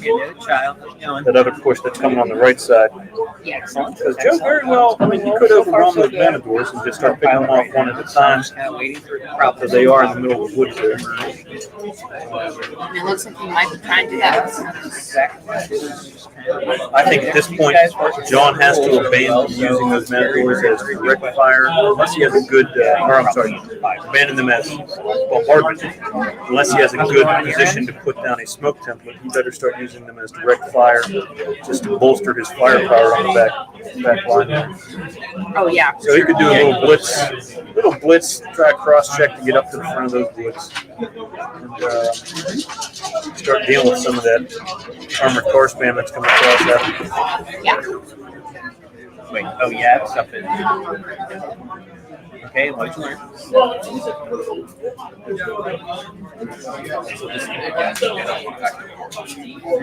He better make this direct fire because Joe doesn't even have to worry about, since Joe John has so much reserve, Joe doesn't even have to worry about John having a bunch of units to defend him back, so he can run right through and hit that objective. Good. Good. And it looks like that's what he is doing. That infantry is just pushing right up the middle. That looked like a blitz with follow me. What's that? That looked like a follow me or Yeah, something. yeah, that was it looked like he did a follow me there. Right. Roll a big 6. I'll tell you what, nice thing about the casino dice though, you can see him on the screen, huh? I take back everything bad I said about casino dice. They're readable. They are readable, very readable.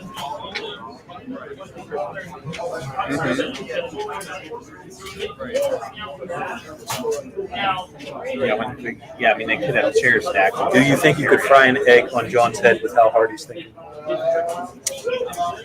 Well, he definitely, if he does that, I don't think he's hot-headed enough for that. Okay. Okay, he keeps a cool head. Yes. Cool, calm, collected head. Yes. He might be frustrated, but he's not hot-headed enough to fry him. Okay. Okay. Okay, what's going on, man? We like that. Okay, very good. I like that. So it's always interesting to see how people play bridges also, because those are a point of contention in a lot of games.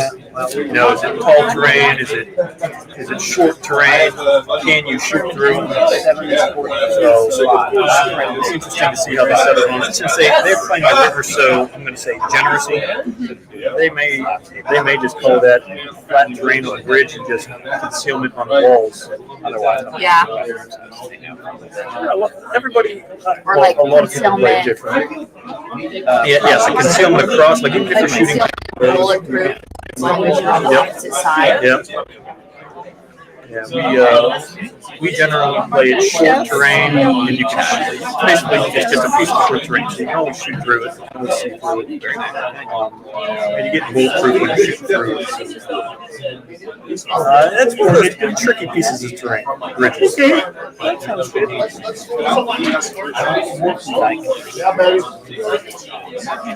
I think they probably play the rules generously. That piece as well. Yeah. Cool beans.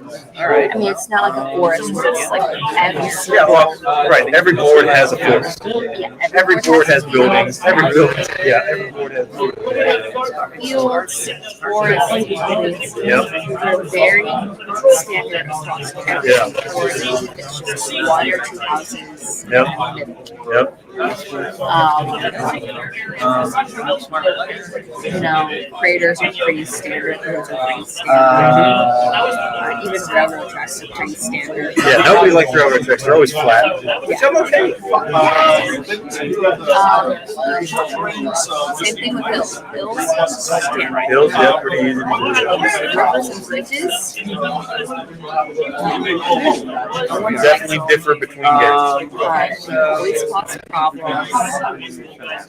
Yeah, like the hills that they're playing on, the one in the back left, top left corner, that's one of those battlefront like mounds. It doesn't have that really defined edge on it. It's tough to keep your models on it, and then you have to announce your intention. Hey, I'm all down. I can be seen, or I'm on right top of the here. hill. I'm sitting right here. I'm almost just there. Right, yeah. Yeah, like that hill right in front of John, that hard edge. Definitely That model is on more practical. that Tomorrow's and theoretically on your last the Yeah, right, yeah. or on top. Right. On the slope. Right, yeah. No argument. On the slope physically. Yeah. You're more welcome to use mine.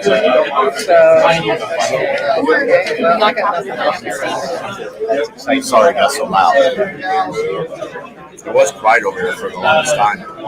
Now it's getting loud. Is there anything you'd like to say? Welcome to everybody competing. Thank you for having us and having it here. No, that's it. Have fun. So let's we have to roll some of these. All right, so Thank you. No problem. I'll build some of these and see if this thing. So long range. Other than the domino pieces, maybe an hour ago. I think we've kept it down to a dull roar.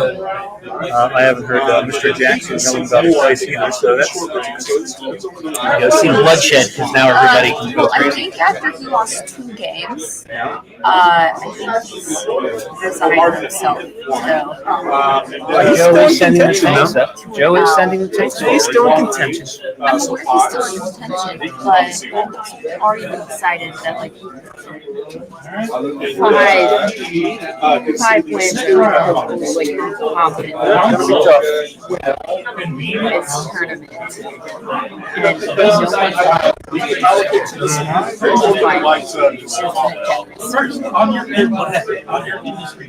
Lift on his M10s. Lift on the M10. So John's M10 is still unscathed.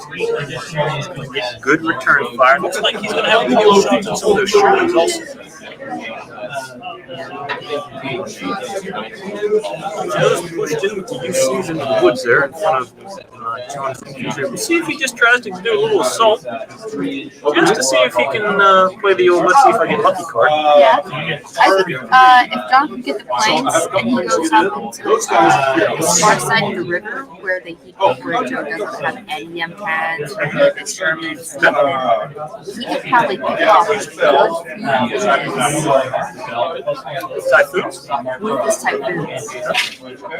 Now he might have to be careful about close bombs or armaments. Yeah. But off of a few units can still be out of that 20 range from M10s and Shermans. Yeah. Joe is rather close to John on the left side, so it might be. That's why I said it'd have to be Yeah, right. on this right side. And honestly, I think that's a pretty good place to put it because you eliminate the threat from that flank. Now you can focus more on pushing towards the center and that far objective rather than having to spread your force all the way across the board. Yeah, and worry about trying to defend that center. Yep. So John can get planes. Yeah, that's a good call. Definitely go there. I mean, that's the only way to save them from the fury of 8, 9, 13 shots. If he goes too close to anything. Yeah. I mean, he's got 9 shots up here. He'll get 4 shots back here, and if he's somewhere in the middle, he might fall to Yeah. The nice thing about the Typhoons is they got that 14-inch rocket. Yes. So you can now 50 cal's got the 20-inch range. Yes. But you still have to hit planes on a 6. You can only get 1 die. John can keep his guys out of range of most of the fire. Yeah. That's a good thing about the Typhoon. But John just his planes, they turn on the magnetic field with the bullets coming in and just soak up the hits. So it might be a good thing that John just eliminates that possibility. Assuming the ambush killed one bale. Because 5-6 down here. So the 5-6. John's TDs killed one building. John had one. He's got 2 TDs, 2 and 1 bale. Oh, really? Oh, okay. He may lose TDs next turn, but that's fine because that's not where he's going. No. He's going to roll up. He's got to be careful with the center. He's got to be careful with this center. Yeah, this has got to be. They're F5. They got to get on 3 because they basically don't get on anything. All right. Okay, so John is pinned now on his infantry. A lot of stuff. I mean, I'm assuming John's going to have 2 units. I'll get to the point where I need readers also. Yes. Whichever side pass or fail has the most votes.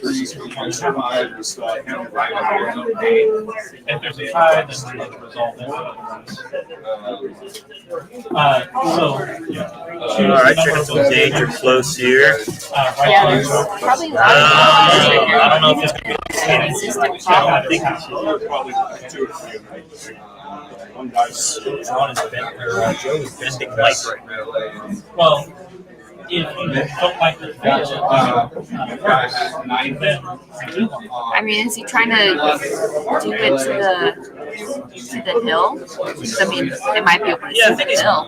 Yeah, I think he's trying to do it as far back as possible because he's got the 2 Shermans on the objective, and then he's got the M10s to the left. I just don't think that there's space to I mean, I think you could argue that he could see the hill, but I wouldn't necessarily say you can argue like seeing easily. Yeah, well, for a barrage, you do not need to see the teams that you are hitting. You just pick any point, and as long as you can see the spot, the center point, there's no penalty to hitting. I don't think he got that at all. He did not. 2, 2, 3.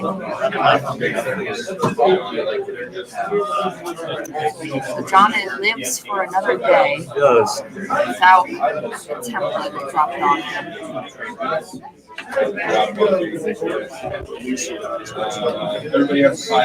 if everyone's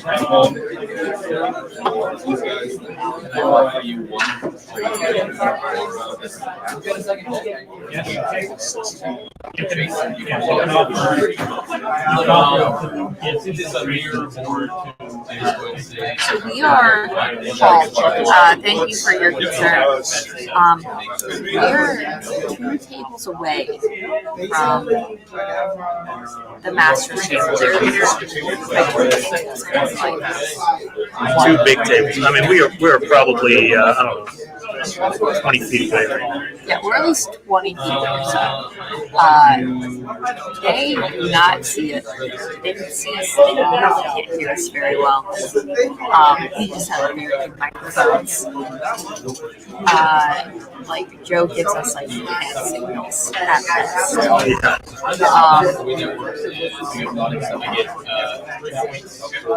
Yeah, I think Joe gave us a 25-foot HDMI cord to connect the camera, and we are like at the maximum range. Yes, we have an obnoxiously long HDMI cord from this frequency. So they cannot hear us, and if they do, they have some hearing. It is very loud. It's a little noisy. It's a little much. Oh, do you? Okay. Well, I mean, I saw this. I don't know what the heck it is. Lest we forget about Team Masters is a Toys for Tots event. It is a toy. So I bought my toy for a tot, so I can get entered in the Battlefront drawing. Did you happen to buy the toy from Family Time Games? Absolutely. It's all it's a big synergistic joy. Worst case scenario, I got it. Kid gets a toy. Best case scenario, I got $1,000 worth of Battlefront stuff. Yeah. Oh, is that what the Toys for Tots? It's your in models. Okay, so like it always is. Yeah. So for you, that's a lot of models. Yeah. A lot of models. It is a lot of models. For Chase Pippin, How's our TV show going? Pippin, not nearly as many models.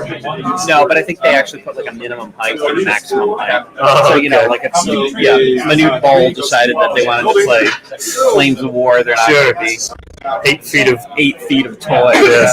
Although I'd probably knowing me, I'd probably mostly get terrain at this point because I have so many models that I'm painting. I feel like regardless of what models we get, if John ever wants to we'd still have an obnoxious amount of models below. Because John has enough table support for like 8 tables by himself. So it just takes terrain tournaments. Yeah.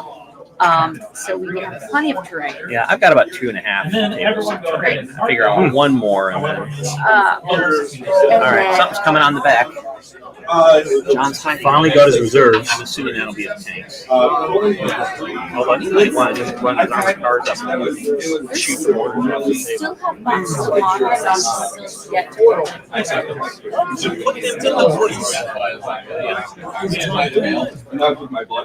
I think he's working with what he can get. I mean, he needs to be one of those guys flying speed. Why did he drop him in the woods? I don't know. He should. I think you should have moved him along the left side, dashed as far as he could, and then next turn assaulted the mortars that are kind of like blocking his movement right there. Yes. The mortars in the woods, even what he does, could have been used to put down a smoke barrage to trees on the left side to block the M10s that are that roadblock. Yeah, definitely anything but put him in the trees. Yeah, because now he has to cross-check out. He does. I mean, they're not contributing to him winning the game. Has he resigned to potentially losing? Yeah. And it's just trying to make sure his units don't die and force a 3-3. He's not even. Those guys in the trees have no shot system. So it's not even like he's playing those guys for points. The thinking is, again, he's a master's player. He's got a trick up his sleeve, and he's thinking outside the box here. But yes, this doesn't make sense to me. If I'm Joe, I would love to see those guys come on reserve. Oh yeah, Joe's probably ecstatic. I mean, even if he brings those guys right into the wheat field, I mean, maybe that's what he's thinking. Maybe he's gonna come up he with can at least get some. He can throw some 6s, and he's a 5 on the return flight. Yeah, just do something. Just put him there. Yeah, put him more center and then just go, whoop. Oh, hello. Yes, but you'd have to go whoop and then hello. Otherwise, it won't work. Hello. Bye-bye. Yes. Hopefully, they would not say that on Joe's return fire, but who knows? Right. I guess no planes again. No, his planes are still off over there. He must have been too hot with his planes in his earlier games. The RAF is refueling and rearming. Yeah. Not doing what they need to be doing right now. That's right. They had their afternoon tea. I mean, they got their feet kicked up while John's out here struggling in the trenches. Yeah. Put these guys right in the center. I mean, they're literally like pinned down in the woods, not moving anywhere. Going for an assault. Only thing keeping his game from not ending is the fact that he's not 6 inches away from that objective. If you have, I think it's going to be a little foolish for John to do an assault on those M10s with those Shermans sitting right there. Yeah, because he'll draw fire from those two, aren't they? Oh, he's firing on this. They put a peanut in. Oh, well, stands on one of these. Yeah, that's what John's on. That close to spawn. One peanut in his list. And he didn't have the extra. Oh, maybe those are flamers. Oh, I think he might be flaming those UCs. I have 2 dice flaming. That makes sense. Let me see. What is it? John Schultz? Shooting at the armored cars in the woods. Okay, shooting at infantry. Okay, flaming on the UCs. Yeah. Oh, it's crap. It's right. It's an engineer. Yep. Engineer platoon. Yeah, so it's got 2 flamethrowers. But it means he only has 1 Piat. Only got 1 Piat. Yeah, which against the tanks would be a problem. That one's fine. That one is also Big 6. No, and the paratroopers don't come back on a 2. The paratroopers. I don't think they counterattack on a 2 because they're not a frost death. Oh, okay. I think. Well, let me check it. Yeah, let's look. Royal Engineer Troop. They are fearless. Last stand on a 2. There you go. we have a question regarding. Oh, I'm sorry. We have a question regarding Hollis. Okay. Yeah, I've never used stand before. So it says it. Whatever Joe needed. That's only. Zeus.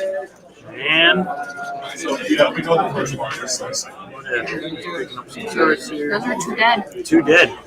Or no, just 1 dead. 1 dead, 1 bail.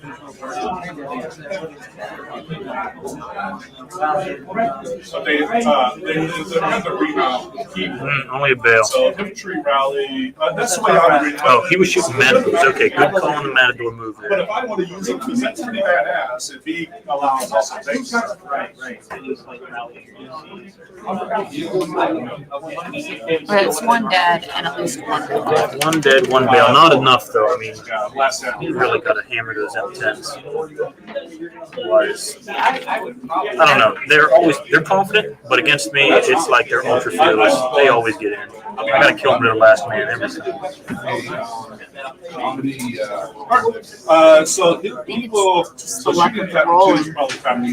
Definitely the luck of the roll. The dice are the ultimate judge, jury, and execution. At least in this part. So I'm sorry. What did we figure out the counter on? The counter on a 3. Counter on a 3, last in on a 2. And then let's check out Frost's parachute course. More dead. They last stand. I think they counter on a 3 last stand on He it. just killed all of those M10s. Nelly. Parachute. Yeah, the last stand on a 2, counter on a 3. Okay. So tough, So but I not. think that might be just what John needed right now. That is definitely a shot in the arm for John there. Keeps his hopes and dreams alive. Now he's really got to work on getting those Shermans reduced. Oh, he's working on it. Because they are definitely going to be the ones carrying the day here. The assault. Well, she's definitely got a few shots onto the Shermans. I think Joe might try to bounce it off. And then Not. Is that Three up there. Yeah. I think it was like 1 dead, 1 bail. No, needing 4. John's got the late 17 pounders. Okay, so against regular Shermans, he doesn't even get to save. Joe doesn't get to Front save. one. Yep. Instead, and then whichever one behind them is. Really, the jumbo, kind of risky. So Joe just lost his two tanks that were peeking out from behind. Oh, so they are dead. One dead, 1 dead. Okay. But first things first. John might be able to, and he lost all his TDs. So really, I think That changes things a bit. That does change things. Joe could still get in and shoot up the get the other objective, but he's going to have a hard time holding down. Dice 10 unimpressive dice, other than that one's going. But his row's gotten a lot harder to hoe. I guarantee you will get resources. it's 6. I just, anytime 6 comes up, you got to be happy. Oh, for sure. Yes, sir. You know, somebody's gotten exactly what they needed. So, Even if they didn't the number have it. Right, of course. Nobody ever wants their opponent to get a 6. each of the, for example, I have 1. You could have made that with correct one. 1. Yeah, that's So over the past, 13 years, I have developed a number of pet peeves, at the table. So I've already told you about my big casino dice. The better motivation than Another one that I have is whenever, people, hey, I need a 6. I need to roll 6. And they roll 3 dice, and it's like 1, 2, 3. Okay, and they're like, well, that's up to a 6. Yeah, too. Oh, corny jokes. Yes, the corny joke. Yes, the corny jokes. Yes. So, I mean, after you hear them the first 2 times, how many more times do you hear them? I mean, over the course of 13 years, I've heard that a lot. More than I should. Right. That's what I mean. Already heard it. Right, yeah, just, you know what? I heard it before. Haha. This one. Haha. Move Very on. funny. Let's go. I'm done. We're done. I think it's like that. It is. It is. just wears it. Well, I don't want, I mean, nobody's being malicious and trying to make Yeah. me angry, but it's just like, okay, yeah, I've heard it before.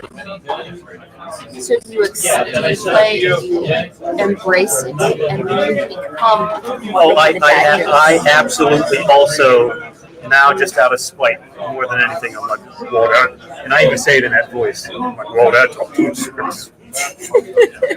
You embrace the dad joke Yes. and just make it just as much as you cringe Yes. while you do it. At least brings me a little bit of happiness, being sassy, Some catharsis. Yes. 1.5 hours to go. Left. So basically, this goes. T.O. being generous, giving them an extra 5 minutes.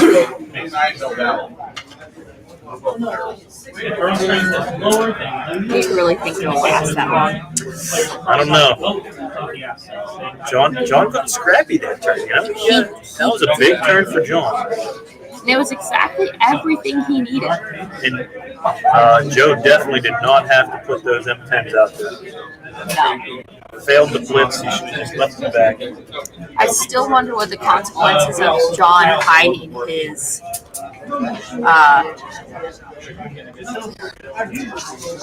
unit of tanks back here will be. Yeah, we'll find out. Because this turn, those Fireflies, how many does he have? He's got 2 Fireflies. I mean, they could be definitely railing on those Shermans in the river. Especially with this other infantry unit sneaking up. If those infantry have any sort of, there's at least one Piat in there. And then what else is up with those? Are those Daimlers with that one? So Joe's throwing himself at the armored cars in the woods. Yeah. Which and absolutely you should do. He is going to win that fight for sure. I mean, Joe only needs one of his objectives. He does. What are those armored cars last stand on? On the Matadors? Yeah. Just like Daimler, so they last stand on 5s. He's going to get his infantry in. He won't be in assault range. All he has to do is get a few good hits off. Yeah, well, it looks like he's sending his tanks in against the infantry. It's not a terrible move. He needs to keep John's TDs on top of the hill. Because if they come down and set up behind the, well, of course, then he'll just run around. I think at this point, the TDs on the hill have served their purpose. There's nothing else to shoot at up there. So I think they're coming down next turn. And the big thing is Joe's just going up here. He's careful. Joe can get on this back John's going to have a very hard time getting out. All John's got in reserve now is armored cars, right? No, he still has. Oh, it's Churchills. He still has Churchills and then a bunch of armored cars. Yeah.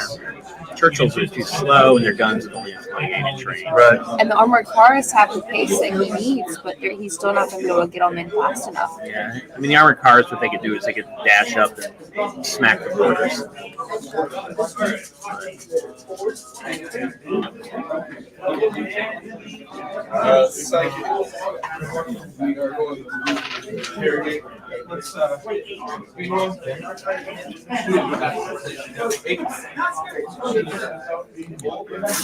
You just got to roll okay dice. You just got to not. And I'm going to do my hand and extra 6 for this off on that. John may have been biding some time with those guys in the woods to get the Churchills on also so that he can saturate the field with targets for Joe's roadblock there. But just taking too long to develop here for John. This one's appropriately funny. Would it confuse him if he ran away further? Brave Sir.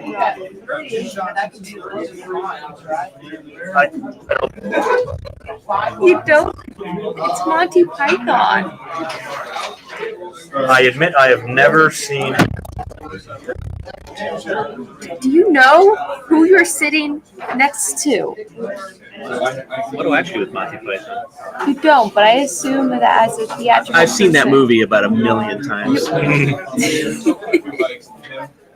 Yes, but everybody in my generation has seen way more Monty Python than probably full of corny jokes and bad Oh, feature effects. I am well aware of what Monty Python is. I just have never seen it. It's good humor. It is fun. Some of it wears well, but mostly it's just for me. I've heard it so many times. It's like it's not. It kind of loses its charm just through overkill. Yeah. John just gets annoyed because I'll watch it when I don't know what to watch and what else to watch. And he's just like, really? This again? Well, you can do a lot worse. You can definitely do a lot worse.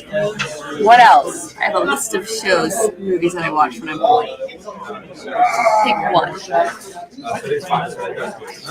Things being picked up, so. Does this one bother you?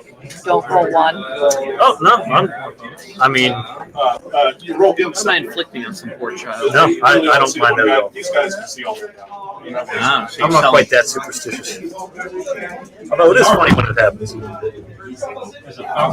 So you do that to other people. Mostly I do that to me. I will say anything, like if I have a 2+ firepower, I'll be like anything but a 1. And then, the dice hear you. The dice, they hear 1. Oh, we got to be a 1. Or I should just be like, all right, give me a 6. But it never works that way either. Fair enough. They hear you and they respond at will. That's right. Yes. They either screw me or they are benevolent. They are never benevolent. They always screw me. Oh, they always screw you? I think most people would say that too. Rich Bear, you know Rich Bear? Yes. The dice man. He rolls perfectly normal dice, but don't let him tell you otherwise. If you ever talk to him, you'd think that every die he ever rolled was a 1. Yeah, he does. He's very adamant about his dice. Yes, he has some very specific. It's nice. Yeah. So John just lost a couple stands there to artillery. Yeah, but at what point were we not expecting that? Especially since, Joe figured out his M10s over here that he was concerned about. Yeah. They are dead. Yeah, they are dead now, yes. So that's right. No worries there. Kind of knocked around a little bit. Give breathing room to his opponents. All right, so that's more units coming on. Who's John's units?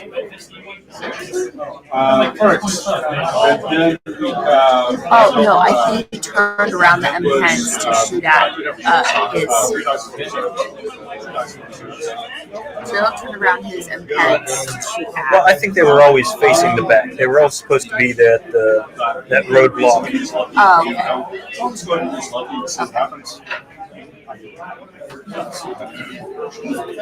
Yeah, so some people don't like it because it's hard to see them. Jake complains about it all the time too.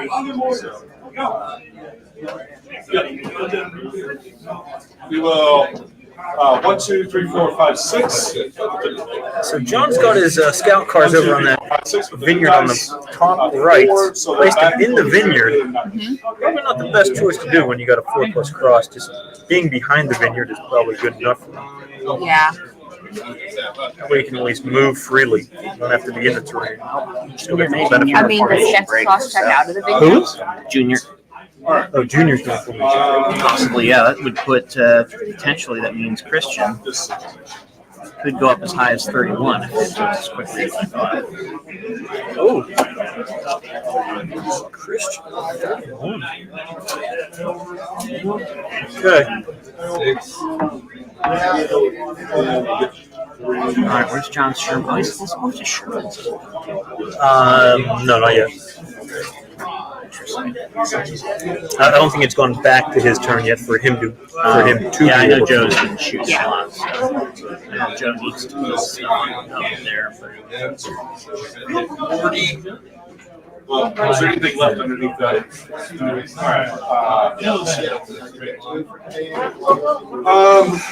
Oh, sorry. End of the round. You don't have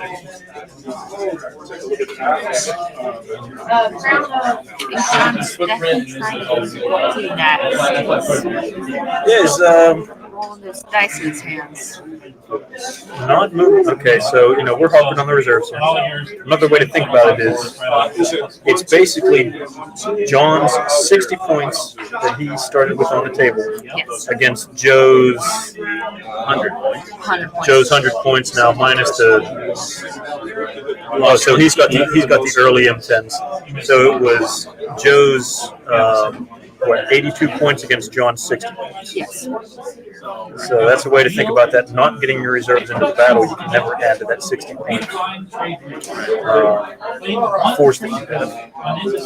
And he did get one unit in, but I don't think that one unit is going to necessarily save the game. No, not yet. Not yet. I will say that if he camps, since those mortars are a formation unit, he could potentially assault the mortars. That's one less unit in Joe's reconnaissance squadron. I don't know how much he's lost so far. I think he's lost only one. Oh, and if he can break the formation. So far, I think all Joe's lost is he may have lost one armored car. Yeah, I think so. But he's also lost his M10s. Yeah, right. Still not big. Right. They could have killed a few more of John's M10s. But You will never fight this. Into the Planeswalkers. Unfortunately, Joe is moving up some things. I think he's discussing that objective. The center? Yeah. No, not the center. This objective over here. going in? On the left. Imagine Joe is going in yet. Is he assault? I think he's working towards an assault. Let's see. Roll 4. John's rolling dice here. I guess he's a machine gun against the side on a UC. No, didn't get it one bit. Joe is in. He's going for the kill shot here. Yeah. So all he has to do is finish up this assault. Oh, wait a second. And that'll push everyone off the objective. No, I don't think it worked. I think that he actually went in with the Shermans. Yes. John pushed him back, and those were actually cross checks for Joe's Shermans. Fights to live another day. Lives to fight another day. What the hell did I just say? Fights to live another day. I guess that's about the same, huh? Right now, yeah. Yeah.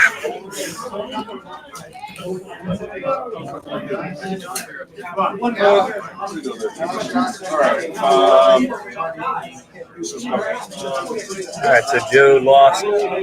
Stand there. I guess.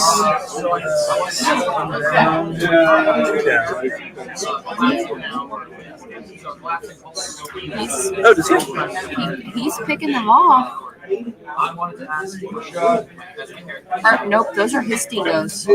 Students. Oh no! Disaster.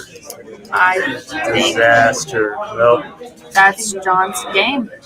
Or No. Joe's game. Can you get it? Uh-oh. Yeah, it's okay.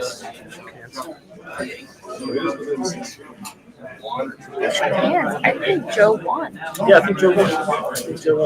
I think John was just measuring to see if even after a 6-inch move, he's still within 4. But no, they just shook hands. That's that.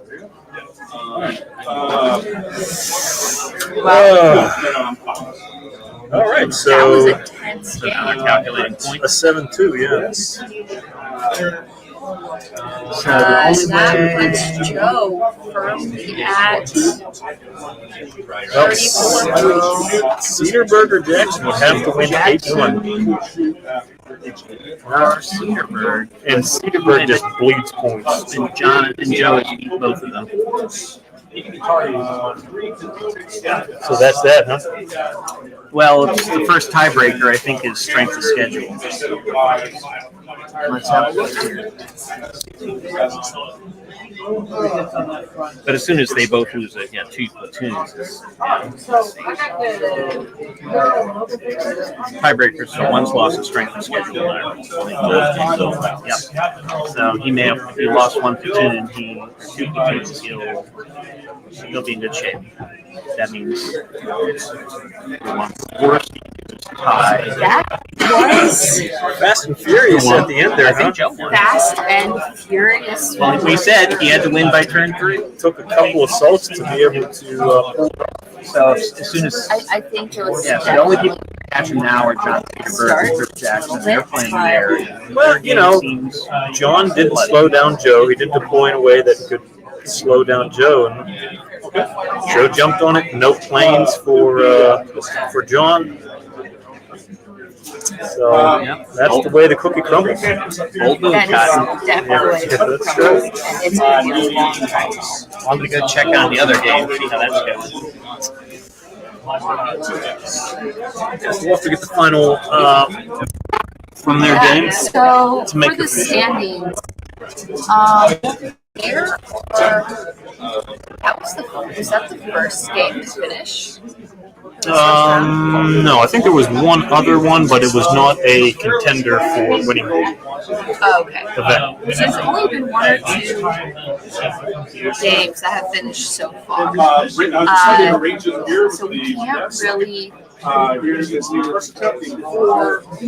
clear meaning of who wins Masters. With the 7-month win, we got about 34 points. He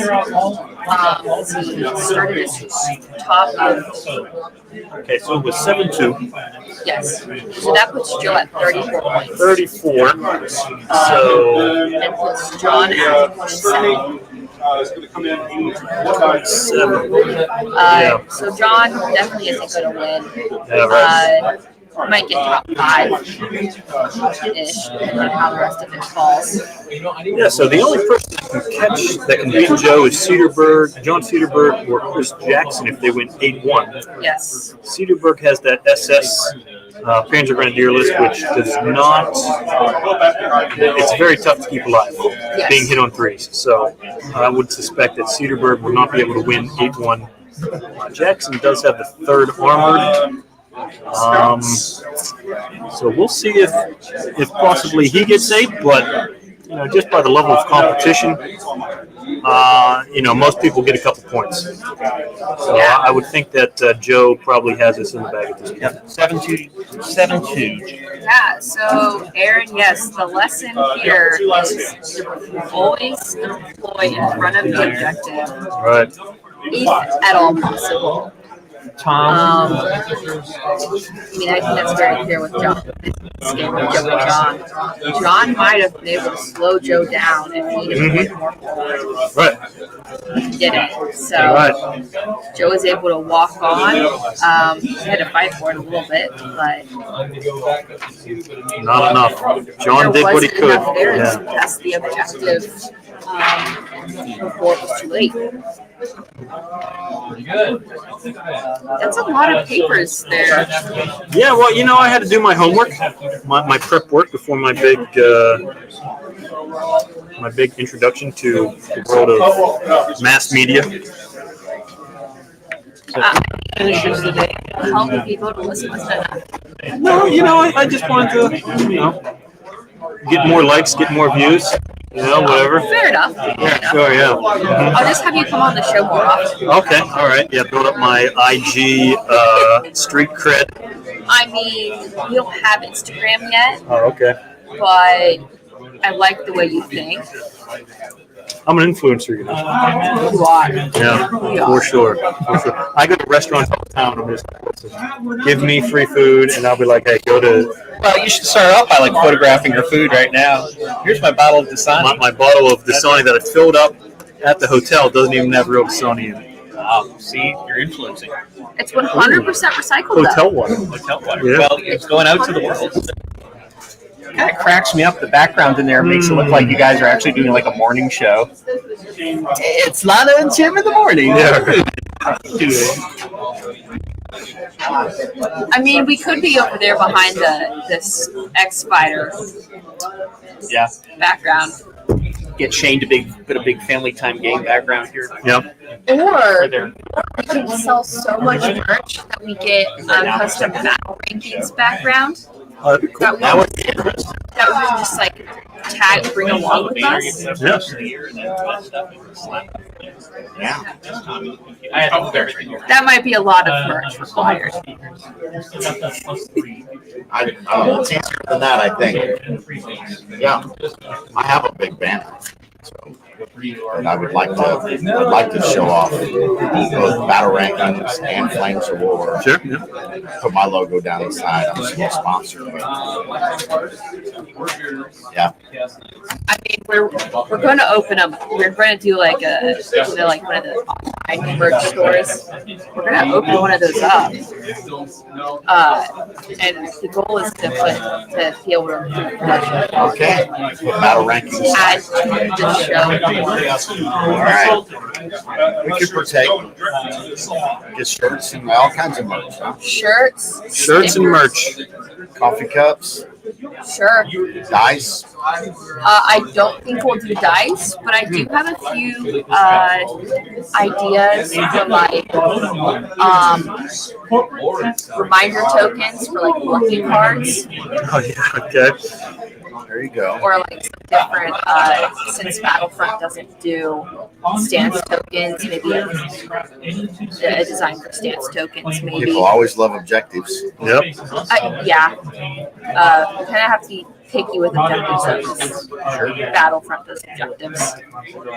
They sometimes. It's hard. Sometimes. You have to be careful with objectives. They do really good on some things. But we do have ideas. Things rotate though. So in the rotation, there's often need. Yeah, we do have ideas. I might have dropped a hint in a video with Corey Lane that just went up his customers. You got a 72. Joe, Get out. Yes. Very much. It all Big announcement, Either of them huh? lose 2 platoons. Coming up. It has to do with merch. They don't have a chance. If you know, So it's really have a guess. if it goes to 8-1 over there, they're upset. And I might be able to convince Joe. First correct comment gets a free merch. Although I Joe cannot make that played- promise. Okay. All right. Well, I'm not affiliated either, so I can't make a promise Joe's either. played Keith has I done can't very make that well. promise, Christian in the but top, if I Preston's could, I in the will. top, Jackson in the top, Cedarburg in the top, Meyer in the top. So I think That's a great idea, though. Well, thank you. Thank you. I get at least partial credit for it. I just dropped a hint in the video with Corey Jackson played Lane. Cedarburg. Charlie's not good. If you know, you know. Drop a Novak, comment. not But they both have only ones now, right? yeah, if they don't, if one of them pulls an 8, well, let's let's get, get so only one of them. John, Nope. John, So then it just comes down to strength and schedule. Got it. You want to sit down here? would you like to? Recap. We'll get a different chair. Oh, Hey, you can sit here. This one. Which Take this table one. is that in? Which table switch? Yeah, that one right there. Everybody can be. Sit, speak to us. Tell us how it went. So what I've learned is, when I play with reluctant things, they always last stand, they always counterattack. When I play with fearless, infantry, that they roll ones on tournament for counterattacks. And they the games. Every game I've lost is because my fearless infantry have not counterattacked. Could have wiped out this country, but it's pretty easy. We saw you did not get planes at all. Did you get planes earlier in the day? I got them twice. Oh, my first game today against Versus today, I think they had a. they came in twice and got shot down by machine guns. And they came in twice against Gilmore. Both got shot down by machine guns. Yeah. And then they didn't come in for this. Yeah, I mean, if it fails, then I'll There were still fun spare parts for the ones that shot down. So, like, when I shoot at planes with machine guns, either one, I don't hit, or two, it's impossible to get a 6 in firepower. Sure. So some lesson learned from that game. Like, what would you do differently again? Or what would you do differently next time? Not much. Probably pick the other side of the table. No, why's that? Mostly because I had to deploy in front of behind my objective because you can't start digging in the river. I don't think that's an actual rule. I don't think there is any clarification or exception in the rule book that says you cannot dig in the river. I was told I wasn't allowed to dig in the river. Okay. Well, I mean, depending on what you and your opponent agree to, it's. Yes, I don't think that in the rule book there is any exception to where you can and cannot dig. All you guys have to look into it. I didn't really question it, so Yep. it's like, okay. Yep. So if I could dig in the river, that would change a lot because he wouldn't have been able to push me off with just one assault. Mm-hmm.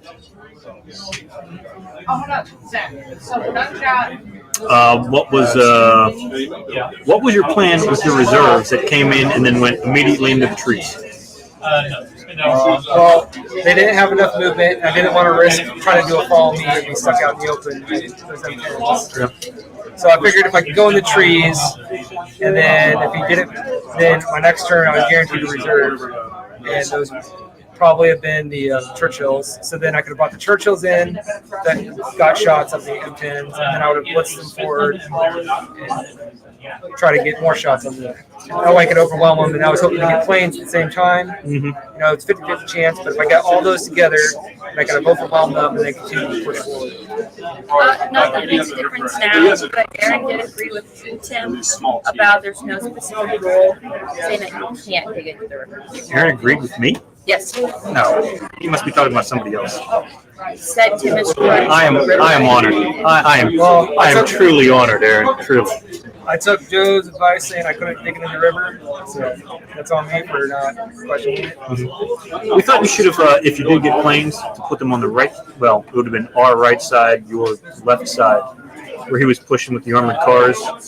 Just kind of. Okay. If I got another turn, I would have blitzed the Matadors up, try to take out his universal carriers. The Achilles would have tried to go for the other universal carriers. Mm-hmm. And then if my planes came on, I was going to go for his third platoon by the, when he was going for the second objective. And he was last in the last one, so I was going to try to wipe out his formation.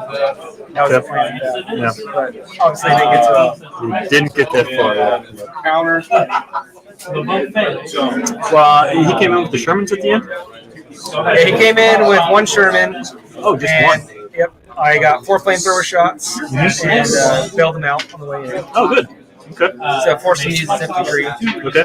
And I had 11 shots looking for 5s. Mm-hmm. And I rolled only 4 hits. Only 4? Only 3 hits. Okay. I mean, that's probably about average. Can't be too upset. Also heard that his Dingo at the very end got a hit, bailing out or his Daimler HQ got a hit, bailing out.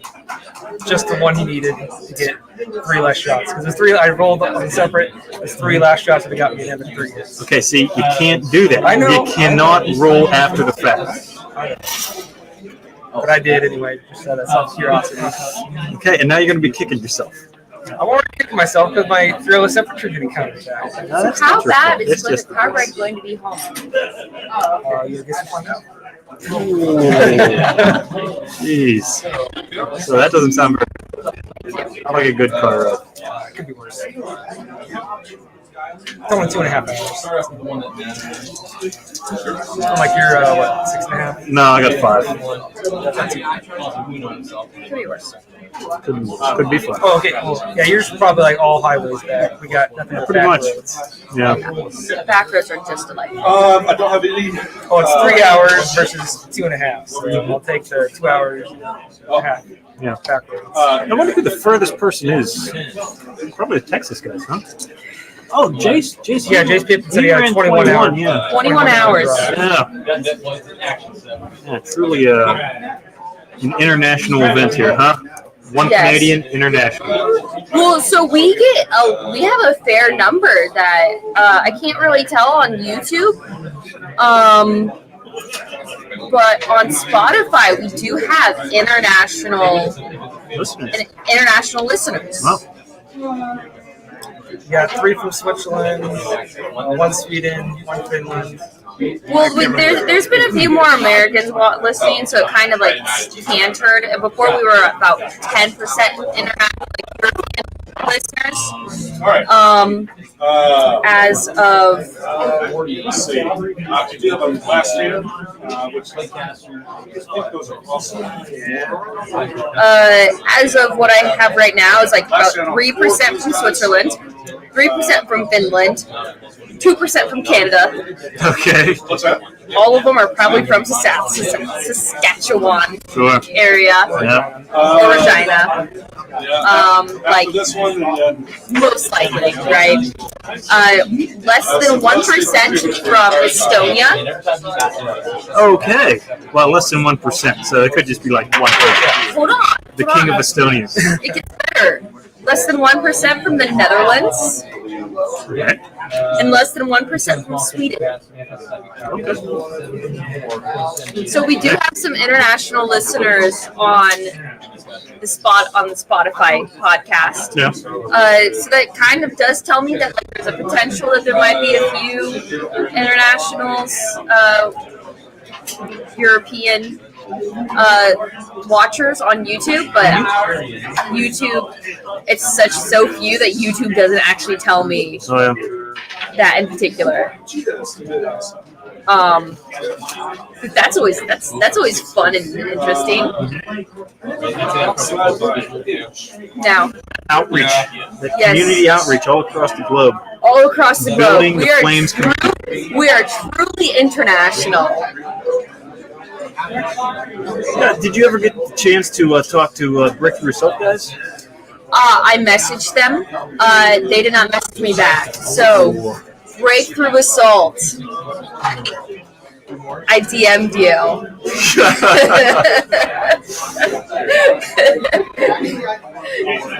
Well, hopefully some of them guys are watching, huh? Feel free to respond, or anybody else that wants me to talk with them. Yeah. Let them know. She is available for birthday parties, bar mitzvahs, anniversaries. Maybe not bar mitzvahs. I don't know how many Jewish people would particularly want a non-Jewish person doing something special for them. Okay. I don't know how particularly favored that would be. Okay. But please. Birthdays and anniversaries only. Yeah. Breakthrough Assault. Yeah. I'd love to collaborate. You know, they do have a nice, I don't want to say program, but website. A lot of good articles. There's a few other collaborations that I'd like to do, but we are such a small audience that it's super hard to do those collaborations. We just don't have enough of the following. We're an ant to them, and it's like, go away. Let's say, no time for little old woman. If you want us to collaborate with somebody, let us know and let that creator know. Then we might be able to collaborate a little bit more. Yeah.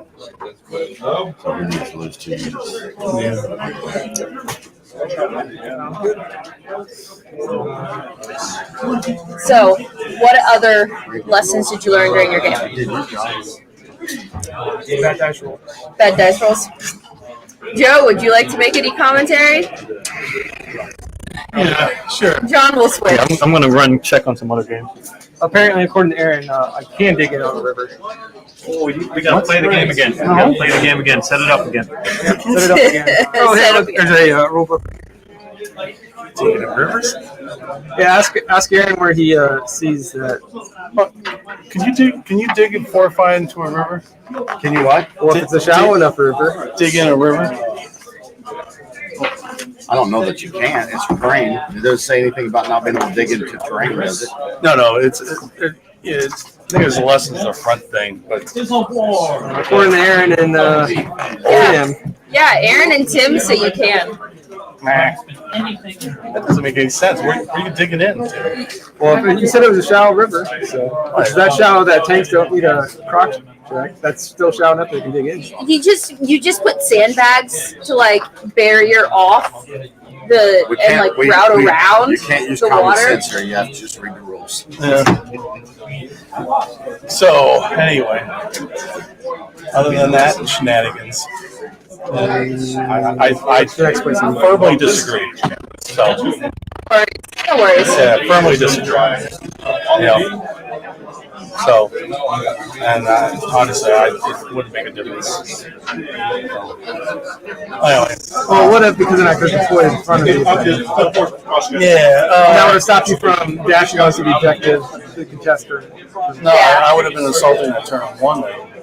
The second turn. Instead of third.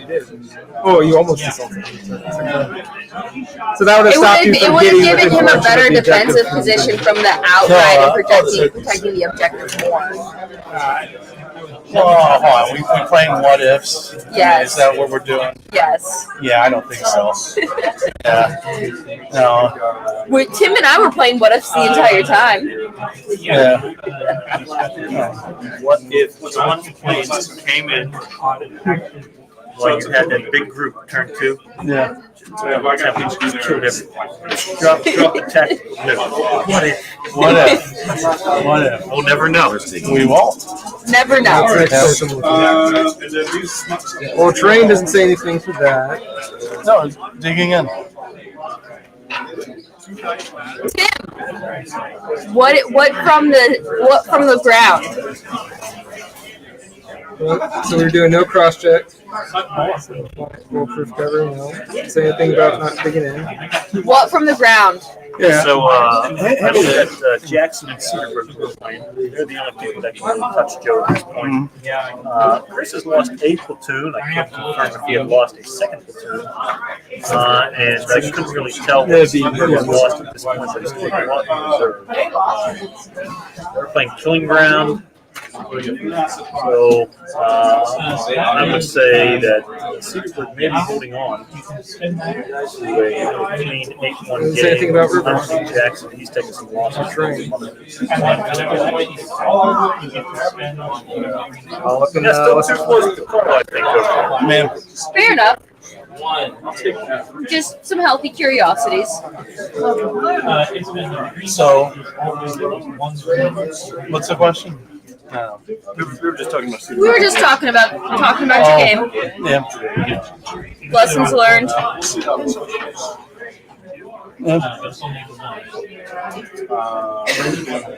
Yeah, look for digging in.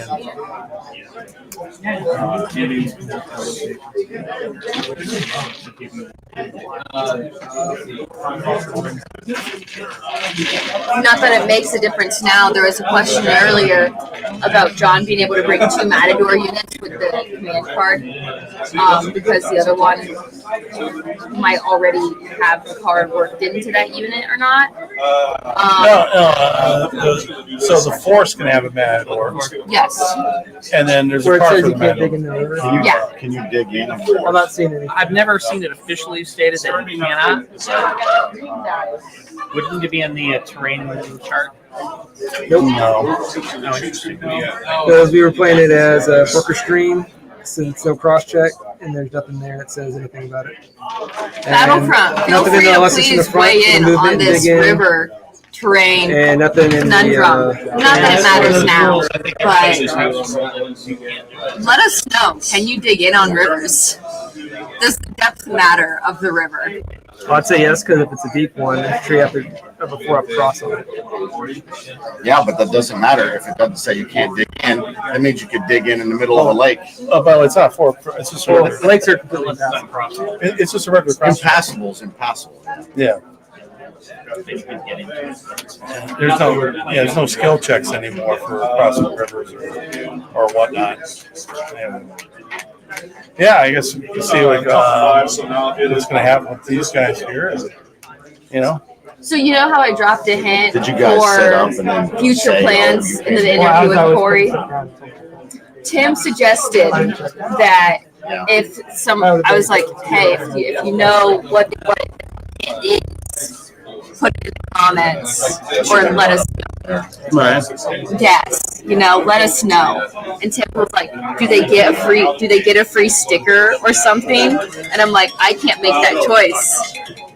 So Joe, if they guess Hey, sweetie, you guys what ready? the hint is, Okay. do they get a free sticker or something? So what's the hint? For the thing in the video with Corey. If they guess. Yeah. Have them guess. Yeah, if they can guess what it is, they should. Yeah, should definitely. We'll give them a sticker. Yeah. Probably, A sticker of the thing. the sticker of the thing. Yeah. If they can guess what it is, we'll get a sticker of the thing. Yeah. Yeah, that's fine. I like that. Yeah. Did he move up to that? No. No. It's a starting position. Okay. So is that? So it is right here in official the rule. contest right now. If you guess what the thing is, Teams cannot in the start video the with game Corey or Lang, movement in a river or lake. you get a sticker of the thing. Period. Yeah, I knew it was somewhere. Yeah. Oh, so Put what it page in is it? the comments. We won't DM you if it's right. I'm supposed to go get the job. Now after we So,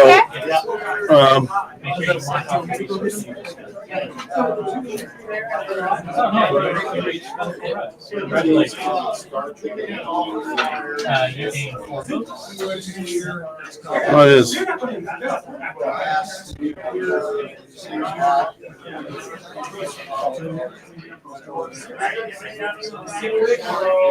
Oh, by the way, rivers are flat and do not provide, so they're flat terrain, so they don't cause a range thing.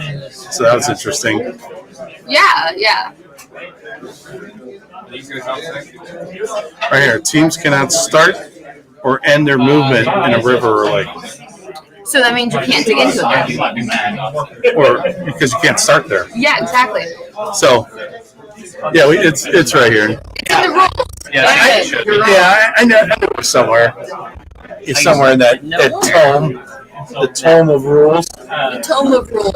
I feel vindicated. Yes, I feel vindicated. I mean, it makes sense. I just did not trust me making that judgment and being like, I know the rules based upon common sense. Well, Because there's some things where, like, it doesn't necessarily make.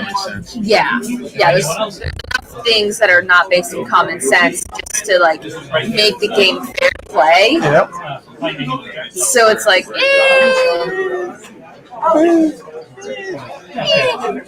But I mean, if you can't stop in the middle of a river, then Yeah, Tim's correct. Wrong. See. Okay. Anyway, so now we got that going, which is interesting. You cannot start or stop. Yeah. So you have to have enough movement to get across the river. Yeah.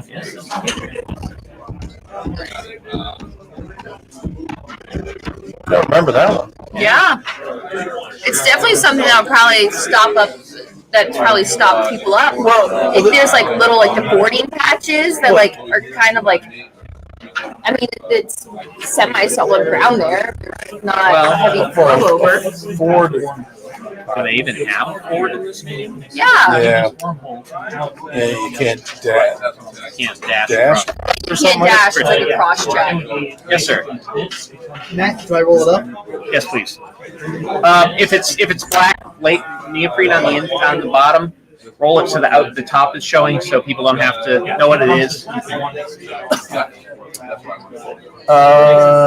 So, hey, just do a shout out if you're watching. And for those who are watching, I'll put it in the Facebook group if they guess the hint, yeah. and I'll put it in the later on after the show. I'll put it in the description about the contest. Raise your hand to do that. Oh,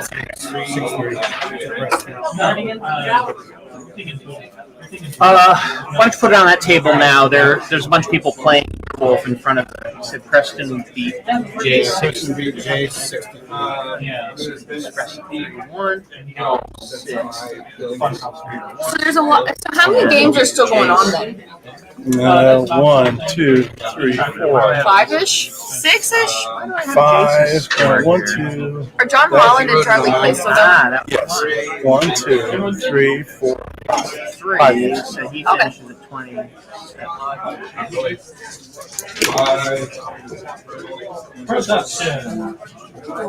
going to be relying on these. Would you like to say something? Would you like to talk about your games? Yeah, there. You can take the seat. Yeah. Yeah. Oh, prosperity. Tell us about your tournament. So, of course, I played the German, what was it called? Half-track scout company. Yes. So lots of half-tracks. They was reluctant. Yes. So pretty much I tried to hide them. My last game against Christian Bach, I tried to be super aggressive with him and almost lost the game. He almost broke my formation. Ended up making a last 5-up last stand. Yes. And it won me the game because I was able to kill a whole platoon of tanks with some martyrs. So I got super lucky. But the heavy lifting was the infantry. I had 2 Spurvan infantry platoons. Those are also reluctant, but they counterattack on 3s. Yeah. So as long as I can keep them unpinned, they do really well. Okay. And they're always counted as being on the table for reserve purposes. Yes. So usually, if I end up with reserves, I can either have the martyrs in reserves, and that's the only platoon I have. Yeah. Or I can have 2 stumble platoons from the recon. I can have those up. To your point. And but the Fallschirmjägers, those of course, they're my main attack.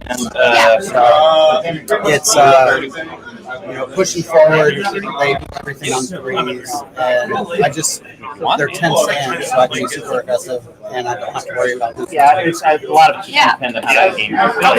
Overall, it was a good day. There you go.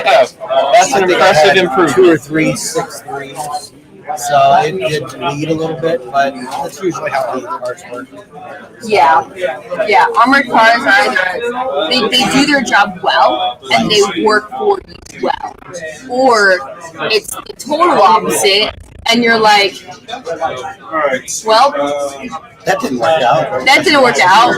Everyone ran away, and I just lost. Yeah. Very quickly. Exactly. So. I mean, the key with running armored cars is you hide them. Yes. You don't shoot. That way, it's super hard to get hit. Yes. So you'll write your name. And half the games I did that, and half the games I didn't. Overall, a good day. Yeah. I'm somewhere in the top 5. Yeah, it seemed you were doing really well. We saw your round 5 match. Right. How'd you feel about that one? There was some moments in there where it was like. So I think I deployed. I don't know what's going on. Other times it was like, all right, maybe. So I tried deploying the 88s further back so I could have a broader. Yes. Because I needed to cover the right side of the table and the left. Yes. Without knowing which side he was going to push. And I think that hurt me. I think I should have deployed them further up, covering at least one of the objectives. That way I could have some defensive fire, maybe behind the hill. But we definitely thought it was an interesting approach with the river, right, and how you work with the river, and then what actions Preston were taking versus what actions you were taking, working around that hill. Because it seemed like, depending on how things were going, it kind of turned into a hill situation, and then you're just like, what? What are the decisions being made here? It took me 3 turns to get the mortars on the table. We did see that it took a while. That hurt. I wasn't able to get those positioned. So essentially, by turn 3, when they came on, I needed them on, and to get the shots that leap them in the open, which made them die. But they did. I think they ended up killing 1 or 2 tanks out of it. So I was okay with that. The stumbles really didn't do too much in that game, just because I had to hide him. He had enough tanks where if I had left him in the open, they were going to die. Yeah. So I kept them in the field where they could be safe. Yeah, we saw that, but then it was, and then when you kind of like popped them up, they like kind of worked, but also came in so late that they did do. The one I ended up deploying behind, like over by the church. Yes. And I kept him out of the field of fire from the other 3 M18s that he had. So I used those 3 to kill the one that he had in the open.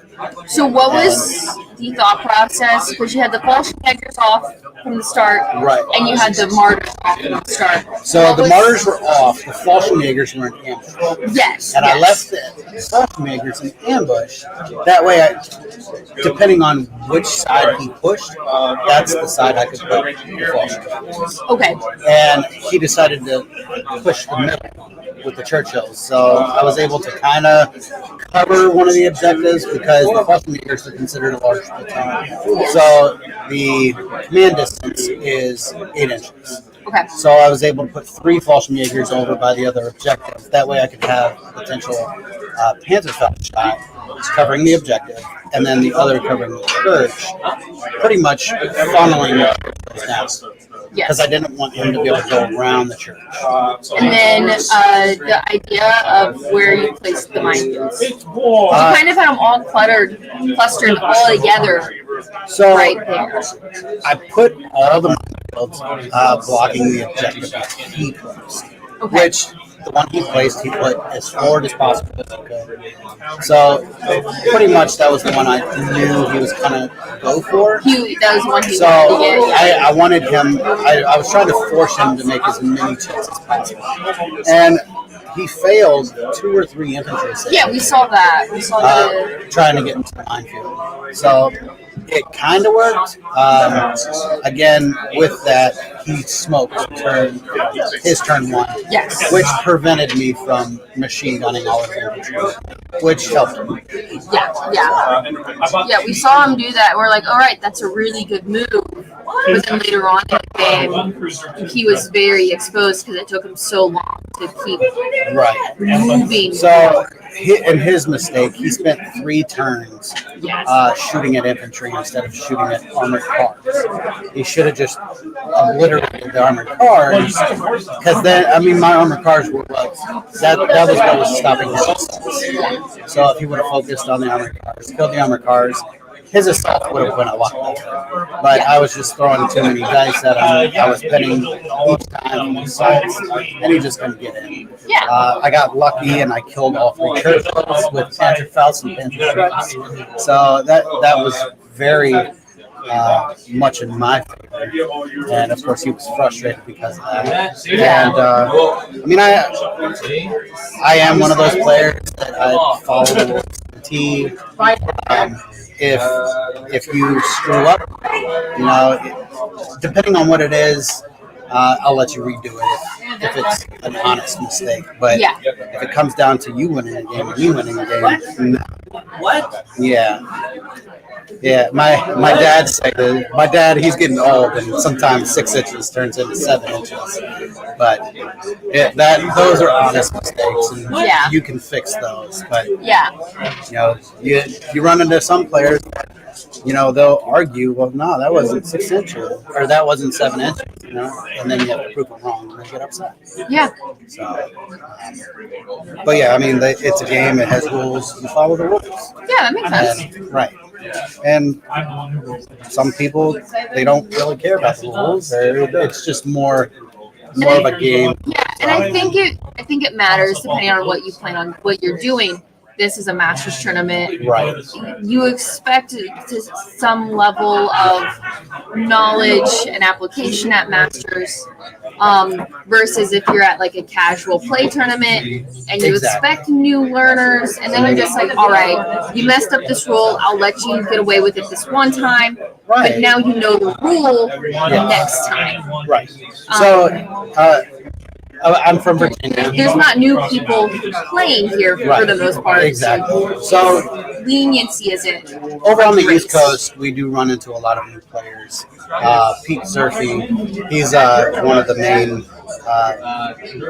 I guess, ambassadors for us on the East Coast, and he tends to host a lot of the tournaments up in Maryland, and that's usually where me and my dad have to drive to go to tournaments. We used to have a store in Fredericksburg called Your Hobby Place, and it's just trying to schedule everything with Your Hobby Place. We're not pro Flames of War. They used to have a lot of I-95 gamers that would play out of Your Hobby Place, and they all just stopped playing. And now they play Ancients and all those other but because of that, Magic is their main driving force, and if you're not playing Magic, you're on a wait list.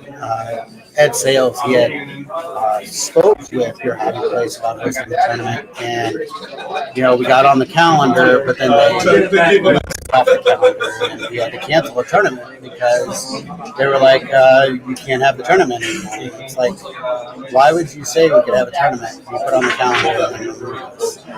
And so it's hard in our area to host tournaments and bring in new players. Oh, I forget it. Dane. Dane.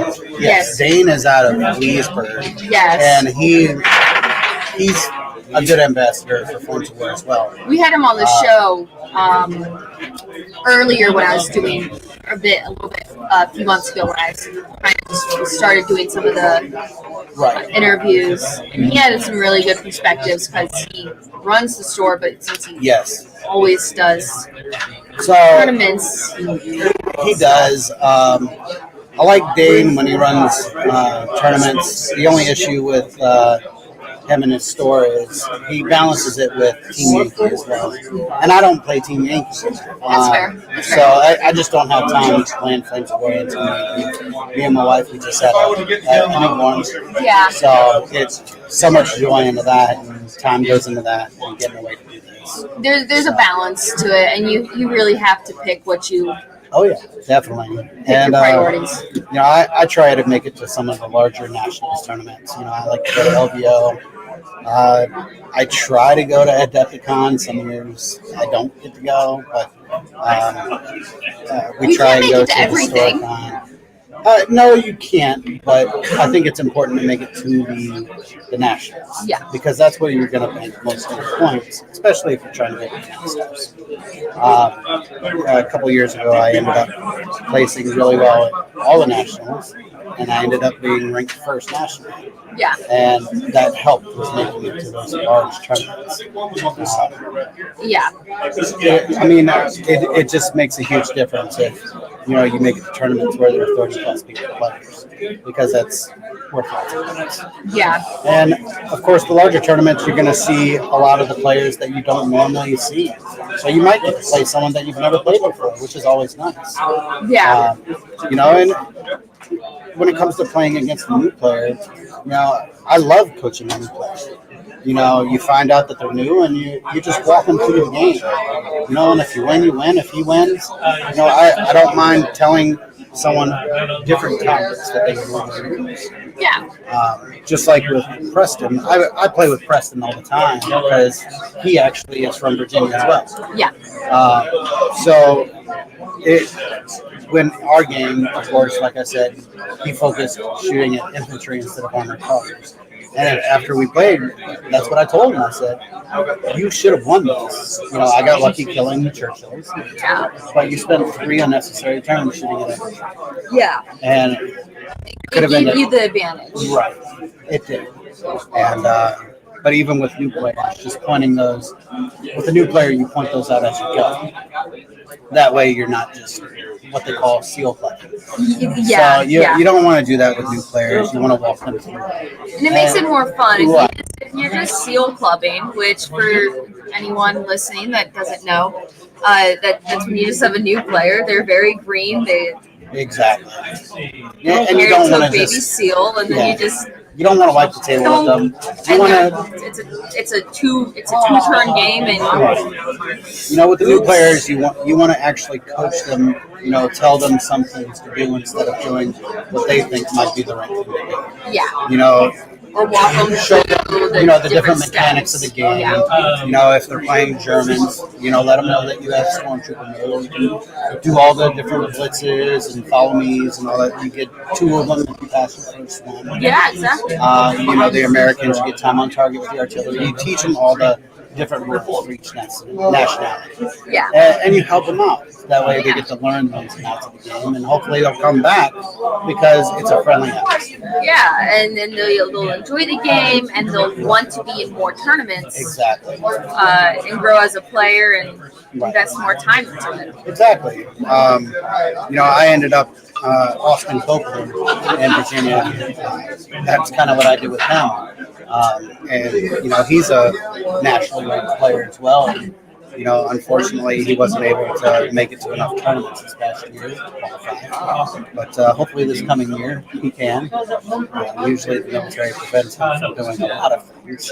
So The military is very good at creating particular inconveniences. Well, it's in regards to military time. first. Yeah. I'm a veteran as well. I specialize in it. Everything else is second, military is first. You have to prioritize. Exactly. So it just with him, he's usually at commands where he puts in for time off, and then they're like, "Oh no, your time off got canceled. We need you back." So Yeah. Sorry. You can take time off another day. right, exactly. But, Maybe don't take off a whole weekend. Maybe like just one day. right, you can have one day, not 2. You can have Saturday. But it's like I need to leave on Friday. We can't have Friday, so I guess you can't go. Yeah. But yeah, with Austin, like I coached him. He's very intuitive and very a good learner.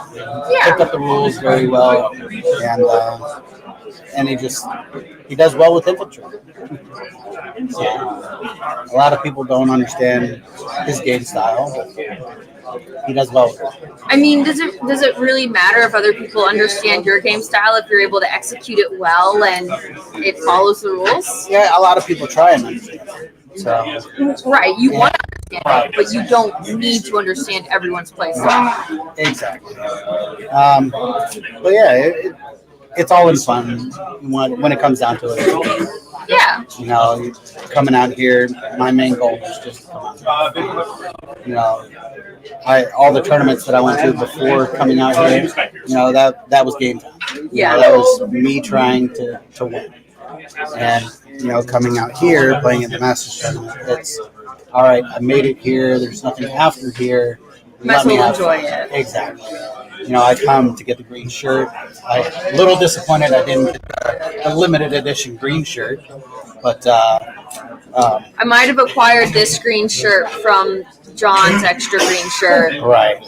I'm a little guy, and I guess all the bigger size shirts were in the dark green. So Fair. just gotta make do, and it's still a shirt. all in fun. Yeah, all in fun. Well, I hope you enjoy the rest of your day. I know that there's still a little bit of time before it's Yeah. We're kind of waiting on the outcome of John Cederberg and Chris Jackson. Yeah, that is the big game to win. Right. At this point.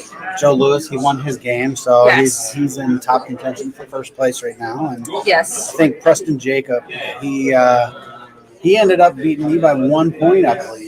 So I think the game me and him played, me not getting a point, that hurt me. So That was the outcome of your game with Preston Jacobs was exactly what Chris Jackson needed to maintain a lead. Because if anybody else, if one of the other top pairings did well, it would put you still the neck and neck point onesies, twosies differences versus you didn't get a 7-2, so now you're just a little bit further. Right. Yeah, like I said, that last game, the 6-3, I was too aggressive with the other cars. I still won. I got lucky, and my force stayed intact. Honestly, for a minute, I thought you two just were like willing to sacrifice not bringing an extra unit for into the last game to get that 7-2. We seriously thought that might have been a potential strategy. So the strategy with my last game was being super aggressive on one side of the armored cars, going after his M12. Yeah. So, and I was hoping because I was being super aggressive with the infantry on one side, he would have deployed his ambush on the other side. But instead, he went after the armored cars and tried breaking my formation. So that hurt me in that sense because we might have thought that maybe putting your minefields a little bit more strategically placed to divert to discourage certain movement plans, like not block off the bridge to encourage crossing the bridge, but then blocking off the direction to the church to force around or over the hill a specific direction instead, so that you can kind of all right, I am discouraging this direction. I have one thing aiming this way, and then a bunch of things aiming this way. So the other tactics there's that a bunch I of thought about approaches was to minefields. So I was going to put the minefields, if not in a straight line, put them in a square. That way, if he wanted to move through them, he would have to double up on the minefields. So you go through the first set, and then he'd be moving straight into another set. Yeah. And I think that would deter him from moving through the minefield. But then he can move around it. But then I'd be able to place either the 88s or the mortars, bringing in them to cover those channels. Yeah. But again, it's, wish you could have, would have. Yeah. Situation. There's a few people. There's one or two that was voiced concern, or one person that voiced concern about during this last match, I hope they can't hear you guys making these what ifs, because we're just talking about what is going on, what are the thought processes, what are the potential options, and they're just like, are you seriously just saying this in front of the players and giving them these ideas, giving them the moves, and it's we're 20 feet away and it's loud in here. Oh yeah. You're not going to be able to hear us talking. Right. I mean, at this level of play, it probably already meant to be a start. Yeah. If you say something, we're not providing anything totally new. No, and I mean, if they miss something, that's on them. Oh yeah. Especially at this level of play. I mean, my dad's getting old. All of it's a learning experience anyway, so. I mean, my dad hates playing because he forgets things that I pointed out. And I'm just sorry, Dad.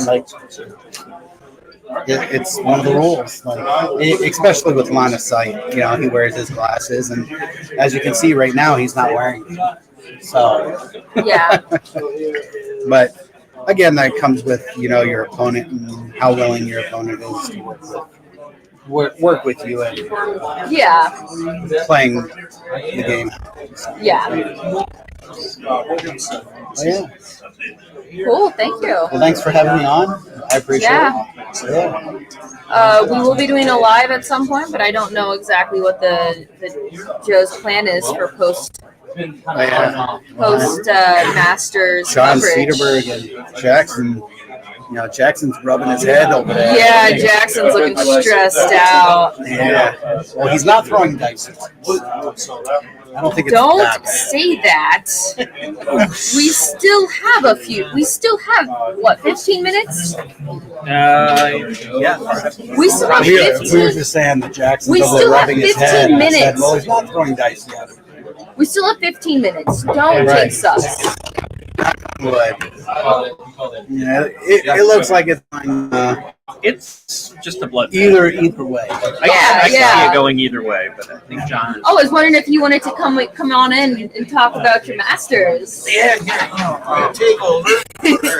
Yeah. So tell me how your Masters tournament went. Went a lot better than last year. Pardon? How'd you finish last year? Last year I think I was like 12. So it's like, if things go a certain way, I'll get second this year. Oh, nice, Yeah, nice. yeah. So how'd you finish your last one then? I took it 6-3. Okay. It was And you finished off your last one with 24 points? so 23 points. after I had 25 going into the round, and I had third, so I'll have 30 more. Okay, you went in with 20. Went in at 25. Yep, and I finished up with Yes. Sure, So that puts you right up there. yeah. So Depending on overall, how Chris Jackson does. yeah, it's looking like I'm not gonna get first, but that's okay. It was a huge improvement from last year. So I'm pretty happy about it. Yeah, that's good. What were kind of your strategies and thought processes? So 26. To be honest, I really didn't have a strategy coming in. I don't come into games with a strategy. I kind of come in like with a blank slate. Basically, my idea is if I don't know what I'm doing, my opponent can't. Right. I don't know. The last game, it was a 6-3, but it was very well could have been an 8. Okay. Just little mistakes throughout the game. Not even. It was just failing some three up last hands. Oh yeah, that also can do you in. Yeah. So it wasn't as close as the would say, but I mean, I played a great game. And who did you have? I played against Jace. Jace. Okay. Yep. So Jace is always. He's a good player. I mean, he's won. If I remember correctly, I think This year, I kind of made a decision. Has he won a Masters before? I don't think so. I don't think he's won, but yeah, he's been here more than once, and Yeah. you've been here. This is my second year. Second year. So, Overall, it was really good. I'm really happy with how the tournament played. I mean, going from 15 to Possibly number 2. top 5 at least. Yeah, that's a huge jump. That's a huge jump. That's very impressive. Yeah. I mean, nobody in this room is smart. So, to come in and have this level of competition walk away to top 5, that's something I can hang on. That's definitely something that we had a discussion earlier. A lot of these, like top 10, had a 6-point division. Yeah, it was really close. Starting out at the top. So realistically, it's the best for the day. It's not best in the game. Right. 7-2 to you. Okay, sorry. The situation really. Yeah, I mean, we're and when you have this level of competition, there's going to be a lot of I killed the max boss of 6-3s. But the fact that I was able to win 2 8 games, that put me way ahead from the get-go. Yeah. So it was a great experience. I mean, I always try to shoot one of those. You shoot played for one of those the people best in the matches. unit where like if you kill it, they lose. So when you saw the list, all the rules in the situation, Sorry. how did you build out your list? I would if I could, but you know. Process of building out your list. So seeing the format, my thought process was I'm going to see a lot of mechanized and a lot of infantry. So I really built my list to counter mechanized and infantry. And the best way to counter mechanized is with medium tanks. And the best way to counter infantry is artillery and flamethrowers. Yes. So I went in and I decided to play the Sherman Crocodile flamethrower tanks, Yes. which I've never played before. Yeah. They work for you. They were outstanding. I mean, having 24 shots of flamethrowers going into infantry it was huge. Like, there were games where it completely wiped out units. Yeah. And then, you know, our artillery, I brought 3 templates. So, all in all, my list was way above what I thought it was going to do. And then I played tank destroyers to counter heavy armor, and I brought in British Churchills to assault. It depends on Churchills being that they can counterattack on a 3, they're the best tank super very one, but I don't believe that. Once I saw all the lists, I was really surprised to see any tank formations. And once I did, I knew that I did not want to play against tank formations because I didn't have enough heavy anti-tank to deal with that. I got lucky. I didn't have to play against any tank formations. So, Well, I think the way that the tournament is really built nice to out go with into the last Ironmans and having port and having to do buybacks with lost units, just to keep those destroyed units, kind of deter people from getting these 20 plus points. Right. I mean, like, the Sherman Crocodiles were 20 points, the Churchills were 9 points, but I felt that to kill a front armor 11 tank, it's not going to be easy. That's the Churchill, and then the Crocodiles. Basically, I did that was an easy 40 points reserve, and then all my infantry was cheap enough that it wasn't going to be an issue for me buying things. And being that my infantry did a last stand on 3, I really wasn't worried. And in fact, I think I only lost. I didn't lose a ton of points this tournament. I think I lost my entire infantry formation against John Cederberg. But I had so many points backed up that I could easily buy back. It was an interesting format. I think coming in, a lot of us were very cautious. Where we didn't want to lose a lot of units. I know in round 1 a lot of people were pulling units when they got down to 3, There 2 was tank teams. a lot of people conceding. I came in where I was like, win or lose, I'm going to play these games out because I mean there were times where it looked like I lost or I was winning, and it ended up being either me winning or drawing. So the fact that I was came in with the mindset of I'm going to win or lose, I'm not going to concede. I'm going to make my opponent play it out. And going in with that mindset, it actually helped me because there was never a point where I was out of the game. So. And if you won, somebody conceded. And I mean, none of my opponents ever conceded against me. But I know that in round 1 there were a lot of people conceding, and even in round 2.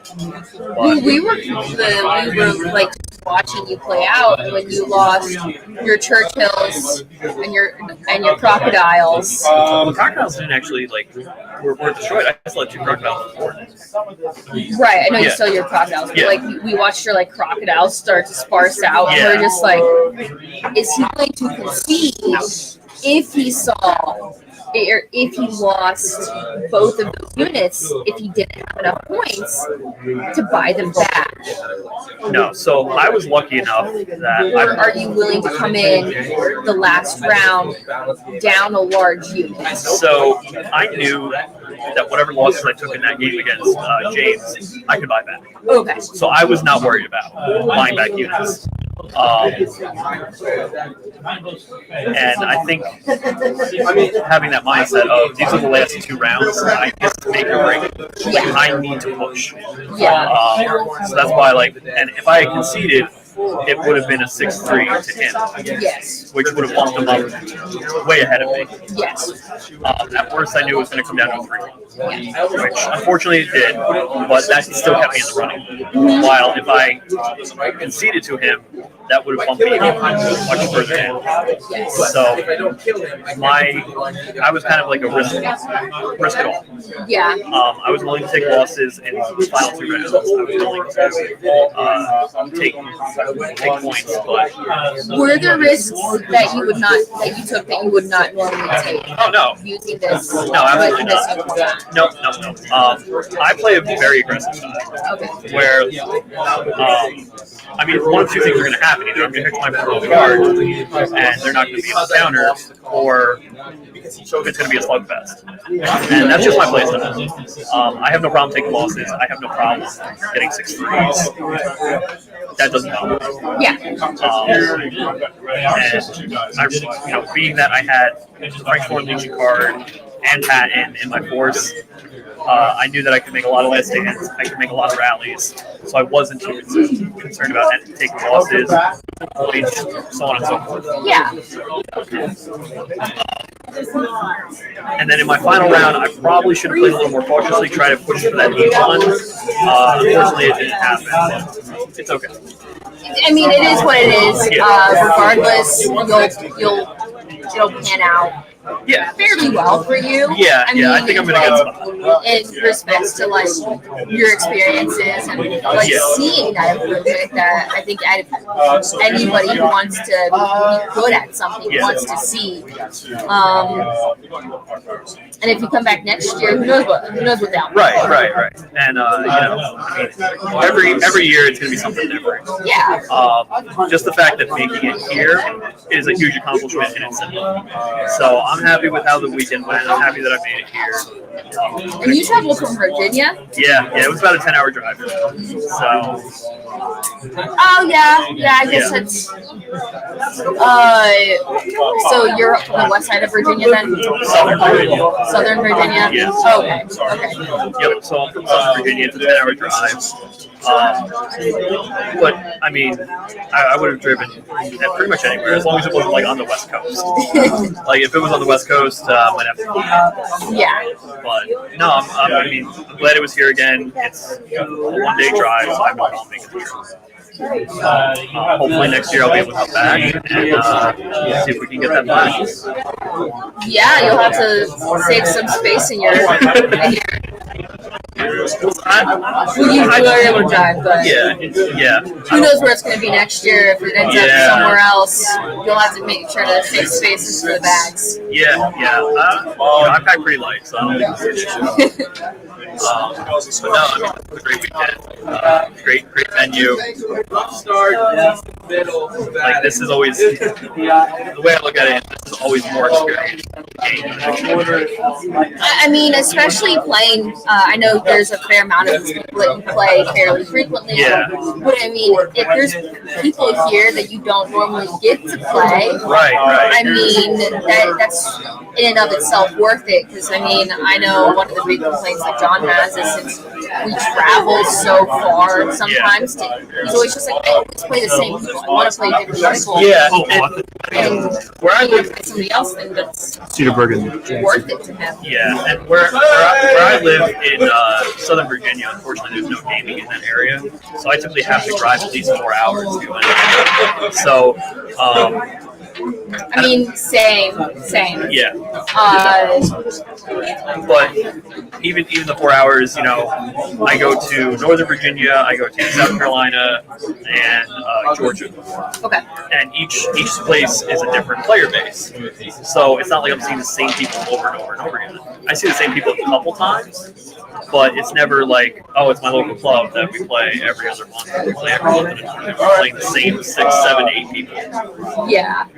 But here, I think I played against. There's only one person that I played against. I'm sorry, no, 2 people that I played against that I had played before. The other 4 opponents I played against, I had never played. Okay. I mean, John's been to Masters a few times before, so usually there's like a spattering of faces that I don't normally see, but for the most part, I mean, I've met everyone at least once. Yeah, and that's the thing. Like, there's always going to be probably about a 50-50 split, where like 50 people, you know, 50% of the players that are here were probably here last year, and the other 50% are either new or they didn't qualify the previous year. Yeah. So, and I think this year we had. Where they qualified last year and they couldn't come. Right. So like they could have come, but Right. work or travel or Yeah. whatever. Because that's what a lot of West Coast guys that were invited this year, they just didn't come this year. Yeah. I think being that it was in Indianapolis last year, you know, in the same spot, I think they kind of. I mean, I don't know what the thought process was. I was disappointed because the West Coast players, you know, they have a different play style. And that's what I've noticed is like the guys from Indianapolis have a different play style from us in Virginia to, you know, the guys here in Indianapolis. Everyone has a different play style. Yeah. So losing out on them coming in kind of limited the play style that you can play against, but hopefully next year they'll be able to take that. Yeah. I think it'd be interesting to see where it goes. I mean, I think it'd be cool to see it move around, whether that's Virginia, whether that's the West Coast, or like ends up going south, wherever. I just think it'd be interesting to see it go somewhere else. Just to like. Because I mean, being that it was here in Indianapolis last year, that was my first time I mean, it's here. convenient for me. I just live across the border. Yeah, for you it's great. For you it's great. But you know, the rest of us that live a little ways away, you know, might want to travel somewhere else. Hopefully next year it'll be, you know, somewhere else. I know one of the stores in Northern Virginia is looking at hosting Masters at some point. I think they hosted the Team Yankee Masters either this year or last year. Not this year. This year was Yankee Masters. Okay, so maybe it was the previous year. But Might have been, regardless, might have been a few years ago that they might have. They used to like have it like all over the like different stores almost every year, but the past few years, I think it's just been it's easier for them to like just go with what they know is consistent versus give a bad service or have a bad event because it's a new venue and then they're like, oh, this actually doesn't work when they set the one. right, and you know, hopefully, but like even still, the fact that like Masters hopefully will be the new venue next year, that way it gives like it's not the same place. And this place is great. Oh yeah, no, don't get me wrong. Like this is a great store, this is a great venue, but I think just for traveling and fairness to, you know, players that might live closer somewhere, you know, it would. It's more fair. Yeah. If there's Because there's a huge difference between driving 4 or 5 hours and driving 10, 11, 12. For sure. Like, you know, I mean, you know, unfortunately for Jace, who's, you know, Canada, he's got to travel far distance for that. Yeah, and unfortunately, we're not going to have Masters in Canada. Yeah, no. But as much as I love Canada, you know. We could have Masters, you know, maybe in Washington State or something like that, where instead of I'm not actually sure what side of Canada he lives on, but he's like smack dab in the middle. I think no matter what, like he's got. Okay, never mind. Yeah. If there was any feasible way to have, say, Masters in Minnesota, it probably would be closer. Yeah. I think Masters was in Minnesota a couple years ago. I mean, I know there's a few good stores up there, but I'm not sure. Yeah, I haven't made it up that far. Neither have I. I've been to Minnesota once in my life. I've never been out that way. So. But yeah, no. Hopefully, like next year it'll be in Pennsylvania, Virginia, Ohio. Somewhere other than here, just to try to freshen it up and not make it the same place. Yeah, for sure. But regardless, I mean, it was a great venue. The tables were great. Players. Any particular favorite tables? I really like the Stalingrad one. I played on that round 2, and that was a lot of fun. Just because the amount of rubble that was on the board, it really made you think about where you were going to go. While some of these more open, boards with the fields, not really a whole lot of, decide, it's pretty easy to decide where you're going to go on an open field board. Yeah. When you have buildings and rubble, it's a little harder. You have to think twice about where you're going, because if you have to cross check, we like be able to cross check out of here and maybe they can cross check into here. And how far out of command will I end up accidentally going? Right, and somebody gets left behind. Right, and being that there was only one board with a river, I felt like that was kind of I feel like more like at least 2 or 3 boards should have had a river, because that makes it even more of a tactical challenge. I mean, you are the only person here that has probably had that thought, because we were discussing it the entire time, and we're just like, these rivers are very obnoxious. They can be, but it really makes you think and It makes play you differently. think. And I appreciate the challenge, but for tournament play like this, right? And how many inconveniences do you want to fight? Right. When trying to fight your opponent? And I think I was the only one crazy enough to take cross checks across the river, plus also charge my infantry into a minefield. Yes. Yes. I probably was the only person that was like, yeah, no, I'm going to do this. I mean, full send and then hammer hill. It ended up kind of working out. It didn't work out as well as I hoped it would have, but it worked out. Yeah. So,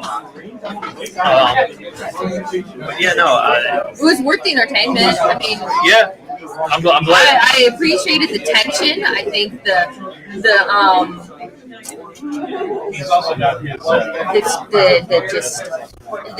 whole setup of the situation and the losing units, and I think it was an incredibly interesting scenario that all kind of combines into this very tense, high challenge situation that I don't think anyone expected it to be this close. Yeah, it came right down to the last. It really did, and honestly, like Are all the scores in? Yep, they're all in.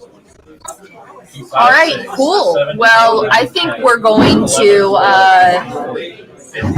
try and get things put together for that. All right. Well, I appreciate it. Yeah, thank you. Thank you. By the way, it's still more than your You end up in. I'll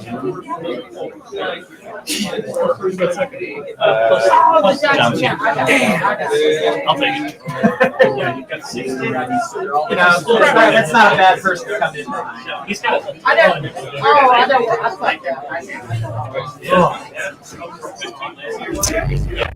We off?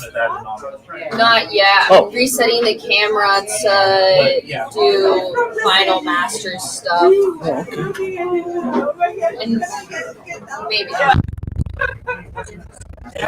swing it around this way. Yeah, you can do that one.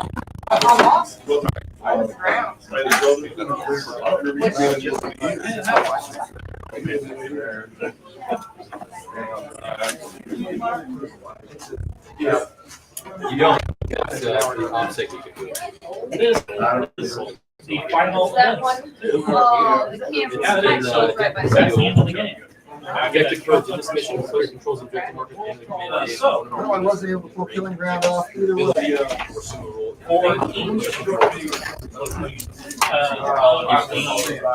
I had a sheet that he had one that's Count up the number of circles. so it's counted. So we're gonna say we will do squares. What does that camera look like? Pretty good count up the middle. Is the microphone still right in the middle of the way? In the middle, but still pretty much. It's fine. We can work with that. Joe. Hey, you had the better schedule. Joe. May I show you what the situation is over here? I have this beautifully set up, so you can kind of be here-ish, here-ish, and they can see this way.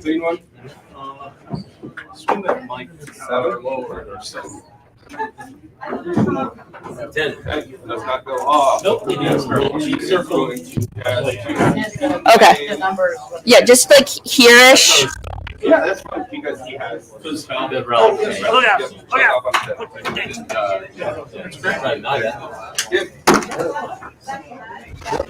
For a no scene. So, push it in this one. Okay. We're starting with two. I'll start a new one. All right. For results. For the, yeah, the results. So, give us 2 seconds.